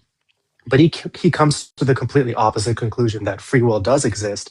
His book is called The Neuronal Basis for Free Will. And he creates this concept he calls criterial causation. And what he shows you is that, well, let's rewind a little bit. Are you familiar with like the distinction between top-down causality and bottom-up causality? I think so, but you might have to. Yeah. So bottom-up causality is kind of like the standard thing that we think of, where everything is fundamentally reducible or explainable by what goes on at like the subatomic level. Yeah. And then some people argue that that is not fully true, right? And they'll point out that, like, for example, if you look at genetics, some of the things that you will explain in terms of genetics, like heredity, like masking of genes, all of these types of things, translocations and things like that. These are levels of description that emerge at the level of biology. They are not predictable just by like mass, spin, charge, things like that. And so the first guy that argued this was this philosopher named Christian List, who also defends libertarian free will. And his book is amazing too. I can send you both of the books. And Christian List points out, like, look, like, for example, brown eyes are dominant to blue eyes, right? But there's nothing about the physics that would predict why it is that brown became dominant to blue. That appears to be selected for at the level of biology and its useful interaction in nature, right? Nothing to do with physics itself. And so what he argues is that people that assume a one level of ontology and assume just because things are deterministic at the atomic level, that they must be deterministic on everything that it is constructed out of it, are missing out on bottom-down causality, where things can happen at their own specific levels of ontology, like chemistry, biology, neuroscience, psychology, right?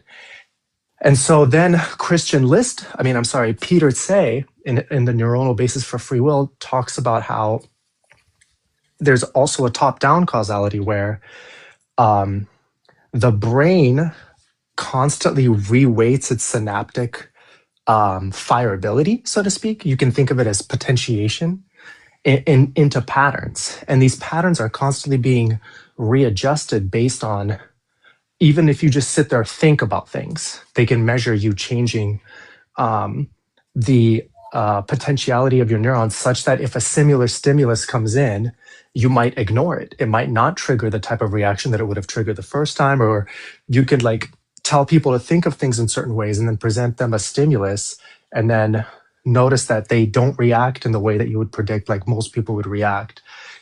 And so he says this criterial causation, where the brain is capable of, on a large macroscopic level, in terms of like these connections that are formed among thousands and hundreds of thousands of neurons, such that a signal fails to propagate sometimes, or a signal is amplified sometimes based on your thinking or your attitude towards a particular stimulus. He says that categorically separates you from the external world in an indeterministic fashion, where now the stimulus from the external world is not what determines the outcome. What determines the outcome is the criteria set in your brain of whether or not that stimulus will succeed in a large-scale pattern firing or fail.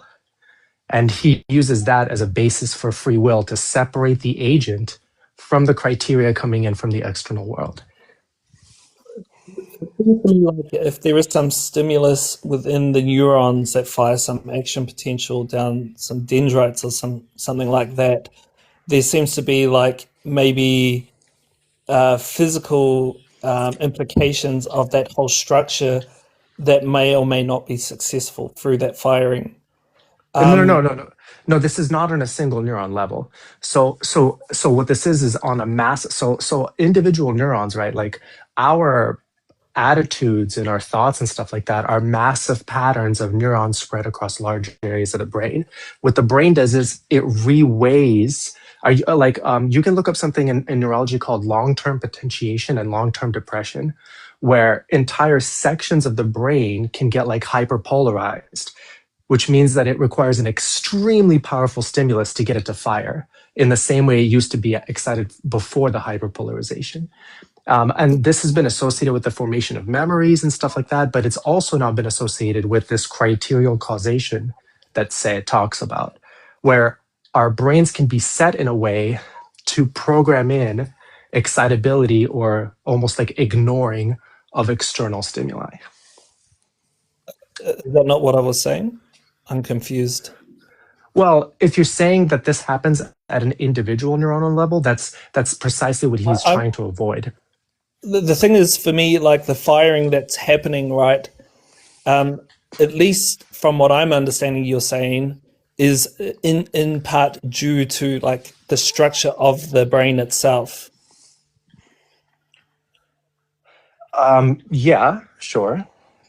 And for me, like I guess like when you're talking about top down or bottom up, right? This type of thing, at least to me, points to like if it is fully like causal through the structure of the brain itself, it's still like I don't see where this indeterminacy is coming in. No, Example? the indeterminacy is given. So you could say it's still determined, right? But Yeah. it's now being determined by the brain rather than by the external set of affairs. So what Peter is saying is that it's not that we've lost a complete state of determinism. What he's saying is that the external state of affairs do not determine your reaction to it.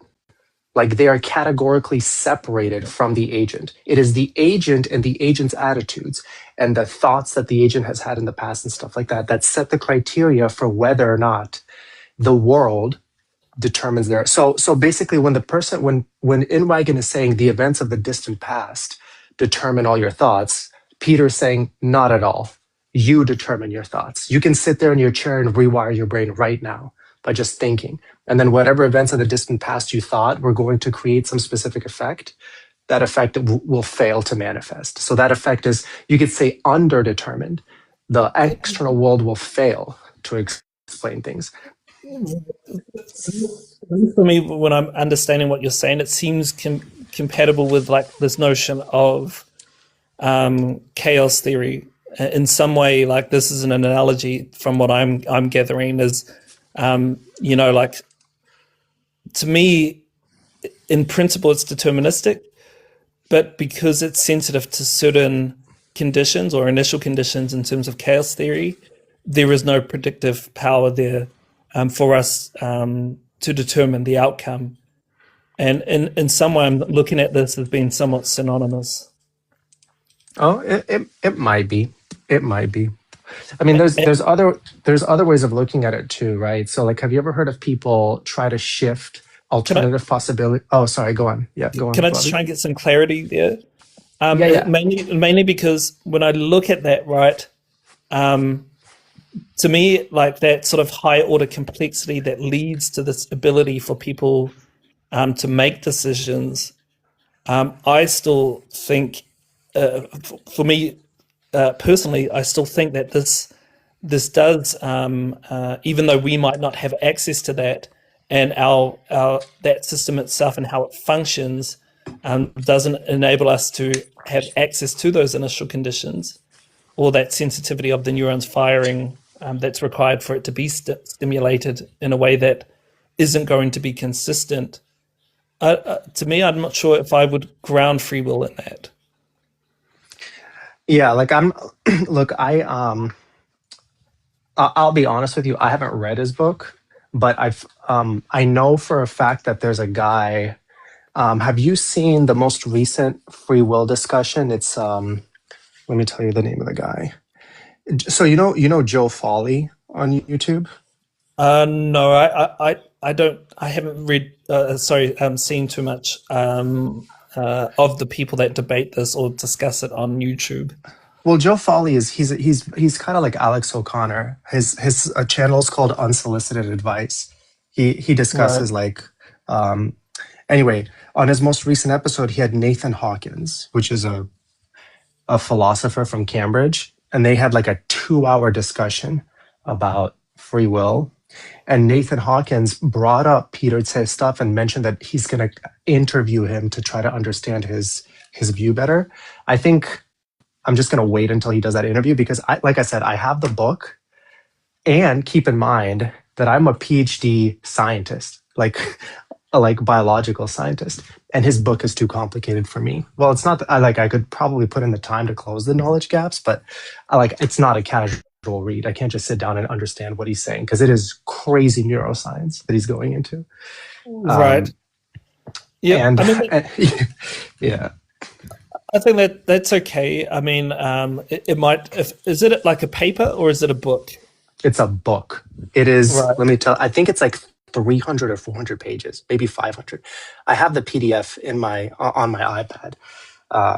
Do you have Discord? Yeah, I do. I can find you on Discord if you DM me your. Yeah, I mean, I have the same exact name on Discord as this. Oh, cool. Then I'll Yeah. add you as a friend and we can exchange there. Yeah, I'll send you all those papers. But yeah, like Peter Tse, his like I heard about his criterial causation thing is pretty recent. I can't remember when he published it, but it's making really big splashes in the free will space right now. And when he has an interview, because Nathan Hawkins is super smart when it comes to free will, he actually gave me a really big problem. Like I thought the consequence argument was fatal, but did you know that you can give an account of determinism with no causation and no antecedent consequent relationships? It's just called non-causal determinism. Right. And I have no response to that. I think compatibilism works with non-causal determinism. I think this sounds similar to like the Humean view, where there is no like. Exactly. Yes. Yeah. That's exactly what it is. Yeah. Right. Yeah, and I think like when it comes to these discussions centered around this topic, for me, I don't mind having to put work in to try and understand things. I prefer reading because then I can take notes and try to sort of, at least if I don't understand it there, talk to people, or even with certain concepts, use AI to help me understand things. So there's multiple different ways that I can go about it. When I watch videos, I find it a bit hard to sort of soak everything in. Likewise, when I used to sit in lectures at university. So I find like working through textbooks or like papers a bit more profitable for me to learn. But I think like I need access at least to some people that have some idea about like neuroscience. And I have some people in my circle who I can reach out to. But I mean, like, even within like my own field, like of physics and astroparticle physics, right? Like, to try and do research there and read other scientific literature, even within my own field, is like hard for me to wrap my head around. Being embedded in a circle of, researchers in a niche area enables me to understand that. But when I step outside of that, it's, I'm kind of overwhelmed by a lot of the stuff that's even in my own field of expertise. Oh yeah. I mean, the ocean is always like it's an abyss, right? Like, and all of us, like, the more specialized we get, we just kind of like start getting hyper focused in one thing and losing a lot of knowledge in other things. I always found like when I'm reading like philosophy though, like I have to always try and sort of, especially when it comes to topics like free will and like neuroscience, and these types of areas, I have to learn additional material to just the philosophy itself, which I don't mind doing, but there's so many things I want to read and learn about that it can be quite overwhelming and difficult to find the time to do so. But topics like this I find interesting that I'm willing to do it. Yeah. It kind of goes back to the Well, sustainability thing too, because like I do think if free will exists, there's some real world impact on your life, right? If it does or doesn't exist, these are, I think, they aren't just like abstract ideas. It's pretty consequential. yeah, yeah, And that's why I think like the way that we deal with this topic of like moral responsibility, um, that the way that we sort of respond to that is how we set up infrastructure in our societies to deal with people that have done crimes, right? And depending on your view on that and how you think people are morally responsible, you're going to advocate in different ways, right? And so I think these topics of free will, ethics are extremely important. I think for me, the more important philosophies. yeah, yeah. It's been my favorite topic for nearly like I don't know, almost a year now, I think. And it's sad because I've debated pretty much everyone in existence on this app that talks about free will. Like I've debated Matthew so many times because he's a determinist, and I'm like, bro. But the good thing about Matthew is he's not a compatibilist. Like he's openly admitted that he thinks that moral responsibility makes no sense, at least in the basic dessert sense. He didn't phrase it that way, but I got him to elaborate because he agreed with me with forward-looking responsibility as a justification for punishment and things like that. Right. And then Machine Elf, I've had some really good discussions with him too. Mitch is actually super smart on free will too. Yeah, Mitch and I hold very similar views. He's the one that kind of got me into Derek Pereboom and reading up about Derek Pereboom. Um, Yeah, but I think like this whole kind of discussion, often if people aren't at least familiar with compatibilism, hard incompatibilism, determinism, and all that, I think it can be a bit of a mission to sort of articulate themselves in a way that is understood, at least from a philosophical perspective. But I never require people to sort of explain their view to me so that it follows like these strict definitions we use. I just try to understand them. But I think like with the sort of example you gave before with respect to how one grounds free will, I think there are many compatibilists that have a similar take.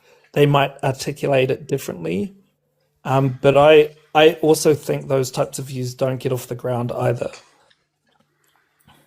yeah. You're talking about the source code compatibilists, I'm assuming. More so those that sort of like leverage in higher order complexity. And what I Mm, mean by that is that when I gave the example of like chaos theory, like the system is still deterministic, but it's still compatible with the type of free will that it will emerge from higher order complexity. And this indeterminacy isn't a true indeterminacy; it's just our inability to access those initial conditions, which kind of sounds synonymous with the view we were talking about from the guy that you mentioned when you first came up. yeah. Yeah, Christian List makes a really interesting observation about this indeterminacy at higher levels, where he says it's not that it's truly indeterminate; it's that it's what happens is we have a problem of multiple realizability, where at a fundamental level there are probably multiple arrangements of the fundamental composition that can result in the same functional higher order Hmm. phenomena, but we have no way of knowing exactly which of those is responsible at any given moment. And so when we say it's indetermined, it's not that it's indeterminate truly, it's just epistemically we can't determine Right. it. Yeah. And then I think, like, if that is the case, right, and obviously that's an open question, whether it is like, the universe is inherently deterministic or not. I think that in itself, if you posit, I think in this sense, the consequence argument, right, in some way that would still hold. despite it being super sensitive and our inability to access that, that those kind of conditions. So it is like, let's say, unpredictable, but nonetheless, I still think those kind of objections still follow through. Yeah. Maybe The you can articulate it in a way that it wouldn't make it through, but at the moment, I can't see how it doesn't. no, no, I think either determinism is false and there does exist some like robust agent causation that is underdetermined, and that is like feels to us like it's intuitively the case, right? I feel like if I want to raise an arm right now, I can do either one. That's truly up to me, so to speak. So that kind of makes sense. Or the will is like maybe epiphenomenal in essence. You know what I mean? Something like that. But I don't think compatibilism is true. I think compatibilism is a bunch of nonsense, which is really interesting because free will philosophers much smarter than us. The majority of them are compatibilists of some sort. Yeah, I've seen that. And I think that the smallest portion are hard incompatibilists. Yeah, but all of them glaze Dirk Paraboom. Like none of like Dirk is a legend. They're like, yeah, we don't know what to do with that one. Like he can't. No be matter moved. how hard I try, I can't wrap my head around compatibilism. It doesn't make sense to me at all. It does because it just doesn't. Like I think it requires I think all of them are just harboring some contradiction that they're just keeping suppressed somewhere. I think like even when they run Frankfurt cases, for example, like to me, I think the flickering objection there is like a genuine issue for. Oh yeah. The fine grained flicker objection. I think that destroys Frankfurt cases. Yeah, and I think like a lot of them just brush it off, that type of objection. But for me, I'm just like, it seems to me that you brush it off. They're not. I don't know. To me, it really does seem to push them into sort of the into there being these genuine alternative possibilities, and I think. Sorry, go ahead. Well, I was going to say with the fine grained flicker, one of my moves was just to tell them that they're giving me a manipulation case, not a Frankfurt case. Right. Well, that's a good move, I think, actually. Yeah, that's been my way to defeat every single Frankfurt case that's been given to me. I was like, okay, how do you differentiate what you just told me from a manipulation case? Right. Because we're back to hard incompatibilism. All roads lead to no free will. But I think, like, for me, my interest in this particular topic sparked through Mitch, actually. He was the one that was like, because I told him, dude, I fucking hate that topic. And there's it comes up so often. It's like, bro, just read this. Well, and then, especially with your background, right? You talk about physics and stuff like that. Right. Yeah. I think for me, those types of like topics centered around like the origins of the universe are of more interest to me. But then when I did start sort of dabbling in free will discussions, I actually really enjoyed it. And, I started like talking a bit more about it, reading a bit more about it, watching some discussions about it. And I think for me, it's like, it doesn't come up too often these days, but nonetheless, like it's still an enjoyable topic for me to sort of learn about and read about. I want to just maybe, because I know Logic probably wants to talk about other things, but I do want to say one more interesting thing where I've seen the free will discussion go and that is to change the modality, right? When we talk about free will and determinism versus indeterminism, and now we start talking about like necessity. Somebody mentioned to me that there's kind of two ways to escape. One of them is to say that alternative possibilities exist in the epistemic domain, and there's nothing you can do to remove those at any point, right? And so as long as the agent is aware that some alternative action could have been taken, that is sufficient enough to ground like a libertarian sense of free will with alternative possibilities. even if it turns out that the agent is, you could say, fated to act in some way because the reasons available to them are more in favor of one action versus the other. But as long as they were aware that an alternative action could have been taken, that is sufficient for all reactive attitudes and moral responsibility. So that seems to hold to like some notion of the PAP, right? And, Yeah. And I think, I guess if you are talking about like, like these alethic modalities, particularly that those that are conceptual, I even wonder, like, like have you read much on like the epistemology of modality? I read a very tiny bit from like Barbara Vetter. She talks about agency a lot. But no, other than that, no. For me, I find it fascinating because it starts talking about exactly what you're sort of pointing out. Like, are there these like, when we're speaking about them, are we talking like which domain or which category or which modality are we speaking about here? And they kind of define them in a way like, how do we even access them? Which is kind of deviating from the topic of free will and the PAP. But that to me became somewhat interesting because it seems the thing is it seems that we have, how do we even come to know these modalities and how do we even navigate those different modalities between each branch? And I think for me, that question there, to try and answer that, seems to hinge on like how, our faculties to interact with the world, and then like how people sort of try to constrain like, those different modalities, and whether like metaphysical modality is the thing or not. So they talk about inflationism and deflationism and skepticism. Inflationism is just to say that there is no difference between like logical modality and metaphysical modality. And deflationism is to say that there's no difference between physical and metaphysical.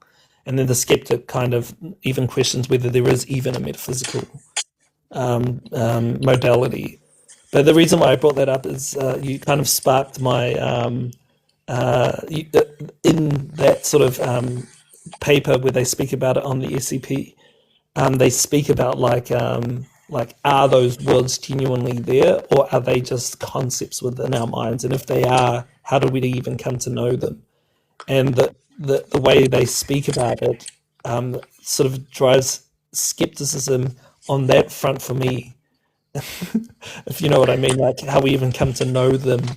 Oh, Flobby. You should see, I don't remember what it's called, but Peter Van Inwagen has written about modal skepticism.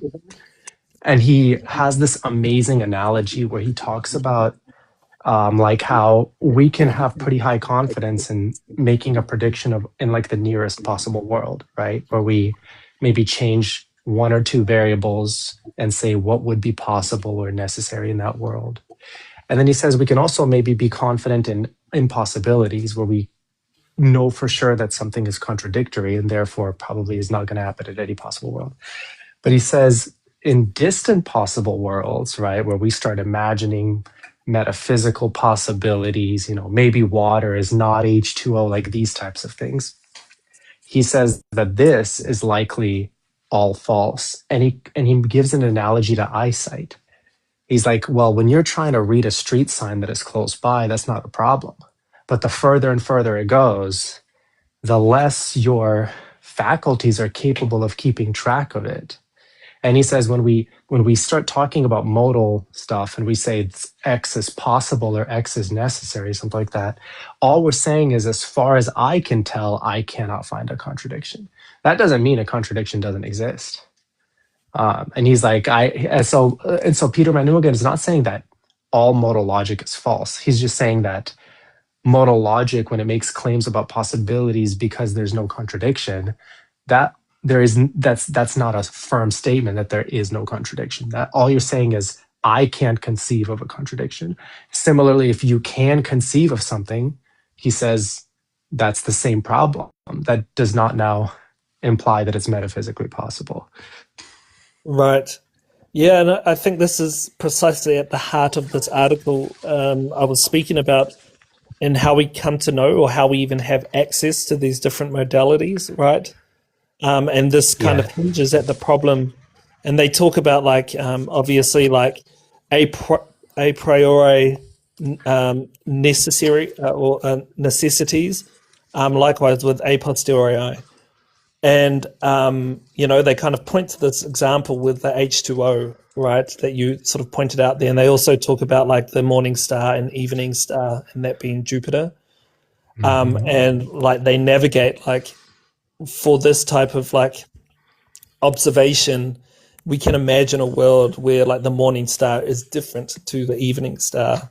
But now that we've learned that Venus is both the morning star and the evening star, and they're one and the same thing, that this then becomes like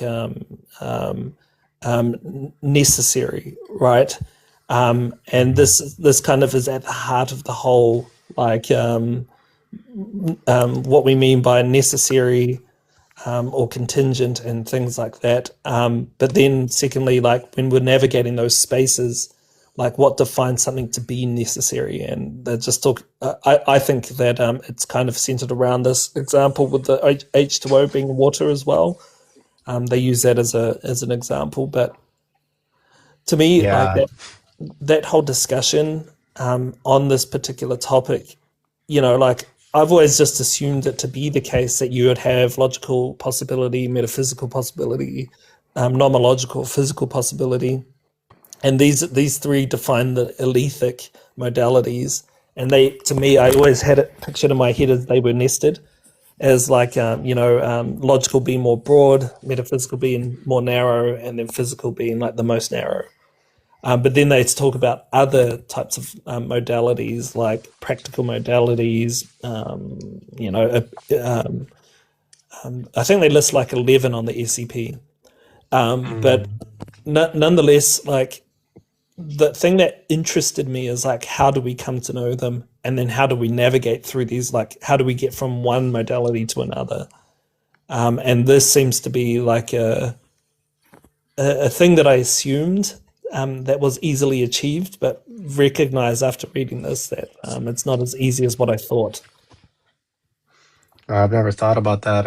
I guess you might be right. I mean, I always treated logical modality as distinct from metaphysical modality because I thought logical modality just dealt with contradictions in terms and made no assumptions about any individual metaphysical commitment. It was just like essentially just a span of all possible metaphysical commitments. And then I treated metaphysical modality as saying what is possible given that you do make a set of commitments, like physicalism, right? If physicalism is true, what is now metaphysically possible, for example? Yeah, I think most people do think that way, right? I certainly did. And they kind of outline that distinction and how it's typically used, right? So, like, logical modality would just be like whether it can be described in the logical domain, where we use some kind of I think they describe it as like some type of concept, right, that doesn't entail a contradiction. And I think most people do sort of take that to be the case. But the way they defined the metaphysical possibility, it seems clear on the surface that there is a distinction. But then when you read the deflationist or inflationist account, you can kind of see that it's actually more vague than what like a lot of people think it is. And it becomes really difficult, I think, for a lot of people to make that distinction. And then they have to go through like these kind of examples where they can flesh out these distinctions. Mm. But yeah, for me, typically when I have discussions, I do like take the nested model and how I outlined it with like logical, metaphysical, and physical. And I think with that, that's what at least is somewhat helpful to communicate with people when I'm speaking and about certain modalities. Hey, what's up? Flamby, are you saying that there's no real distinction between metaphysical and logical Hey, Cosmic. possibilities? I take it to be the case that there is. But if you look at the deflationist and inflationist accounts and the skeptic account, I think if you go on the SCP, maybe you can just see it. There's only like a couple of pages down on that article, but they sort of outline those that there are people that don't see a distinction there. And they say that it collapsed. I don't know if collapse is the right word, but they're one and the same thing. So there is no distinction between like. But what are their arguments? What do you mean their arguments? Like, Yeah, I mean, what examples do they give, like where the distinction is blurred or? So the way they describe it is just to say that, like, I mean, if you said to me something's metaphysically possible, right? And it seems to also follow that it's like logically possible. Why are we even talking about metaphysical possibility? You know, so that type of distinction seems, at least in some way to me, clear. That there is like a distinction there, especially when it comes to us trying to conceptualize things. But you know, like if it is like metaphysically possible, it seems to me to be, I guess what they're trying to argue there is that it's one and the same thing as like logical possibility, but the way they define it on the ECP, there seems to be a clear distinction. But these people are rejecting the reason that that is the case is because logical possibility is the broadest type of possibility, right? And then we have metaphysical, which is the next broadest, and then we have physical or nomological modality. So from that, it would follow that some things that are or actually everything that is metaphysically possible would also be logically possible, but not vice versa. So there are things that are logically possible, but not metaphysically possible. Well, it's hard for me to object because I agree with you there, right? And so this is the thing, is like the view itself, right? Like they're just saying that, for them, there doesn't seem to be a distinction there, which is probably hard for us to wrap our heads around, right? Because we do, to me, I see, the way that it's defined, even on the ECP, seems to invoke some clear distinction between the views. Likewise, with the deflationist view, seems to argue that the physical and metaphysical, there is no distinction there, which to me is, I think, a clear distinction, but to them they seem to think otherwise. Yeah. So, for example, like the speed of light. The speed of light being faster than it is metaphysically possible, but not physically or nomologically possible. So that's a clear distinction there. Yeah. So I'll bring it up. I took some notes as well on this particular thing, but I might actually just go to like there because it's only like a couple of paragraphs actually. So SCP. And they don't really present the arguments, they just kind of present the idea and then they give you further reading, as you can imagine, in the SCP. Yeah. I mean, in philosophy, you will always find like some people or philosophers disagreeing with like basically any position. So that's not. Yeah. And I mean, I think it's good that they do that though, because then I think it helps sort of, I guess, bring meaningful distinction between certain ideas. That's surprising. You know what I mean? And I think like people questioning it and motivates people to try and salvage certain views so that it can bring some clarity. Absolutely, I agree. I mean, it sharpens your own thinking. So I'll read a couple of paragraphs, and it's only a small bit, but like so here under this, they sort of define the alethic modalities, which follow what they call the T axiom, which is just to say that like box P implies P, or something like P is logically possible if and only if P is consistent with the laws of logic. and that's a condition that needs to be met for it to be like categorized in the alethic modalities. So the three that fall into that is like logical, metaphysical, and physical.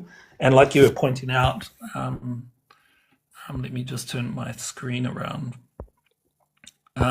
That's like the nested model they define. So you've got here this logical, at least. logical circle which captures. Maybe if the host could. I'm trying right now, but it's not working for some reason. I'm trying. It's all good, but you can kind of see it here. Like the purple is like logical. I don't know what color that is, like pinkish, as like metaphysical, and then here embedded is physical, and it's kind of nested. And like you were saying, like logical seems to be the most broadest. But then after that, like where they sort of define what an alethic modality is, they kind of go into like the different accounts. So I'll see if I can find it. I'll just read a couple of paragraphs. I'll just read straight under there. So conversely, what is logically necessary is metaphysically necessary, and what is metaphysically necessary is also physically necessary. Other kinds of modality can be suitably added to the model as well, such as practical possibility. Practical possibilities would be within the physical possibilities. Importantly, some philosophers question whether metaphysical modality is distinct and irreducible, and an irreducible modality. Alternative accounts include inflationism, deflationism, and skepticism. Inflationists such as David Chalmers hold modal monism, the view that there is only one modal notion or primitive, such that metaphysical and logical modality coincide. Deflationists such as Sidney Shoemaker argue that metaphysical possibility modalities coincides with physical modalities.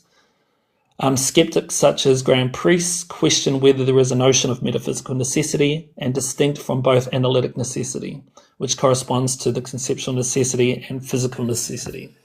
I could probably read a bit more, but they're just kind of outlining those types of views that people outline where they would coincide and there wouldn't be a strong distinction. Give you a big screen. Yeah, I mean, I'm not surprised our difference of opinion there, but I mean, I didn't hear any arguments like presented. But... They don't bring them. You have to go and read their work themselves. Yeah. So the arguments. I mean, I have read David Chalmers. Right. I mean, he talks about 2D semantics and all that, but I mean, I don't remember him saying what his own view is. Like he gives like Kripkean accounts and different types of accounts of 2D semantics and so on. But I'm not sure if he spells out his own opinion on that, other than saying that, because he has this zombie argument. So because philosophical zombies are like logically possible, that would make them like metaphysically possible, even though it's not physically possible. Right.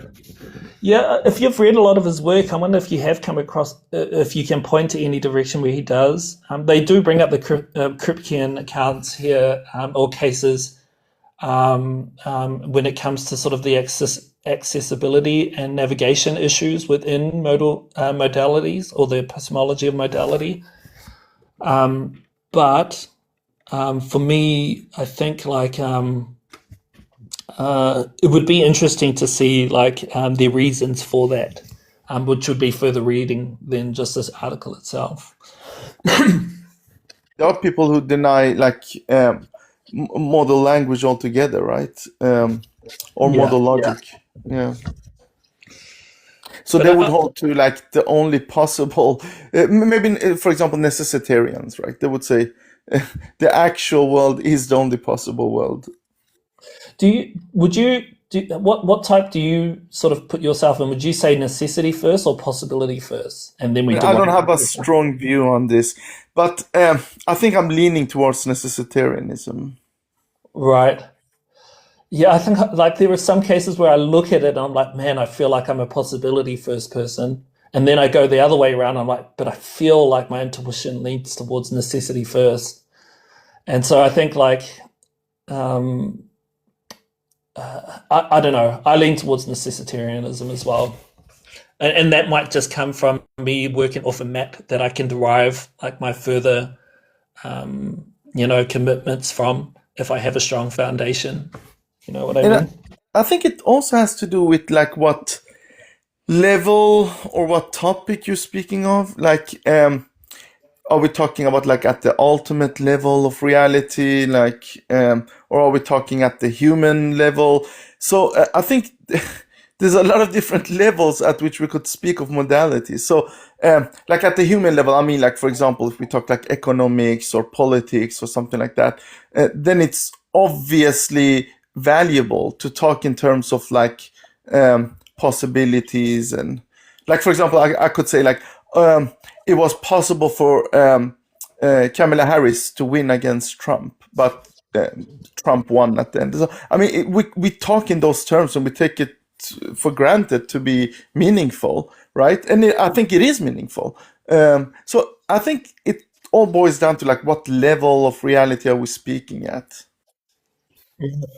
Yeah, and that's why I do think that these types of topics or like modalities, it's always clear to sort of outline like what modality we're working with. And I think like, especially when it comes to sort of these deep questions, you know, like that distinction between logical, metaphysical, and physical become extremely relevant. And so I still see like a whole, I'm not, like a skeptic to the degree where I would like throw this whole sort of type of reasoning out the window. Yeah, But I absolutely agree with that. I mean, it's very valuable, like as a tool at least, right? As a mental tool, at right, least. We don't need to be like a model realist or anything, but it is valuable and right. And that's where I think like, have you read much about like the access or instrumental. accessibility issue there? Like, how do we even come to know, and like the challenges? I know the Um, basics of model logic. Yeah. So when you talk about different worlds being accessible and so on, but yep. I'm just not the basic. Right. Well, it seems like, like at the heart of a lot of our like reasoning, we use certain tools. Things like inferences that we make, for example. And that's like, something that most of us do. But the question that they typically have is like the challenges we have to overcome to even come to know like these, let's say, how do we gain like modal knowledge? And I think that they point to what they call the integration challenge and the reliability challenge, which when we speak about like possibility and necessity, it seems to be outside of like space time. Do you know what I mean? Or like, and so how do we even access that if it's not part of this world that we exist in? Yeah, yeah. Um, It's a and mental tool. That's how I would say. But I think it's Chalmers. I can't remember who it is who talks about imagination and then like conceivability and intuition and understanding. And this seems to be at the heart of. I can't remember actually. Let me just scroll down. Oh, here we go. Conceivability, imagination, intuition, and understanding. Blah blah blah. For Descartes, the source of modal knowledge is the distinctive sort of source of intellectual grasp based on this. Blah blah blah. Yeah, there's a few of them, but there's a lot of people. David Chalmers, both Stephen Yablo and David Chalmers have developed independent accounts of conceivability as a source of modal knowledge. Yeah, so they outline that, which I think is pretty cool. I would probably be more on board with David Chalmers' account there. And I did write down some notes, but I need to go over them again just to sort of keep up with this conversation. But yeah, blah blah blah. I think like they present ideas in which we could have access or try to overcome that skeptic approach that the skeptic is positing. yeah, yeah. But again, I think it's very valuable tool, to say the least. I mean, I wouldn't be like a model realist per se. I mean, like especially when it comes to like possible worlds. Like that. But so I think that's a very extreme position. Maybe there's something I'm misunderstanding. To me, it sounds silly, but I don't know. Maybe I have misunderstanding there. So like those who posit the idea of like possible worlds being real. Like I forgot the philosopher's name. Oh my god. Many worlds. Yeah, but the philosopher who came up with that, very famous. Oh, You mean the philosophy like Schrodinger. Everett? Who? Are you speaking like the many worlds interpretation? Yeah. Oh, Everett. No, not the scientific many worlds. No, Oh. I'm talking about the possible worlds realism. Whatever. I mean, Kripke? not Kripke. No, it's not Kripke. I forgot, but I can look it up later. But yeah, I mean, so there are people who believe that these possible worlds are all like actually real. Like they call like model realists. So they believe that whatever, like the logical, let's take logical possibilities. So all the things you could imagine, like logically, actually exist. So they do exist in a real sense. So flying elephants, because there's no logical contradiction in flying elephants, there is a world in which that is real. So yeah, those would be the extreme views when it comes to model logic. Right. Yeah, I mean, like the extent in which I sort of adopt modal knowledge, right, is Sorry, it's David Lewis. I just, the name came to me now. David Lewis. right. Yeah. Like I think I'm similar to you, as I see it as a useful tool, right, to like think about the world. But at the same time, like I don't know if I could, commit to a modal realist view in terms of there being like these actual worlds that exist. And if they did, like it seems that they're inaccessible to me. But I don't know. Like for me, it's more of a tool and instrument that I use to try and understand the world. And I think under that sort of frame of work, and this seems to be in alignment with David Chalmers, with how he uses like imagination, and he just puts restrictions on it. And I could probably go back and look at his like definition there, if you're interested. But to me, that's the extent of how I would, deal with like the epistemology of modalities. So in his one, where is it? Yeah, it's prime C. A statement S is primarily conceivable when it is conceivable that the situation described in S is actually the case. So that's his first, which I think covers his conceivability, and then the inconceivability he defines as like a statement S is secondarily conceivable when it is conceivable that the situation described in S might counterfactually have been the case.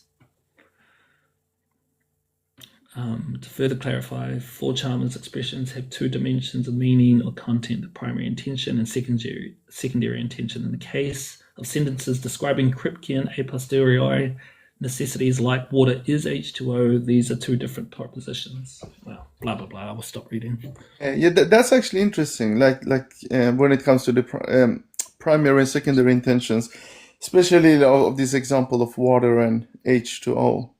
So I mean, it is logically possible that water is not H2O, right?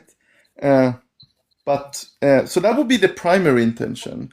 The primary intention says nothing about like whether water is H2O or not, right? Because we could like on an alien planet where water was like XYZ, as the example that's given in the literature, it would be considered to be water because it fills the watery role that it does on our planet. So it fills lakes and oceans. It's a liquid that you could drink and sustains life and all that.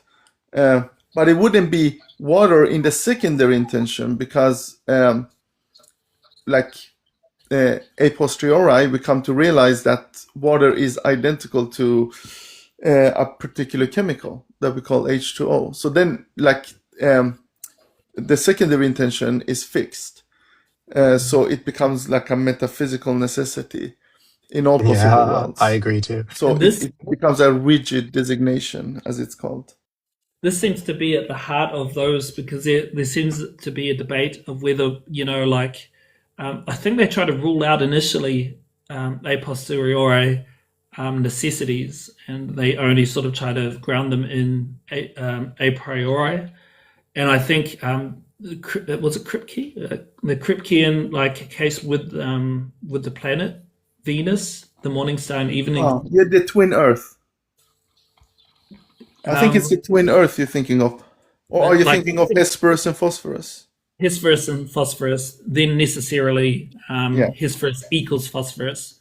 And that only came, like, if you look at the Chalmers account after our sort of update with our understanding of what that was, that they were one and the same thing, right? And I think he sort of demonstrated, at least for this particular topic, that there are some a posteriori necessities. But the primary intentions are actually different, like Hesperus and Phosphorus, and even semantically. So there, I don't know who said this, but for example, if I told you I'll meet you when Hesperus appears, would be different than if I told you I meet you when Phosphorus appears in the sky. Those two statements are intentionally very different because we would meet at different times during the day, right? But the secondary intention, is fixed. So I think that's very interesting to talk in those terms. Yeah. I think that's the part that I think was a revolution when it came to this, I think, because prior to that, they were kind of ruling out this a posteriori necessities. And I think Kripke showing that seemed to sort of bring up that discussion, especially when it comes to like, necessity first or possibility first. And I think, if I understand, if I remember, they were saying that most people go for possibility first. But that seems like... But what do you mean possibility or necessity first? So for example, when you speak about like things being necessary, like that it couldn't have been otherwise, right? That needs to be established first before we can start talking about, let's say, about how we acquire knowledge, right? So that would be a priori. And whereas like in this other case, they were skeptical about a posteriori necessity. And so what's happening there with that particular case is they were exploring possibility. And then we're discovering necessities a posteriori. Do you see what I'm trying to say there, as opposed to it being a priori? I think there's a similar example. I think again it's Kripke that gives this example. I don't know if you heard it of jade and jadeite example. Do you know about it? No, I don't know of that example. Okay, I can tell you. So, in China, they used to jade is like this material that they used to use to build valuable stuff. Okay, and then like jadeite were imported, and jadeite is of a different chemical composition than jade, but they look almost identical. Like the two, I think is it a metal or a stone? I think it's a stone. Jade and jadeite are stones, I think. Yeah. Anyway, or crystals, whatever. So they're very similar. Okay, in the way they look, in the way they like they can work with it, with the material and build stuff. So in the Chinese language, they came to be identified as the same thing linguistically. So they don't make a distinction between this new type that's called jadeite and the old type that's jade. So in their language, it's the same thing. So it's identical. So that would be like analytically. Okay, so analytic is identical. But in other cultures, they did not make that distinction. or they made that distinction between jade and jadeite because of the secondary intention of the chemical composition. So that's very interesting to me, that some cultures chose to go with the primary intention and ignore the secondary one, like the Chinese, and other cultures that did the opposite. Yeah, that is really interesting, actually. Yeah, just to see how like certain cultures are shaped and how they go with certain ideas like that. That's pretty crazy, actually.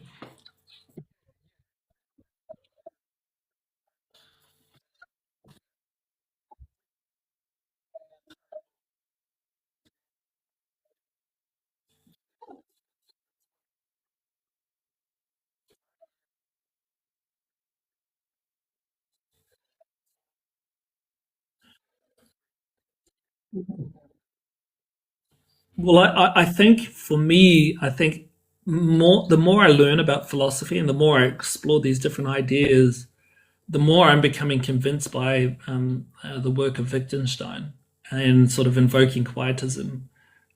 Even with like a Bayesian epistemology, like navigating through that whole space, like to me, like it seems that we are generating more confusion through our investigations.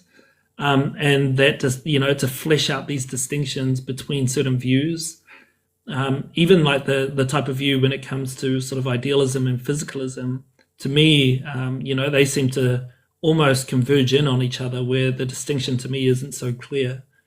I agree with that. I mean, the more I learn about these topics, the more blurred the distinctions become. But going back to like these distinctions, I was going to say something about so water and H2O. Okay, so there are people that actually reject the distinction, or actually reject that there is a secondary intention. So they would say that water is not H2O.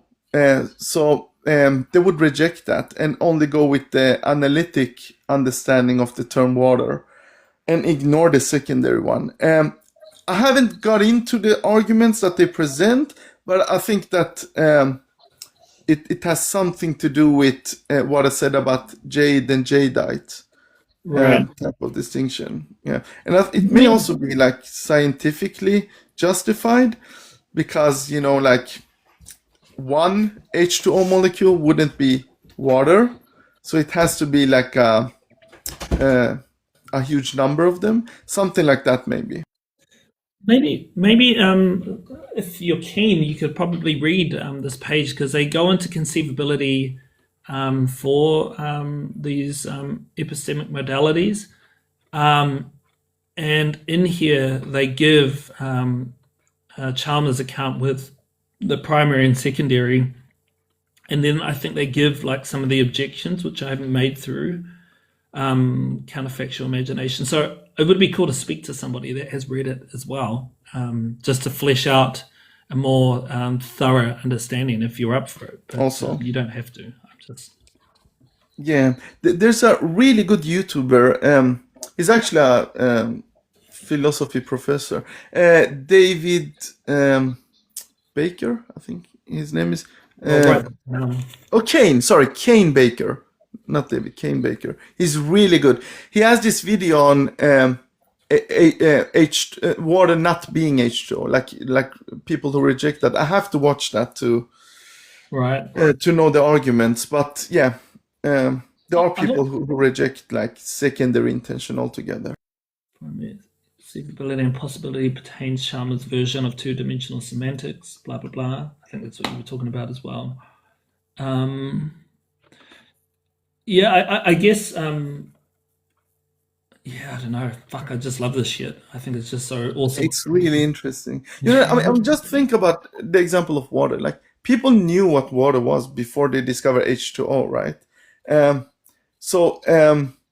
We could like have this understanding of what it means for a liquid to be water without identifying it with its chemical composition. That is obvious, right? I don't think anyone would reject that. Right. So the question is like, what does it add to say that water is identical to H2O if we take that position? I guess it's helpful in the way, in a way to flesh out like our mental conceptions of what identity means. So we could like use that as analogy to other topics. Like for example, it has been used as an analogy to the mind and the body distinction, to say that the mind and the body, or the brain and the mind, appear as two different intentions, like two different primary intention, but they're actually identical once we know the identity of for example, the mental, that it is brain activity. So when that's fixed, then like what I'm trying to say is that these type of questions is like boiling into or affecting many other philosophical topics. So water being identical to H2O is relevant when it comes to philosophical discussions about philosophy of mind, and whether the brain and the mind are identical too, and in what sense, what it would mean to say that they're identical. So people talk in terms of like presentation. So like let's take Hesperus and Phosphorus and Venus. So the mental has a different presentation than the brain, even though they're actually identical. For example, under mind-brain identity theory, the same way that we would say that Hesperus and Phosphorus are identical to Venus, even though they are presented differently. Like they have different primary intentions, even though they're actually identical. So you see how it's like useful to use these examples analogously in other topics, philosophical topics, like the philosophy of mind. Yeah, for sure. I mean, it's extremely relevant even within like ideas of the Trinity, right? Which you've probably seen. I've been navigating through that space a bit, especially when it comes to Leibniz law, and then how it gets to like determinate identity. It seems that that's really interesting. Are you talking about like how the Christians say that the persons of the Trinity are identical, even though they're separate in the sense that they're different persons? So they talk in terms of like relative identity, right? So some people use relative identity to try and get around the logical problem. And then they sort of deviate from like, Leibniz law. I think there's like two conditions, like A equals A if all properties of A are the same, are equal to all properties of B, right? And then there's the discernibility of identity, I think, is the other way around. I can't remember which way. Yeah, the identity of indiscernibles. Right. So that's a bit like more controversial than the discernibility. Exactly, and I think they deviate from that type of identity to sort of salvage the view, and I think it becomes problematic when you use an equivalence relation that's transitive, and I think that's the part that if you were to hold that standard of Leibniz law that most of us want to uphold, then that would lead to a direct logical contradiction, especially when it comes to the transitivity and that equivalence relation. But where I think, if you sort of take that sort of controversial definition, you can possibly salvage it, but then I think that leads to further issues. And it seems to be kind of a special case only for the Trinity. Whereas I think like other approaches, like a guy called Joshua Sijuwadi, he approaches it differently to provide like a metaphysical solution, which I still think in some way fails. But I'm sure that if I was speaking with him, he would cook me and, sort of... I never heard of that. Could you tell me about it? Yeah, so he sort of defines like divinity, which is God, as a trope. And I don't know if you're familiar with the monarchical model of like the Eastern Orthodox Church. No. I'm not so familiar with like religious. Right. Well, what he's trying to sort of do there's got like multiple location. And so what he's trying to define there is that like God the Father, right, has is equal to divinity. Likewise, God the Son and God the Holy Spirit, they all have these like numerical identities to divinity. But where he's sort of drawing that distinction between them in person is the relation. So their determinate identity with relation of divinity to the Father, to the Son, and to the Holy Spirit. And that's the part that I think, in some sense, if they want to claim that God is one, but also three persons, that becomes difficult when you push like that understanding of determinate identity to its limits, by which then you get three gods, right? And that's what Joshua Sijuati is trying to avoid, that you get like three separate gods, and he's trying to sort of speak of it as the distinction comes from the relation to divinity. But everything else is numerically identical. Philosophy, to be honest. Am I making sense? What does it mean to say relation to divinity? I mean, would divinity be an entity by itself, or? Here, maybe you can see that.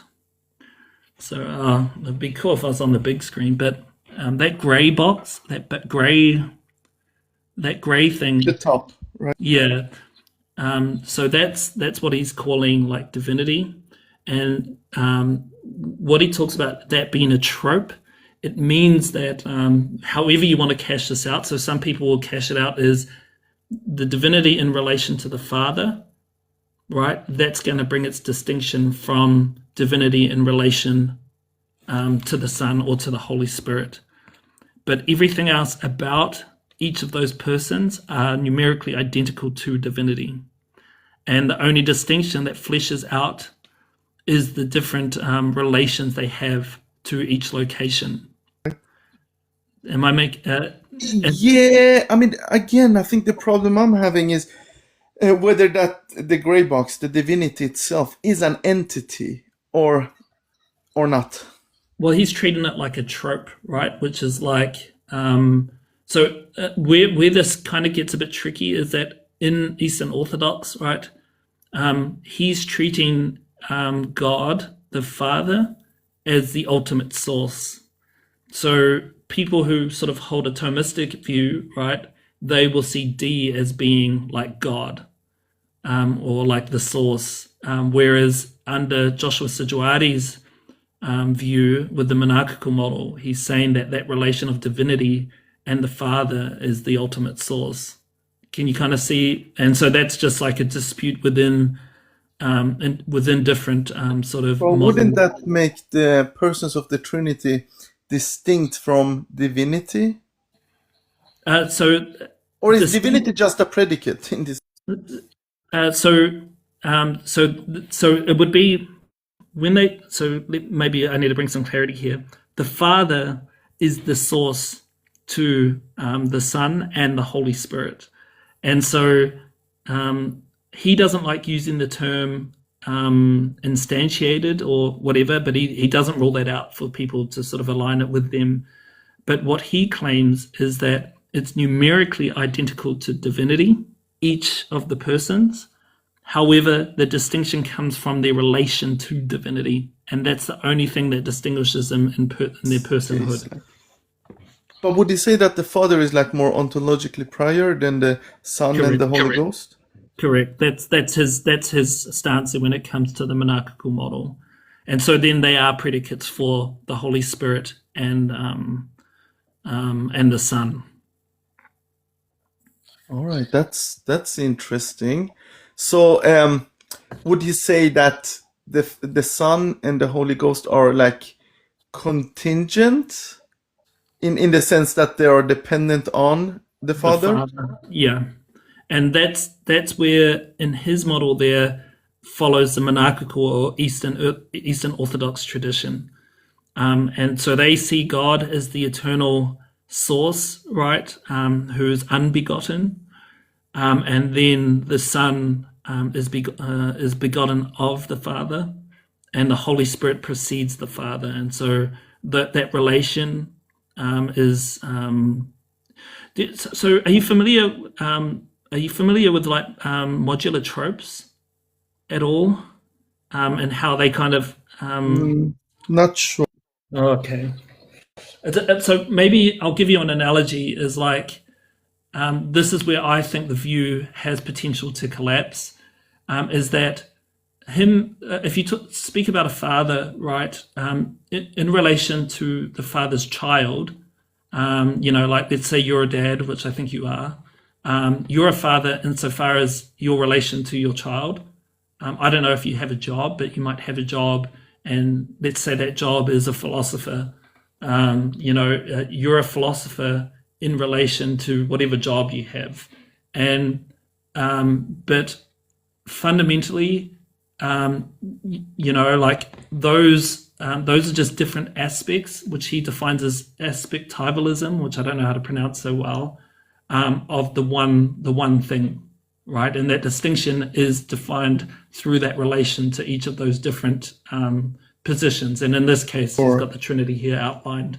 Okay. I mean, in the language of like predicate logic, we would say that God then would be like the term or the name, and the Father, Son, and the Holy Ghost would be the predicates. So in this case, they're saying that it's the other way around. So yes, when you're looking at divinity being the source, then that would be the source of the Father, the Son, and the Holy Spirit. But in the monarchical model, the Father is the source. The Father, so not the Son and the Ghost. Correct. Okay, is that the Eastern Orthodox thing? Because I never heard this from like other Christians. Yeah, it's so there's a schism that took place that separated like the Eastern Orthodox tradition from the Roman Catholics, and under the Roman Catholic model, they say that the Holy Spirit proceeds from the Father and the Son, if I recall correctly. But then, like, you have different people, like the guy that he's debating here.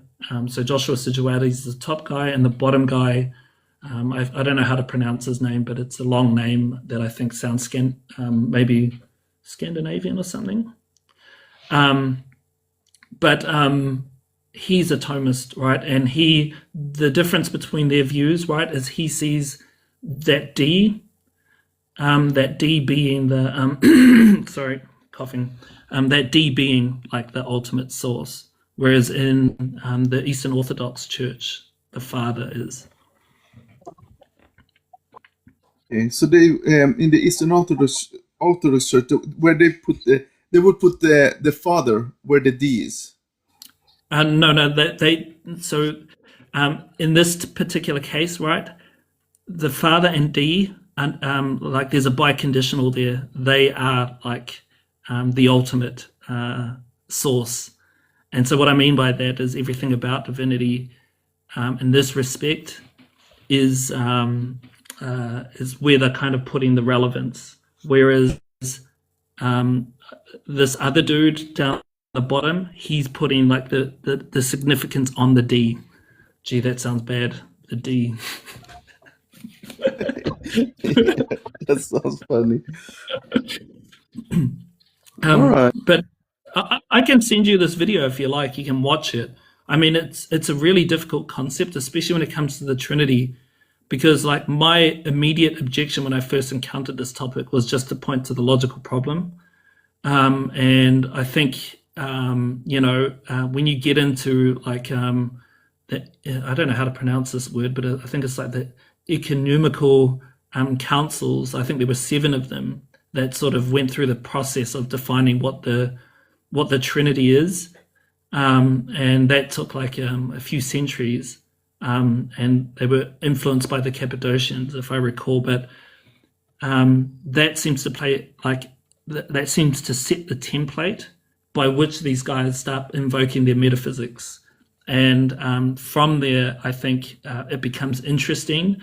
But my lack of knowledge in theology makes it really difficult for me to understand like the grounding of their metaphysics. But that's why I'm trying to learn about it to see if I can, at least in some way, make sense of the Trinity. But I think for me, when it comes to determinate identity, it seems to push this type of view into there being three separate gods, and they want to keep that. They want to keep it like they want to keep it as one God and three persons. But I think in one respect, it either collapses into like just one God, and there isn't really three different gods, or that there are three gods. And I think that's the part that I think is quite hard to reconcile. And Joshua Sijuati tries really hard to do that. I mean, my biggest issues with the Christian notion of the Trinity is the view they have on when it comes to Jesus, the Son. So they're saying that the Son is fully God and fully man. Is that true of the Orthodox Church as well? Yes, but in this sense, that the Son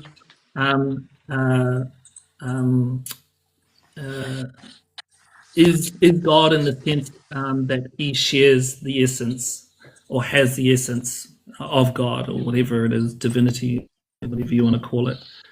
And in Joshua Sijuati's case here, he's saying that everything about divinity is contained within Jesus, the Son, and it's numerically identical, and the distinction only comes in the relation to divinity and the Son. But I'm thinking of like the Son's dual nature.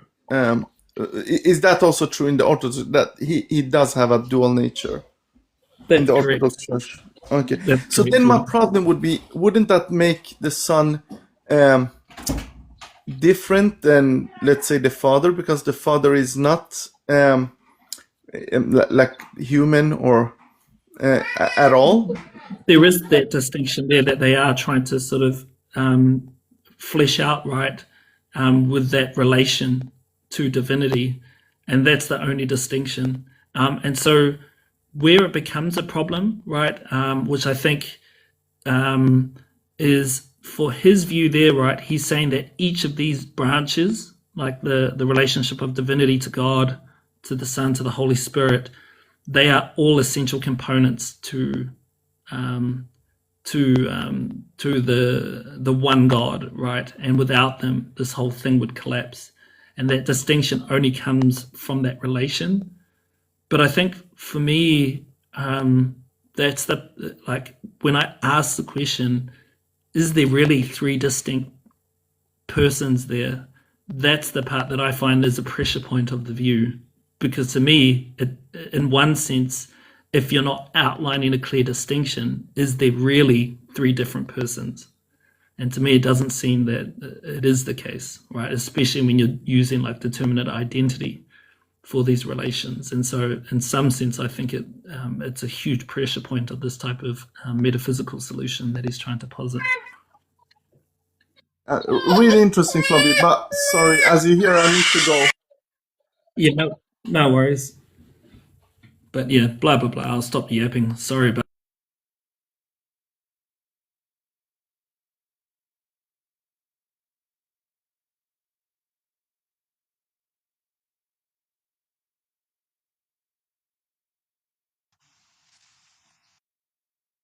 I agree with you, Flavi. One of the things that I usually like to ask Unitarian make sense of is exactly how do they separate identity such that the identity is distinct yet same in some ways. And the reason this is problematic, what it means for something to have identity is that it has its own set of conditions, right? And so my question then becomes, okay, does the Son persist as the Son? Does the Father persist as the Father? Holy Spirit persist as the Holy Spirit? If they do, right, they don't persist as one another, I mean, philosophically speaking, things that don't share persistence conditions are not numerically identical. That's what it means to be numerically identical, is that there is a necessary set of persistence conditions that define why something is numerically identical to itself. And I don't know, I've never been really given, they just go into their like 3 persons, 1 essence spiel. About that logic troll. It's an extremely complicated idea, and even for me, like spending a bit of time trying to wrap my head around it.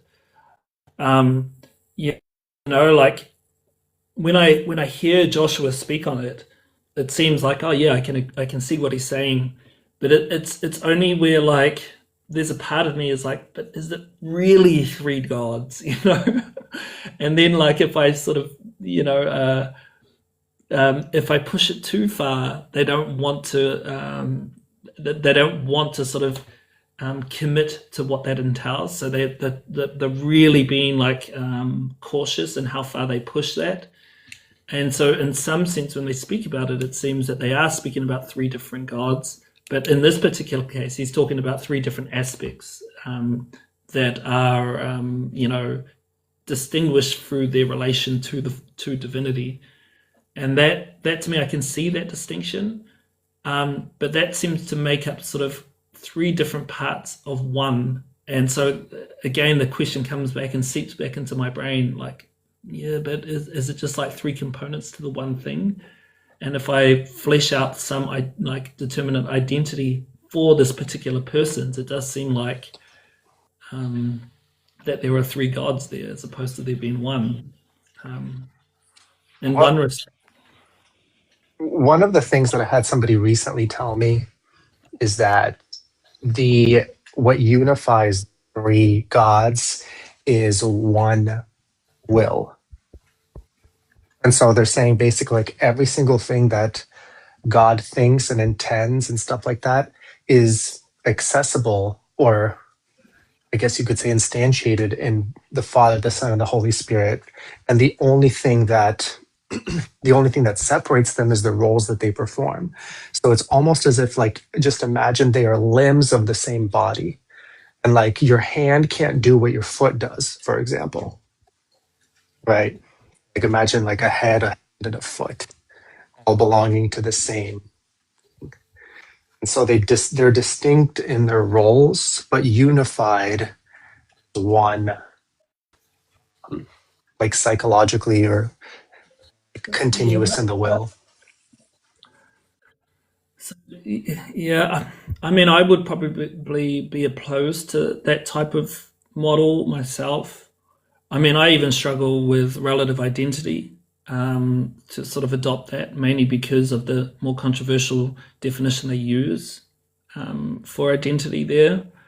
I think this type of metaphysical approach that, what's his name, Joshua Sajawadi is trying to flesh out, to me, is to uphold the definition of identity. But you fucking bitch, dude. What the fuck, man? Like these stupid fucking people. I swear to God, I'm so sorry, dude. I'm sorry. Listen, I'm just having a really I'm having a day, man. Maybe let me try to hash this out real quick, okay? A really good analogy would be like if you have kids, like how much of you is a man? Are you completely man? And then on top of that, do you also have other attributes like, are you a father, and how much of you is a father? Would you break this down as a percentage of like, well, I'm going to be 50% man and 50% father, but that's just not the case, right? Like you're going to be completely father and completely man. Does that make sense? I mean, this is precisely like what Josh was doing in his model there, right? And that's why, like, when I put that that picture up there, I don't know if you saw it, with how he's. No, I was looking at that and I heard the conversation. I get it. It's. I think I have a lot of other different issues with like the idea of the Trinity, and it's not how like someone can be like, at least in this picture of like Jesus being fully man and fully God. That's not where my issue lies. It's everywhere else, kind of, because Yeah. I think we can put these ideas of me as a human being, like there are parts of me that I would say is like, like sure I might be this much of this thing, but other parts of me, like I am completely this thing that I can't be something other than that, and it's not just only one thing that you're able to put that into. Yeah, that's kind of like the same thing that he's doing, right? What you're saying there. Yeah. That's like what you're outlining is embedded with the model that he's pointing out. I apologize for flipping out, man. Like there was this person driving in front of my Uber, and they were really That's all good. really. It's all good. And God, like I'm like really going through a lot of crap right now. Like I'm not trying to trauma dump right now. I apologize. Like my mother-in-law passed away last night, and today's my wife's birthday. And my wife is over there, like, with her parents. Well, her dad now. And I had to take time off from work. Like I changed my schedule so I could take the kids to school, and Man, I don't know. It's been a lot. It's been a lot. I'm so Much sorry love, to hear dear that. God. Yeah, man, that's horrible. And yeah, please send your love to your partner, man. Like I can't believe that you guys are going through that right now. And say hi to your kids from me, please. I will, Robbie. You know I will. God, like they love you. My kids love you. Yeah, and I, obviously, that's reciprocated, and I loved spending time with your kids and your family in America. So that's something that's a memory that I'll cherish. But it's kind of really sad that you're going through that, and I'm sorry that you and you guys are dealing with that. Thank you so much, Robbie. Thank you guys. I really appreciate you guys saying that. But let's. It's all right. It just. Yeah. Yeah. So, I don't know what else to say, bro. I wish I could come and give you a hug. oh man, no, man. I feel it, man. Like I feel it from you guys. Like I feel the hug. Like like you could be, you're halfway around the world. You're on the other side of the world, and I feel the hug. Like I do. I genuinely do. But let's get back on the Trinity, right? Yeah, I guess if you want to sort of go back to that, the reason why I am where I am right now is that I think I wanted to learn a bit more about the Trinity, and I first encountered the logical problem that was first derived from Richard Cartwright. And so looking through that and then looking at all of the responses to such arguments against the Trinity is what I wanted to explore. And so I looked through like relative identity and now this type of approach and how it's compatible with a lot of different models of the Trinity. So it's compatible with Catholic tradition and the Eastern Orthodox tradition. It's just that for me, it's not so much like how to sort of conceptualize it. It's sort of like pushing these ideas to their limits and seeing where there might be some pressure points. And the one that I'm pointing to kind of results from applying what I would consider to be necessary in all worldviews. And if it doesn't satisfy those, it becomes very, very difficult. And so for me, when it comes to multiplicity or the identity or the constituent parts that make up something like the Trinity, that becomes really difficult to cash that out, even like with these types of metaphysical solutions. And so for me, I'm trying my best to salvage the Trinity by learning about it in the best that I can. But I think there are some pressure points that I've encountered that are problematic. But it doesn't mean that it's defeated. It just means that like it gives me reason to be skeptical. Right. No, I get that.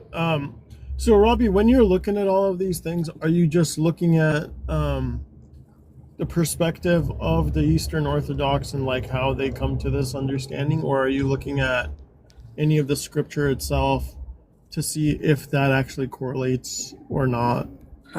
So for me, because I grew up in a Protestant, like Pentecostal church, scripture and how I understood it was probably the most important thing to me.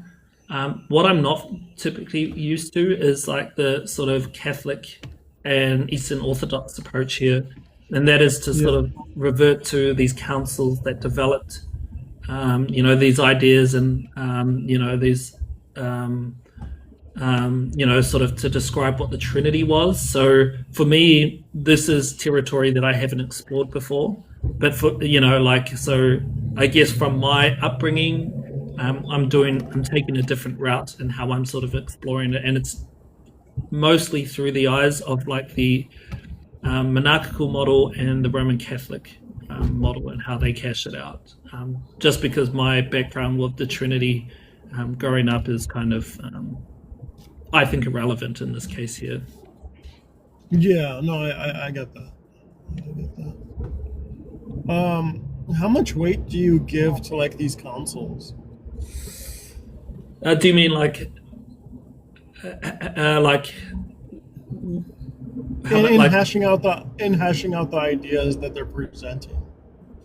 I think that, so if I were to give you my honest opinion and to be like direct here, I think it's problematic, mainly because, I have a high standard by which I'm assessing the Trinity. And I think when depending on how people define it or try to, like when I say God is, the Father is God, or God is the Father, God is the Son, what's doing a lot of the work there is the is. Right. And what do you mean by is? And so when you sort of question the is, that's where the issues are. Yeah. And so if I were to use my standard of is, obviously that would lead to a direct contradiction. But what I'm trying to do is not take my view there and try to explore, like in the church, what is meant by is. And I think that's opened up a whole new door for me to navigate through and explore that space. Do you feel like the is from the Eastern Orthodox or the Catholic perspective is more like liquid to try to fit the narrative? So to me, like, when I watch certain sort of philosophers work through the Trinity, they seem to ground their sort of metaphysics in their kind of their denomination. But when I look at Joshua Sijuati's model, he's doing it in such a way that also caters to the Roman Catholic model as well. Or like even to a Thomist approach. And I think he's not so much strictly tying it to the monarchical model, but I think that kind of comes through his work. You can see that it's kind of aligning mostly with his framework there. Okay. But when you listen to the debates, like the one that I showed you of that image, him talking with that other guy, like they were mostly in agreement of everything. It just seemed that they only had like semantical differences in their views. And so for me, like those differences seem to be when they articulate what they're thinking, there doesn't seem to be much difference there. And even when they do have differences of opinion or like, their sort of understanding of the Trinity, they don't seem to be too conflicted about each model. But that might be just due to the fact that they're philosophers, right? And they're just trying to understand each other. But I could see that. But my main issue is like, does this have theological implications? And if it does, then that's where it could be problematic for a lot of people, right? Especially like if it commits you to being a heretic or something like that, right? So I think in some ways... Which I wouldn't know anything about, right? But I think for me, like, there's so much to learn on this particular topic that I still feel like I'm like only just touching the surface, right? Even though like I've read a bit on it, spoken to people about it, but the history, like the the theological implications, the Right. metaphysics, the philosophy, all of that is like so much shit to get through to try and understand. And I didn't realize what type of rabbit hole I was getting myself involved with when I went down here, but I'm enjoying it, and I'll continue to like learn about it as much as I can until I get bored of it. Right. I think one of the reasons why I was never really able to go like too far down that rabbit hole myself is because of like the historical implications that follow. It's just there's certain things that I just can't like unhash. Right. And I think So for me, yeah. I think for me, bro, like the main thing is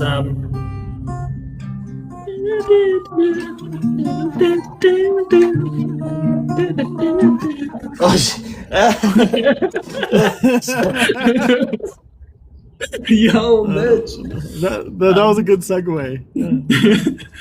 I think for me, Duragon, like where I feel like I've got a bit of freedom is I'm not concerned about being a heretic or, the theological implications being an atheist.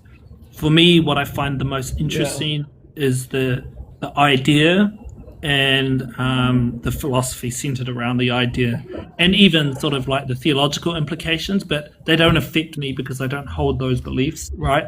So I feel like I'm navigating through this space just out of curiosity and trying to see if there is any kind of genuine solution that one could hold.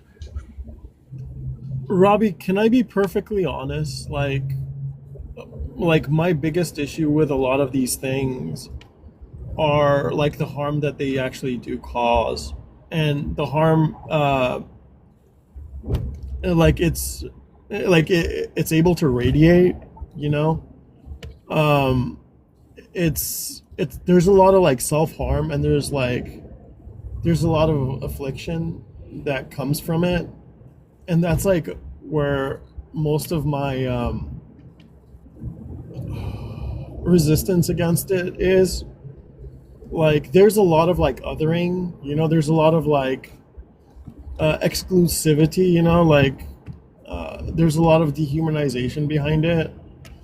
And even outside of that, there's still like this idea of not to sound cliche, but like the whole Luke 14, where like you have to hate yourself and like your family to be able to be a follower of Christ. It's just like there's trauma that's ingrained within like these theologies that if anyone could take a moment and think to themselves that like if something is gonna have agency and is gonna be greater than us, like its capacity for empathy and understanding would be greater than what we can possibly imagine. And the way the pictures are painted for ourselves, and the way that we paint these pictures for other people and onto other people, like to me it becomes extremely problematic. Yeah, I think like this is a part like when it comes to people exploring ideas, like what impact does that have on certain communities, right? And I do think like when it comes to like beliefs such as God, like you can see how much that kind of affects people, especially when people are willing to go to extremes. But I do feel like the exploration of ideas, I don't think should be, in my opinion, should be halted, right? In a way that, I like to think that we can explore ideas despite our differences and our disagreements.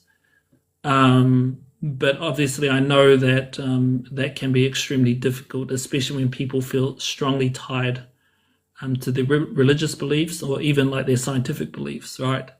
It can drive people to do harmful things to others. I like to think that during like these kind of explorations of like trying to understand the world, trying to understand ideas, that people are willing to sort of engage in such a way that doesn't lead to violence or harm.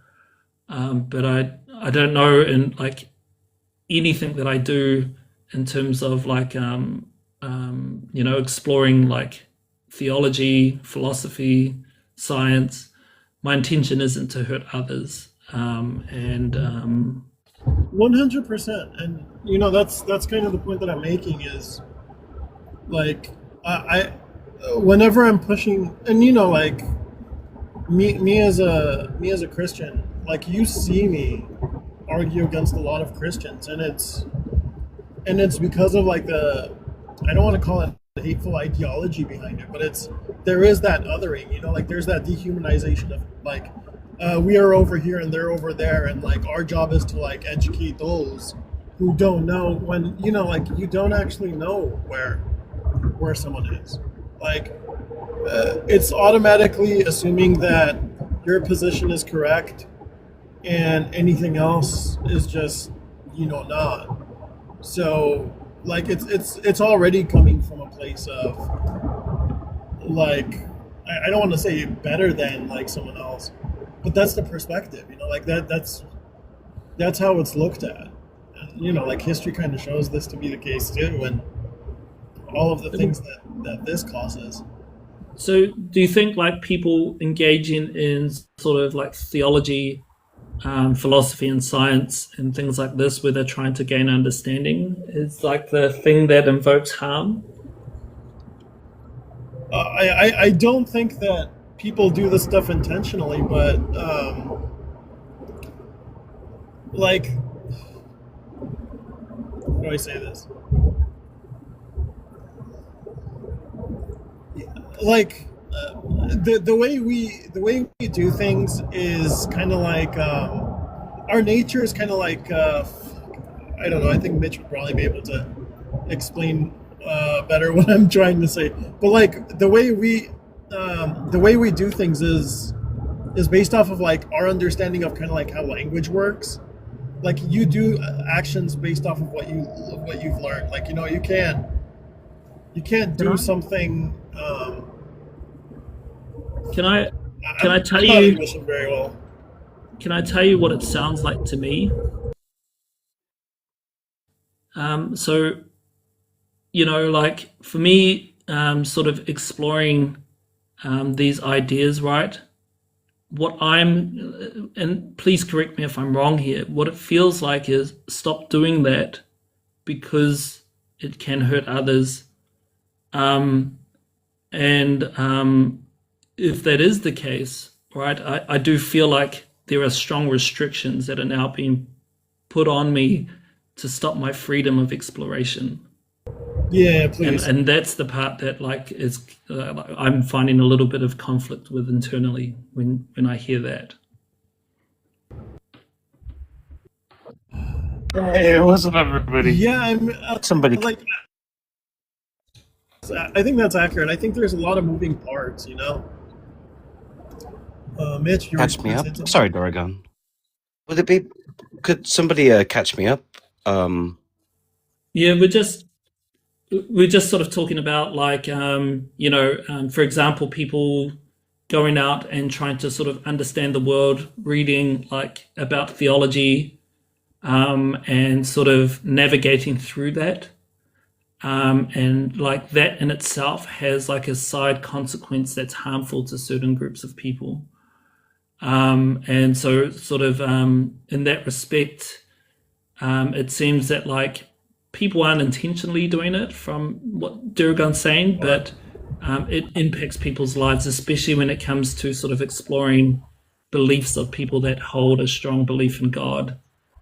And what I was saying is how it sounds to me of someone that is sort of pro freedom to explore ideas and knowledge, is some restrictions on us being able to do that. And that's what I was trying to sort of articulate to Duragon there. And so where is that balance, and like what we could do, and that sort of minimizes that harm? And I think I don't know what the answer is. I think there's a lot of moving parts, and like something as like just a stupid thing, like when kids are young and they like someone, the idea is to like bother them or like mess with them or like hurt their feelings or stuff like that. But it's like when we look at this in retrospect and we look at this from the outside perspective with better understanding, we know that like hurting someone's feelings isn't actually like showing love. You know what I mean?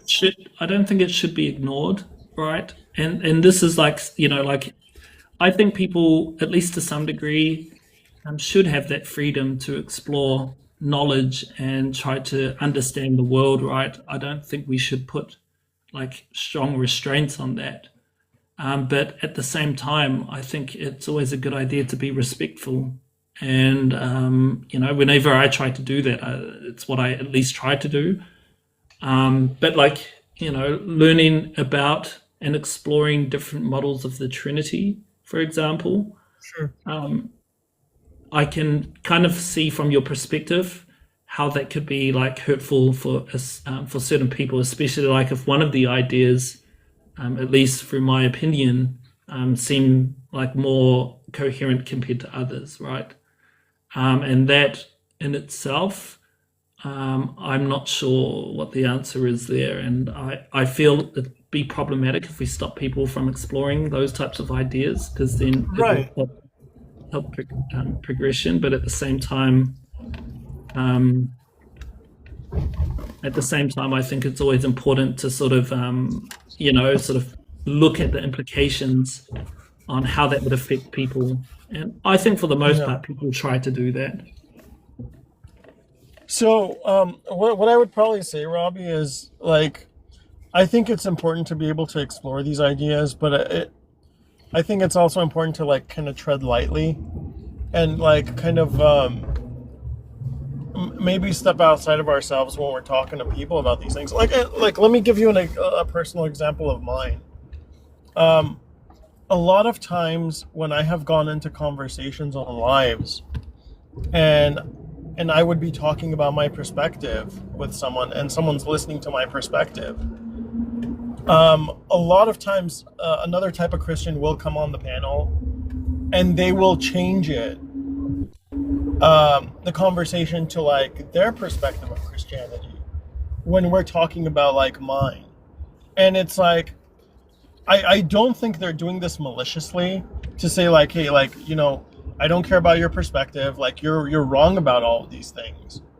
But like they have their idea of like, this is what I know, this is what I think is true, and I'm talking about this. But like that thing over there, which is blasphemy or heretical, like don't listen to him, And it's like the idea of like, sorry, go ahead. What I'm confused about, right, is that when I look at these ideas, right, like, what I can't see at the moment is like, like me sort of in some way telling others that their worldview is incorrect or like can't be the case. Oh, right? Robbie, I'm not saying you, but I'm saying like 9 out of 10 times when I'm on a panel and I'm talking to atheists or like other Christians about my stance, or like, someone asks me like, Jurgon, what's your theology? Like, what is it that you believe? And I start talking about it. Someone feels the need to interject and like, change the topic from like what we're talking about as far as my beliefs, and turn it into like, this is what Christianity is, and he's not a Christian. I'm not saying you do this, you don't. Yeah. I mean, like, with those types of individuals, I'm not sure how to sort of, for me personally, I kind of distance myself from people that behave in ways that aren't really genuinely here to explore ideas. right?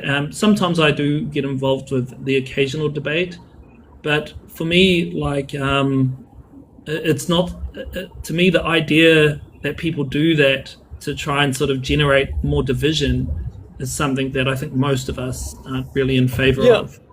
Yeah, look, I don't think they're doing it intentionally, but the reality is that is othering, and that does cause harm. Yeah, look, and that's why, like, for myself, right? If I don't think people are capable of having a good, honest discussion, right, I don't even bother to engage. But then there is also the case that if you allow that type of behavior to propagate, then that can grow. And so there's kind of like, well, I don't know. But for me, I guess, like, this freedom to explore ideas, I think there are certain people that do it in a way that isn't, set out to harm others. And, like I said, and you've identified that not everybody does that intentionally. But even, like, unintentionally, I do think that, if it is unintentional, and I try to at least understand where that's coming from on their end, right? And sometimes it's hard for me to see it. But I think through conversation and engaging with people, I think for the most part, I'm quite successful at getting them to sort of be calm and open in a way where we can share ideas in a way that doesn't trigger or make them upset. There are a few people that I think I can push those boundaries with, but they're very far and few in between, right? And so it just really depends. But I think for the most part, if I don't think someone's capable of doing it, I don't even bother.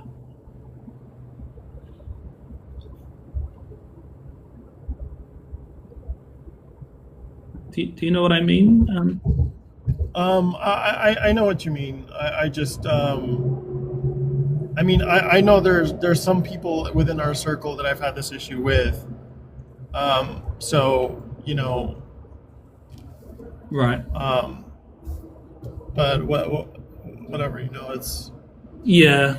Look, I can understand that, and I mean, I see, like, obviously, like, when I come into these circles, right, I see the tension between others, and I'm friends with, like, a whole variety of people, right, that are in conflict with each other, and I think that's difficult for me to sit there, and especially when people are like, "Oh, Robbie, what do you think about this?" And then they're trying to sort of force me into sort of some combat to side with them, right? And I really, really dislike that. Yeah, no, I agree. Like, look, I mean, if there's someone that you're friends with that I can't, like, stand, that's a problem between me and that person, and it shouldn't bleed into you.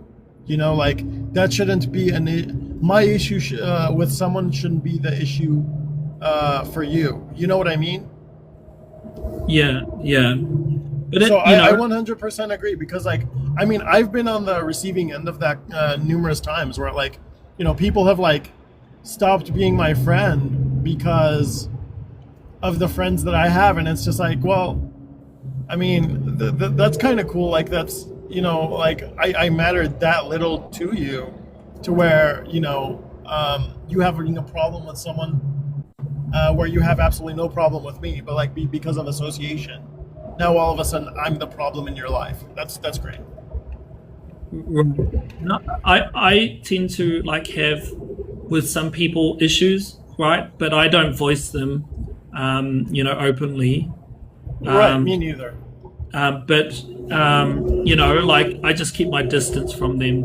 But at the same time, like, I wouldn't want, for me, like, the issues that I have with people to sort of affect other people's perspective. So I typically try to keep it to myself in a way where, like, if I have an issue, that's between me and that individual. Whereas, like, for you and I, you're someone that I've met, your family, I met your friends, sorry, not friends, your children, your like, wife. You've been in my house, you met my family, yeah. Exactly. And so you have like a bond with me that I don't have with many people. So obviously, like if you were to talk to me in private, obviously I would have your back and talk to you about that. Yeah. But I think like I can imagine that there are people, especially within these different kind of circles of Christianity, that would push you out as being some type of heretic and accuse you of being not a Christian, right? And I can imagine because you're an agnostic, a lot of people find that problematic if they're a theist, right?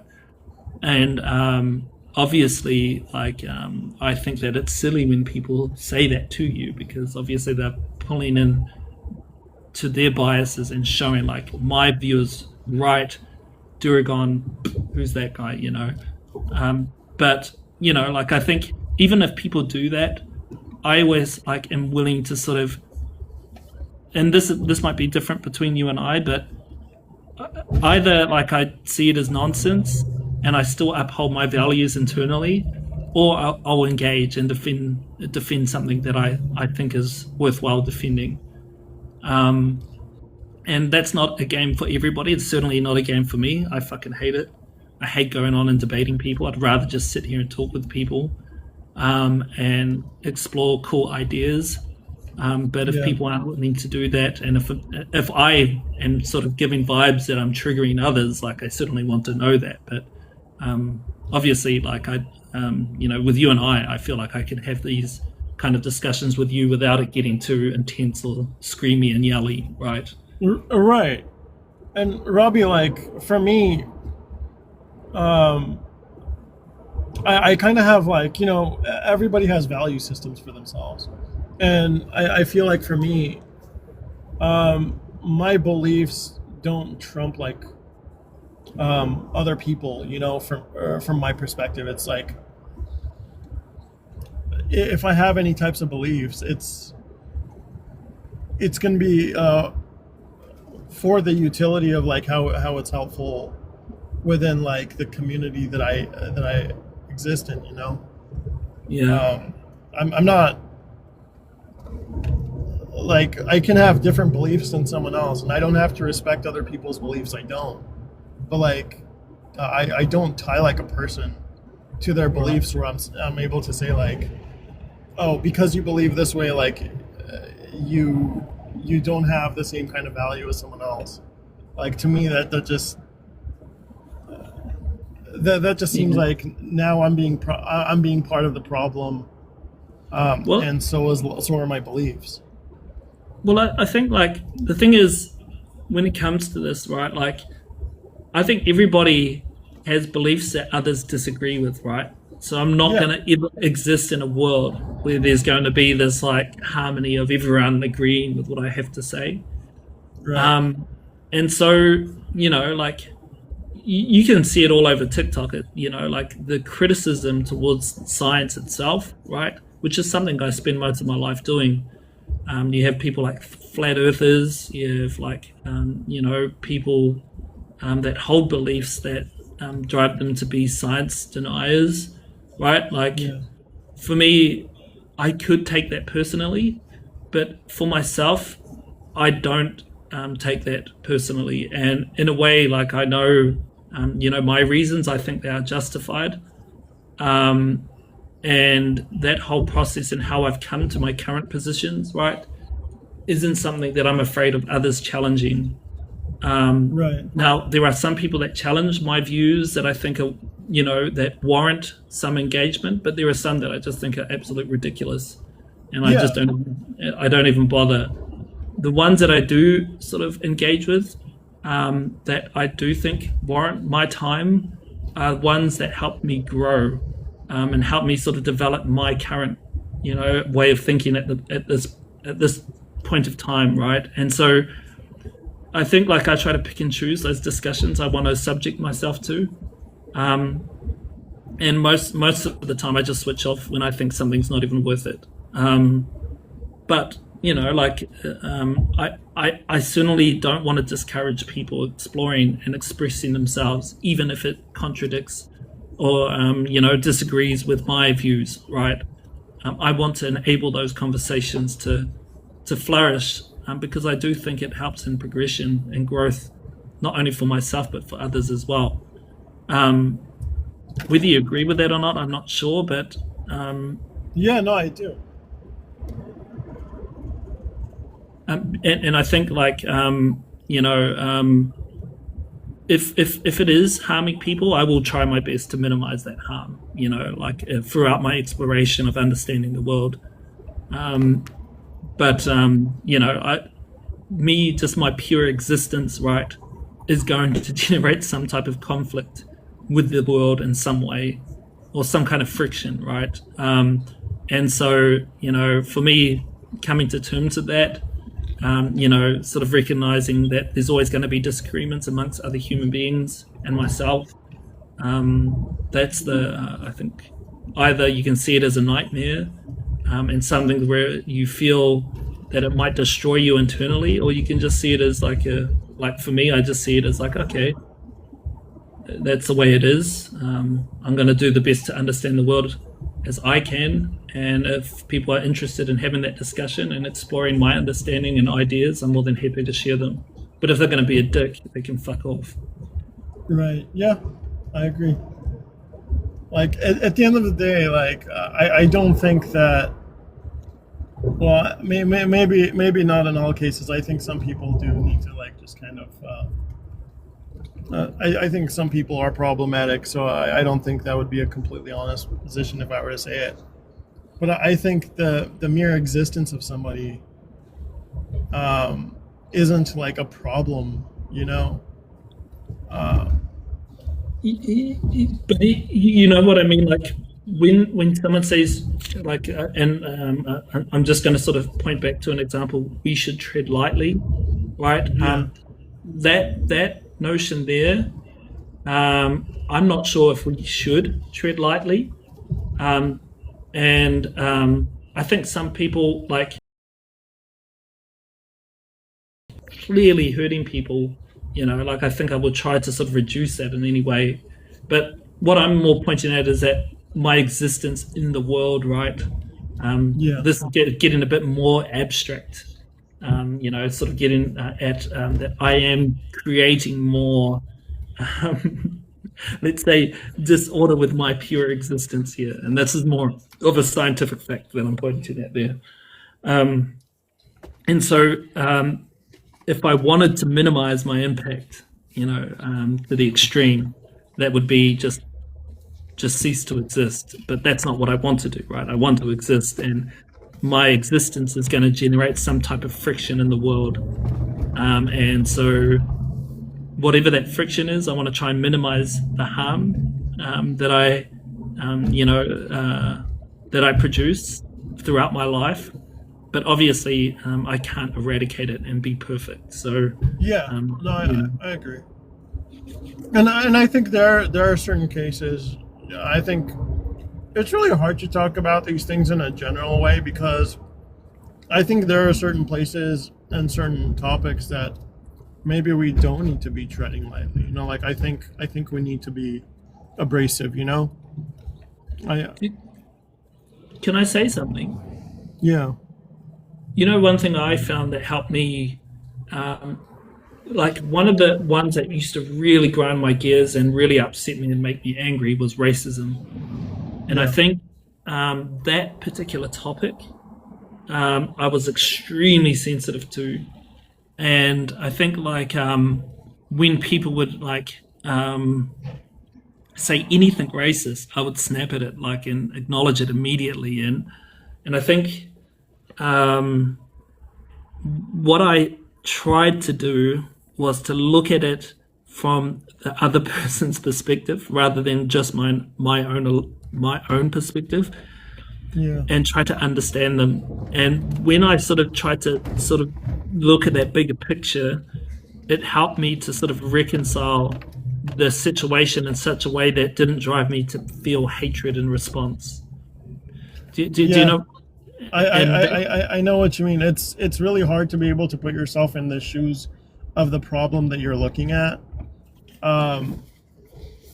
But I know what you're talking about. But when you're able to do it, you're able to have a little bit of like empathy and compassion towards that.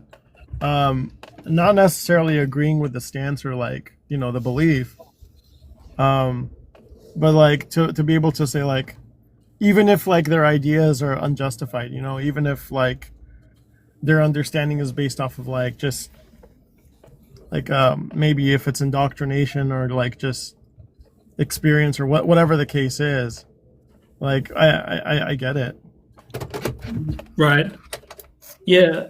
And I think this also goes with exploring ideas. Like this sort of method of dealing with racism, and still being able to uphold my self-worth in the face of how others thought of me being less just because of the color of my skin, right, was a big learning, I guess something that my father helped me, learn and taught me, and to sort of not let that impact me personally, and to try and look at it from a different, from an alternative perspective that gave me the bigger picture. And when I did that, I was able to sort of live my life in a way that wasn't so contaminated with hatred and anger. And I think that likewise with like my beliefs with science, my philosophical stances that I hold, I treat it in the same way, right? I don't take it personally when people tell me that science is bullshit or it's all of this. To me, it's a clear indication that they are not scientifically literate, right? And I'm not going to sit there,